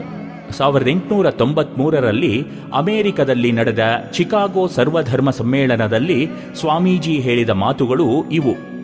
ಜಗತ್ತಿಗೆ ವಿಶ್ವಧರ್ಮ ಸಮ್ಮೇಳನವು ಏನನ್ನಾದರೂ ತೋರಿಸಿದ್ದರೆ ಅದು ಇದು. ದೈವಿ ಪ್ರಜ್ಞೆ, ಪವಿತ್ರತೆ, ದಯೆ, ದಾನಬುದ್ಧಿ ಮುಂತಾದವುಗಳು ಜಗತ್ತಿನ ಯಾವ ಒಂದು ಧರ್ಮ ಸಂಸ್ಥೆಗೋ ಧರ್ಮಕ್ಕೋ ಮೀಸಲಾದುದಲ್ಲ. ಪ್ರತಿಯೊಂದು ಧರ್ಮವೂ ಕೂಡ ಉನ್ನತ ಮಟ್ಟದ ಉದಾತ್ತ ಚರಿತರಾದ ಸ್ತ್ರೀ ಪುರುಷರನ್ನು ಕೊಟ್ಟಿರುವುದು. ಇಷ್ಟೊಂದು ಸಾಕ್ಷ್ಯಾಧಾರಗಳು ಇರುವಾಗಲೂ ಯಾರಾದರೂ ತಮ್ಮ ಧರ್ಮ ಒಂದೇ ಬಾಳುವುದು, ಇತರ ಧರ್ಮಗಳೆಲ್ಲವೂ ನಾಶವಾಗುವುದೆಂದು ತಿಳಿದುಕೊಂಡರೆ ಅವರ ಅಜ್ಞಾನ, ಮತಾಂಧತೆ, ಮತಿಹೀನತೆಗಳನ್ನು ಕಂಡು ನಾನು ತೀವ್ರವಾಗಿ ಮರುಗುತ್ತೇನೆ, ಕನಿಕರ ಪಡುತ್ತೇನೆ. ಪ್ರತಿಯೊಂದು ಧರ್ಮದ ಧ್ವಜದ ಮೇಲೂ ವಿಭಿನ್ನ ಧರ್ಮಾನುಯಾಯಿಗಳು ಎಷ್ಟೇ ವಿರೋಧಿಸಿದರೂ ಹೋರಾಟವಲ್ಲ ಸಹಾಯ, ನಾಶವಲ್ಲ ಸ್ವೀಕಾರ, ವೈಮನಸ್ಯವಲ್ಲ ಶಾಂತಿ ಮತ್ತು ಸಮನ್ವಯ ಎಂಬುದನ್ನು ಬೇಗ ಬರೆಯಲಾಗುವುದು. ವೈಜ್ಞಾನಿಕ ಸಂಶೋಧನೆಗಳ ಬೆಳಕಿನಲ್ಲಿ, ವಿಜ್ಞಾನದ ಪರಮಾದ್ಭುತವಾದ ನೂತನ ಸಂಶೋಧನೆಗಳ ಬೆಳಕಿನಲ್ಲಿ ಇಡೀ ಜಗತ್ತೇ ಒಂದು ಎಂಬುದು ಸ್ಪಷ್ಟವಾಗಿರುವ ಸನ್ನಿವೇಶದಲ್ಲಿ ಜಗತ್ತಿನ ನಿಯಾಮಕನೂ ಒಬ್ಬನೇ, ಎಲ್ಲರೂ ದೇವರ ಮಕ್ಕಳೇ ಎಂಬ ಶ್ರೇಷ್ಠ ಸತ್ಯವನ್ನು ಎಲ್ಲ ಧಾರ್ಮಿಕ ಮುಖಂಡರು ಪ್ರಸಾರ ಮಾಡಬೇಕಾದ ಕಾಲ ಸನ್ನಿಹಿತವಾಗಿದೆ. ಭಾಷೆಗಳಲ್ಲಿ ವೈವಿಧ್ಯವಿದೆ. ಜಗತ್ತಿನಲ್ಲಿ 4,500 ಭಾಷೆಗಳಿರಬಹುದು. ಆ ಭಾಷೆಯ ಶಬ್ದವು ಸೂಚಿಸುವ ವಸ್ತುವಿನಲ್ಲಿಲ್ಲ. ಭಗವದ್ಭಾವನೆ ಮತ್ತು ಪೂಜಾ ವಿಧಾನಗಳಲ್ಲಿ ವ್ಯತ್ಯಾಸವಿದೆ. ಪೂಜಿಸಲ್ಪಡುವ ತತ್ವ ಒಂದೇ. ಅತಿರೇಕದ ಸ್ವಮತಾಭಿಮಾನ, ಧಾರ್ಮಿಕ ಮತಾಂಧತೆ, ಅನ್ಯಮತ ದ್ವೇಷ, ತನ್ನ ಮತ ಮಾತ್ರ ಸತ್ಯ, ಅದು ಮಾತ್ರ ಉಳಿಯಬೇಕು, ಉಳಿದವರದು ನಾಶವಾಗಬೇಕೆಂಬ ಆಂತರಿಕ ಬಯಕೆ ಇವು ಈ ಸುಂದರ ಜಗತ್ತನ್ನು ಬಹುಕಾಲದಿಂದ ಆವರಿಸಿಕೊಂಡಿರುವ ವಿಚಾರ. ಇತಿಹಾಸ ದಾಖಲಿಸುತ್ತಲಿದೆ. ಜಗತ್ತಿನಲ್ಲಿ ಹಿಂಸೆಯ ನರಕಕ್ಕೆ ತಳ್ಳುವ, ರಕ್ತದ ಕಾಲುವೆ ಹರಿಸುವ, ಮಾನವತೆ ಮತ್ತು ಸಂಸ್ಕೃತಿಯನ್ನು ನಾಶಗೊಳಿಸುವ, ಬದುಕನ್ನು ನಿರಾಶೆಯ ಕೂಪಕ್ಕೆ ತಳ್ಳುವ ಧರ್ಮ ವಿರೋಧಿ ಈ ಕಾರ್ಯಕ್ರಮ ಧಾರ್ಮಿಕರೆನಿಸಿಕೊಂಡವರಿಂದಲೇ ಆರಂಭವಾಯಿತು ಎನ್ನುವ ಸಂಗತಿ ಎಂಥ ದುರಂತ! ಇದೀಗ ಅಂಥ ಚಟುವಟಿಕೆಗಳಿಗೆ ಪೂರ್ಣ ವಿರಾಮ ಹಾಕುವಂತೆ ಎಲ್ಲ ಧಾರ್ಮಿಕ ಪಂಗಡಗಳಲ್ಲಿ ಇರುವ ಉದಾರ ಭಾವನೆಯ ಧಾರ್ಮಿಕ ಮುಖಂಡರು ವಿಶೇಷ ರೀತಿಯಿಂದ ಶ್ರಮಿಸಬೇಕಾಗಿದೆ. ಭಗವಂತನನ್ನು ಸರ್ವಜ್ಞ, ಸರ್ವಶಕ್ತ, ಸರ್ವವ್ಯಾಪಿ ಎನ್ನುತ್ತಾ ಅವನ ಮನಸ್ಸಿಗೆ ನೋವನ್ನುಂಟು ಮಾಡಿ ಶಾಪಗ್ರಸ್ತರಾಗುವ ದುಷ್ಕಾರ್ಯಕ್ಕೆ ನಿಜವಾದ ಧಾರ್ಮಿಕ ಮುಖಂಡರು ಪ್ರೇರಣೆ ನೀಡಲು ಸಾಧ್ಯವೇ?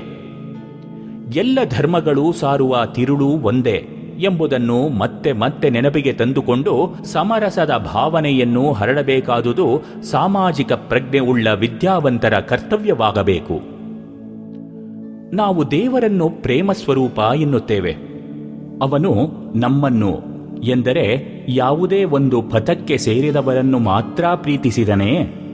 ಅವನು ತನ್ನ ಸ್ವರೂಪವನ್ನು, ಮಹಿಮೆಯನ್ನು, ಸತ್ಯವನ್ನು ಬೇರಾವ ರೀತಿಯಲ್ಲೂ ತಿಳಿಸಲು ಸಮರ್ಥನಲ್ಲವೇ? ತಿಳಿಸಿಲ್ಲವೇ? ಅವರವರ ಶಕ್ತಿ ಸಾಮರ್ಥ್ಯಗಳಿಗೆ ಅನುಗುಣವಾಗಿ ಅವರ ಹಿತದೃಷ್ಟಿಯಿಂದ ತಿಳಿಸಲಾರನೆ? ತಿಳಿಸಲೇ ಇಲ್ಲವೇ? ಈ ಪ್ರಶ್ನೆಗಳನ್ನು ನಾವು ಕೇಳಿಕೊಳ್ಳಬೇಕು. ಸರಿಯಾದ ಸರ್ವಸಮ್ಮತವಾದ ಉತ್ತರವನ್ನು ಹುಡುಕಬೇಕು. ನಮ್ಮ ಸಂಕುಚಿತ ದೃಷ್ಟಿ ಬದಲಾಗಬೇಕು. ಆ ದೃಷ್ಟಿ ಎಲ್ಲರೂ ಒಪ್ಪಲೇಬೇಕಾದ ಪೂರ್ಣ ಸತ್ಯವನ್ನು ಆಧರಿಸಿರಬೇಕು. ಅಜ್ಞಾನ ಮತ್ತು ಸಂಕುಚಿತತೆಯಿಂದ ದುರಭಿಮಾನ, ದುರಹಂಕಾರ, ಮತಾಂಧತೆ ಇವು ಬೆಳೆಯುತ್ತವೆ. ಈ ಗುಣಗಳನ್ನು ಯಾವ ನಿಜವಾದ ಧರ್ಮವೂ ಎತ್ತಿ ಹಿಡಿಯಲಾರದು. ಪ್ರಪಂಚದ ಎಲ್ಲ ಧರ್ಮಗಳ ಪವಿತ್ರ ಗ್ರಂಥಗಳಲ್ಲೂ ಪರಮಾತ್ಮನ ಸರ್ವಶಕ್ತತೆ, ಸರ್ವಜ್ಞತೆ ಮತ್ತು ಸರ್ವವ್ಯಾಪಿತ್ವವನ್ನು ಕುರಿತು ಸ್ಪಷ್ಟವಾಗಿಯೇ ಸಾರಿದ್ದಾರೆ. ಆ ಮಾತುಗಳನ್ನು ಮನನ ಮಾಡಿದರೆ ನಮ್ಮ ಸಂಕುಚಿತತೆ ಮತ್ತು ಜಗಳಕ್ಕಾಗಿ ಕಾಲು ಕೆರೆಯುವ ಪ್ರವೃತ್ತಿ ಕಡಿಮೆಯಾಗುವ ಸಂಭವವಿದೆ. ಬುದ್ಧಿಯನ್ನು ಚುರುಕುಗೊಳಿಸಿ ನೋಡು, ವಿಶ್ವವೆಲ್ಲ ಅವನಿಂದಲೇ ತುಂಬಿದೆ. ತೇಜೋಬಿಂದು ಉಪನಿಷತ್. ಇಲ್ಲಿ ಬುದ್ಧಿಯನ್ನು ಚುರುಕುಗೊಳಿಸುವುದೆಂದರೆ ತೆರೆದ ಹಾಗೂ ಶುದ್ಧ ಮನಸ್ಸಿನಿಂದ ಈ ಪರಮಾದ್ಭುತ ಜಗತ್ತನ್ನು ಪರಿಶೀಲಿಸಿ ಚಿಂತಿಸಿ ನೋಡು ಎಂದರ್ಥ. ಹಾಗೆ ಪರಿಶೀಲಿಸಿ ಪರಿಭಾವಿಸಿದಾಗ ಎಲ್ಲೆಲ್ಲೂ ಆತನಿದ್ದಾನೆಂಬುದು ತಿಳಿದು ಬರುವುದು. ಯಾರ ಮಹಿಮೆಯನ್ನು ಹಿಮವತ್ ಪರ್ವತಗಳು, ಅಗಾಧ ಸಾಗರಗಳು, ನದಿಗಳು, ದಶ ದಿಕ್ಕುಗಳು ಸಾರುತ್ತವೆಯೋ ಆತನನ್ನು ನಮ್ಮ ಪರಿಶುದ್ಧ ನಿವೇದನೆಗಳಿಂದ ಪೂಜಿಸೋಣ. ಋಗ್ವೇದ. ಸಪ್ತ ಸಮುದ್ರಗಳು, ಭೂಮಿಯು, ಅಲ್ಲಿದ್ದುಕೊಂಡಿರುವ ಎಲ್ಲವೂ ಅವನನ್ನು ಹೊಗಳಿ ಹಾಡುತ್ತವೆ. ಅವನನ್ನು ಹಾಡಿ ಹೊಗಳದ ಯಾವ ವಸ್ತುವೂ ಇಲ್ಲ. ಆದರೆ ಅವು ಮಾಡುವ ಸ್ತುತಿಯನ್ನು ನೀವು ತಿಳಿದುಕೊಳ್ಳುತ್ತಿಲ್ಲ. ಅಲ್ ಕುರಾನ್. ಭಗವಂತನು ಚೈತನ್ಯಮಯನು. ಅವನು ಎಲ್ಲ ವಸ್ತುಗಳಲ್ಲೂ ವ್ಯಕ್ತನಾಗಿದ್ದಾನೆ. ಜೀವಾತ್ಮನು ಶರೀರದಲ್ಲಿ ವ್ಯಕ್ತನಾಗಿರುವಂತೆ. ಕ್ರೈಸ್ತರ ಪ್ರಸಿದ್ಧ ಪವಿತ್ರ ಗ್ರಂಥ ಫಿಲೋಕಾಲಿಯಾ. ಫಿಲೋಕಾಲಿಯಾದ ಗ್ರಂಥವು ಭಗವಂತನ ಮಹಿಮೆಯನ್ನು ಅತ್ಯಂತ ಸ್ಪಷ್ಟವಾಗಿ ಸಾರುವ, ಭೂಮ್ಯಾಕಾಶಗಳಲ್ಲಿರುವ ಸಂಗತಿಗಳನ್ನು ಪಟ್ಟಿ ಮಾಡಿ ತಿಳಿಸುತ್ತದೆ. ಸೂರ್ಯಚಂದ್ರ ನಕ್ಷತ್ರಗಳು, ಅವುಗಳ ಚಲನೆ ಮತ್ತು ಸ್ಥಿರತೆ, ಋತುಭೇದಗಳು, ಮಳೆ ಗಾಳಿ, ಅಸಂಖ್ಯ ಜಾತಿಯ ಪ್ರಾಣಿಗಳು, ಸಸ್ಯರಾಶಿ, ಅವುಗಳ ನಾನಾ ರೂಪಗಳು, ವರ್ಣಗಳು, ಅವುಗಳಲ್ಲಿರುವ ಸಾಂಗತ್ಯ, ಸೌಂದರ್ಯ, ಸಾಮರಸ್ಯ, ಲಯಬದ್ಧತೆ, ಪ್ರಯೋಜನ ಇವು ಭಗವಂತನ ಅಸ್ತಿತ್ವವನ್ನು ಸಾರುತ್ತವೆ. ಫಿಲೋಕಾಲಿಯಾ. ಭಗವಂತನೇ ಸಮಸ್ತ ಜಗತ್ತಿನ ಉತ್ಪತ್ತಿಗೆ ಕಾರಣ. ಆತನಿಂದಲೇ ಜಗತ್ತು ನಡೆಯುತ್ತಿದೆ. ಭಗವದ್ಗೀತೆ. ಕಾರ್ಯವಿಧಾನಗಳಲ್ಲಿ ವೈವಿಧ್ಯವಿದೆ. ಆದರೆ ಆ ಒಬ್ಬ ದೇವನೇ ಎಲ್ಲರಲ್ಲೂ ಪರಿವರ್ತಿಸುತ್ತಿದ್ದಾನೆ. ಬೈಬಲ್. ಭಗವಂತನ ಇಚ್ಛೆಯೇ ಎಲ್ಲವನ್ನೂ ಚಲಿಸುವಂತೆ ಮಾಡುತ್ತದೆ. ಎಲ್ಲ ಅಸ್ತಿತ್ವಕ್ಕೂ ಸ್ಥಿತಿಗೂ ಅದೇ ಕಾರಣ. ಫಿಲೋಕಾಲಿಯಾ. ಆತನಿಗೆ ತಿಳಿಯದೆ ಒಂದು ಎಲೆಯೂ ಬೀಳದು. ಅಲ್ ಕುರಾನ್. ಪವಿತ್ರತೆ ಮತ್ತು ಅಂತರ್ದೃಷ್ಟಿಯನ್ನು ಪಡೆದುಕೊಂಡ ವ್ಯಕ್ತಿ ಮಾತ್ರ ಪ್ರಕೃತಿಯ ಚಟುವಟಿಕೆಗಳನ್ನು ಸರಿಯಾಗಿ ಸಮಗ್ರವಾಗಿ ಪರಿಶೀಲಿಸಬಲ್ಲ. ಮಾತ್ರವಲ್ಲ, ಪ್ರಕೃತಿಯ ಪ್ರತಿಯೊಂದು ಅಂಶವೂ ಅಣುಕಣವೂ ಹೇಗೆ ಜೀವಂತವಾಗಿದೆ ಎಂಬುದನ್ನು ಪ್ರತ್ಯಕ್ಷವಾಗಿ ನೋಡಬಲ್ಲ. ಇಡೀ ವಿಶ್ವವು ಸರ್ವಜ್ಞನಾದ ವಿಶ್ವನಿಯಾಮಕನ ಪ್ರಜ್ಞೆಯಿಂದ ತುಂಬಿ ತುಳುಕುತ್ತಿದೆ ಎಂಬುದು ಅವನ ಪಾಲಿಗೆ ಪ್ರತ್ಯಕ್ಷ ಅನುಭವದ ಸಂಗತಿಯಾಗುವುದು. ಸ್ವಾಮಿ ರಾಮಕೃಷ್ಣಾನಂದ. ಕಣ್ಣು ತೆರೆದಿದ್ದರೂ ಸರ್ವಭೂತಗಳಲ್ಲಿಯೂ ಭಗವಂತನಿರುವುದನ್ನು ನೋಡಿದ್ದೇನೆ. ಮನುಷ್ಯರಲ್ಲಿ, ಪ್ರಾಣಿಗಳಲ್ಲಿ, ಗಿಡ ಮರಗಳಲ್ಲಿ, ಸೂರ್ಯ ಚಂದ್ರರಲ್ಲಿ, ನೆಲದಲ್ಲಿ, ಜಲದಲ್ಲಿ, ಸರ್ವಭೂತಗಳಲ್ಲಿಯೂ ಆತನೇ ಇದ್ದಾನೆ. ಭಗವಾನ್ ಶ್ರೀರಾಮಕೃಷ್ಣ. ಅಲ್ಲಿಹನು ಇಲ್ಲಿಲ್ಲವೆಂಬಿ ಸೊಲ್ಲು ಸಲ್ಲದು, ಒಳ ಹೊರಗೆ ನೀನಲ್ಲದೆ ಅನ್ಯತ್ರ ಬೇರಿಲ್ಲ ಎಂಬುದನ್ನು ಬಲ್ಲರು ಇಳೆಯಳು ಭಾಗವತರಾದವರು. ಕನಕದಾಸ. ಪರಮ ಸೂಕ್ಷ್ಮವಾದುದರಿಂದ ಈ ಪರಮಾತ್ಮವು ಅಗೋಚರ, ಅದು ದೂರದಲ್ಲಿದೆ ಎಂದು ಭಾಸವಾದರೂ ಹತ್ತಿರದಲ್ಲೇ ಇದೆ.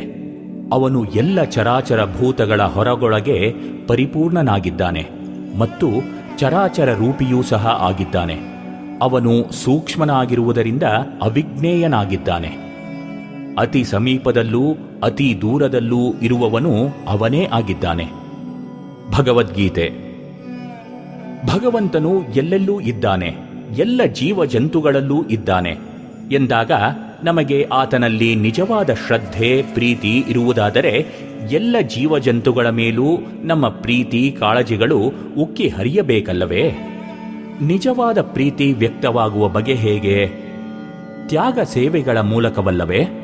ಪ್ರೀತಿ ಪಾತ್ರರ ಮೆಚ್ಚುಗೆಗಾಗಿ, ಅವರ ಸಂತೋಷಕ್ಕಾಗಿ ಎಂಥ ತ್ಯಾಗಕ್ಕೂ ಸೇವೆಗೂ ನಾವು ಸಿದ್ಧರೆಂದಾದರೆ ನಮ್ಮಲ್ಲಿ ನಿಜವಾದ ಪ್ರೀತಿ ಉಕ್ಕುತ್ತಿದೆ ಎಂದಾಯಿತಲ್ಲವೇ? ಇಂದು ಧಾರ್ಮಿಕರು ಎನಿಸಿಕೊಂಡವರು ಎಲ್ಲರೆಡೆಗೂ ಆ ಪ್ರೀತಿಯನ್ನು ಹರಿಸಲು ಸಮರ್ಥರಾಗಿದ್ದಾರೆಯೇ? ಪರಸ್ಪರ ದ್ವೇಷಿಸಲು ನಮ್ಮಲ್ಲಿ ಬೇಕಾದಷ್ಟು ಧರ್ಮಗಳಿವೆ, ಆದರೆ ಪ್ರೀತಿಸಲು ಇಲ್ಲ. ಧರ್ಮ ಎಂಬುದು ದೇವರತ್ತ ಮನುಷ್ಯನನ್ನು ಕೊಂಡೊಯ್ಯುವ ದಿವ್ಯದಾರಿ. ದೇವರಿಗೆ ಪ್ರಿಯವಾದ ಶ್ರದ್ಧೆ, ತಾಳ್ಮೆ, ಕ್ಷಮೆ, ಪ್ರೀತಿ, ಕರ್ತವ್ಯನಿಷ್ಠೆಯೇ ಮೊದಲಾದ ಸದ್ಗುಣಗಳನ್ನು ಬೆಳೆಸಿ ಪೋಷಿಸುವ ನಿಯಮಗಳ ಪಾಲನೆ. ನಿಸ್ವಾರ್ಥ ಪ್ರೀತಿ, ಶಾಂತಿ, ಸೌಹಾರ್ದ, ಸಾಮರಸ್ಯ ಮತ್ತು ಸಮನ್ವಯವೇ ಮೊದಲಾದ ಭಾವನೆಗಳನ್ನು ಸಮಾಜದಲ್ಲಿ ಬಿತ್ತರಿಸಬೇಕಾದ ಧಾರ್ಮಿಕ ಮತಪಥ ಪಂಥಗಳು ದ್ವೇಷಾಸೂಯೆ, ಹಿಂಸೆಗಳನ್ನು ಹೆಚ್ಚಿಸಿ ರಕ್ತ ಪಿಪಾಸುಗಳಾಗಿಯೇ ಮುಂದುವರಿಯುವಂತಾಗಿದೆಯಲ್ಲ. ಮನುಕುಲವನ್ನು ನಿರಾಶೆಯ ಕೂಪಕ್ಕೆ ತಳ್ಳುತ್ತವೆಯಲ್ಲ. ಇದೆಂಥ ಅಣಕ, ವಿರೋಧಾಭಾಸ! ಈ ದುರಂತಕ್ಕೆ ಶಾಶ್ವತ ಪರಿಹಾರವೇನಾದರೂ ಇದೆಯೇ? ಇದೆ. ಗಾಡ್ ಅಲ್ಲ, ಬ್ರಹ್ಮ ಎಂಬೆಲ್ಲ ಹೆಸರುಗಳು ಬೇರೆ ಬೇರೆಯಾದರೂ ಸರ್ವಶಕ್ತನಾದ ಭಗವಂತನೂ ಒಬ್ಬನೇ. ಎಲ್ಲರೂ ಆತನ ಮಕ್ಕಳೇ. ಕೆಲವರು ಸ್ವಲ್ಪ ಮುಂದಿದ್ದಾರೆ, ಇನ್ನು ಕೆಲವರು ಸ್ವಲ್ಪ ಹಿಂದಿದ್ದಾರೆ. ನಾವೆಲ್ಲರೂ ಪ್ರೀತಿ ವಿಶ್ವಾಸದಿಂದ ಬದುಕಲು ಕಲಿಯಬೇಕೆಂಬುದೇ ಆತನ ಇಚ್ಛೆ. ಪ್ರೇಮಮಯನಾದ ಭಗವಂತನ ಪ್ರತಿನಿಧಿಗಳಾದ ಬೆಳಕು ಗಾಳಿಗಳು ಎಲ್ಲರ ಮನೆಯಂಗಳಕ್ಕೂ ಹರಿಯುತ್ತವೆ. ಎಲ್ಲೆಡೆಯೂ ಹಬ್ಬಿ ಎಲ್ಲರನ್ನೂ ತಬ್ಬಿ ಅವು ನಿಸ್ವಾರ್ಥ ಪ್ರೀತಿಯ ಪಾಠವನ್ನೇ ಬೋಧಿಸುತ್ತವೆ. ನಾನಾ ಆಕಾರಗಳಿಂದ ಗೋಚರಿಸಿದರೂ ಆತ ಒಬ್ಬನೇ. ಎಲ್ಲರೂ ಬೇರೆ ಬೇರೆ ಪಥಗಳಿಂದ ಅವನನ್ನು ಸಮೀಪಿಸುತ್ತಿದ್ದಾರೆ ಎಂಬ ಸತ್ಯ ಎಲ್ಲರಿಗೂ ಮನವರಿಕೆಯಾಗಬೇಕಾಗಿದೆ. ಅಸಂಖ್ಯ ದೇವತೆಗಳಾಗಿ ಕಂಡರೂ ಆತನೊಬ್ಬನೇ. ಪೂಜಾ ವಿಧಾನಗಳಲ್ಲಿ ವ್ಯತ್ಯಾಸವಿದೆ. ಒಂದೇ ತತ್ವವನ್ನು ಕೆಲವರು ನಿರಾಕಾರನೆಂದು ಪೂಜಿಸುತ್ತಾರೆ, ಕೆಲವರು ಸಾಕಾರನೆಂದು ಪೂಜಿಸುತ್ತಾರೆ. ನಿಜ, ನೀರಿಗೆ ಯಾವ ಆಕಾರವೂ ಇಲ್ಲ. ಧ್ರುವ ಪ್ರದೇಶದಲ್ಲಿ ನಿರಂತರವಾಗಿ ಇದ್ದುಕೊಂಡಿರುವ ಮಂಜು ನಾನಾ ಆಕಾರಗಳಲ್ಲಿ ವ್ಯಕ್ತವಾಗುವುದು. ಮಂಜುಗಡ್ಡೆ ನೀರಲ್ಲದೆ ಬೇರೇನೂ ಅಲ್ಲ. ನೀರು ಆವಿಯಾದರೆ ಅದರ ಅಸ್ತಿತ್ವವೇ ಗೋಚರಿಸದು. ಸತ್ಯದ ಬೆಳಕಿನಲ್ಲಿ ಈ ವೈವಿಧ್ಯ ಹಾಗೂ ವೈವಿಧ್ಯದ ಹಿನ್ನೆಲೆಯಲ್ಲಿರುವ ಏಕತೆಯನ್ನು ಮೊದಲಿಗೆ ಎಲ್ಲ ಧಾರ್ಮಿಕ ಮುಖಂಡರೂ ಸ್ವೀಕರಿಸಿ, ಎಲ್ಲರ ಅಭ್ಯುದಯಕ್ಕೂ ಕಾರಣವಾದ, ಎಲ್ಲರ ವ್ಯಕ್ತಿತ್ವವೂ ಅರಳುವಂಥ ಸಾರ್ವತ್ರಿಕ ನೈತಿಕ ನಿಯಮಗಳನ್ನು ಬೋಧಿಸಬೇಕು. ಇದನ್ನು ಮಾಡದೆ ಧಾರ್ಮಿಕರು ಶಾಂತಿಗಾಗಿ ಮಾಡುವ ಪ್ರಯತ್ನ ಯಶಸ್ವಿಯಾಗದು, ಜನರ ನಂಬಿಕೆಯನ್ನೂ ಗಳಿಸದು. ಧಾರ್ಮಿಕ ಮುಖಂಡರು ಜಗಳಕ್ಕಾಗಿ ಕಾಲು ಕೆರೆಯುವುದನ್ನು ನಿಲ್ಲಿಸದೆ ಜಗತ್ತಿನಲ್ಲಿ ಶಾಂತಿ ಸಾಧ್ಯವಾದೀತೆ? ಹೇಗೂ ಇರಲಿ. ಯಾವ ಮತಪಥ ಪಂಥಗಳವರೇ ಆಗಲಿ, ದೇವರಲ್ಲಿ ವಿಶ್ವಾಸವಿರುವವರೆಲ್ಲ ಶಾಂತಿ, ಸೌಹಾರ್ದ, ಸಮನ್ವಯ, ಸದ್ಭಾವನೆಗಳು ಸರ್ವತ್ರ ವೃದ್ಧಿಯಾಗುವಂತೆ ಭಗವಂತನಲ್ಲಿ ಪ್ರಾರ್ಥಿಸಬೇಕು. ಎಲ್ಲರೂ ಎಲ್ಲರಿಗಾಗಿ ಪ್ರಾರ್ಥಿಸುವಂತಾದರೆ ಜಗತ್ತಿನಲ್ಲಿ ಶಾಂತಿ, ಸೌಹಾರ್ದ ಭಾವನೆಗಳು ಉಕ್ಕಿ ಹರಿಯುವುವು. ನೀವು ನಿಮ್ಮ ಪಾಲಿಗೆ ಪ್ರಾರ್ಥನೆಯನ್ನು ಸಲ್ಲಿಸುವಿರಾ? ಈಶ್ವರ ಅಲ್ಲಾ ತೇರೇ ನಾಮ್ ಸಬುಕೋ ಸನ್ಮತಿ ದೇ ಭಗವಾನ್. ईश्वर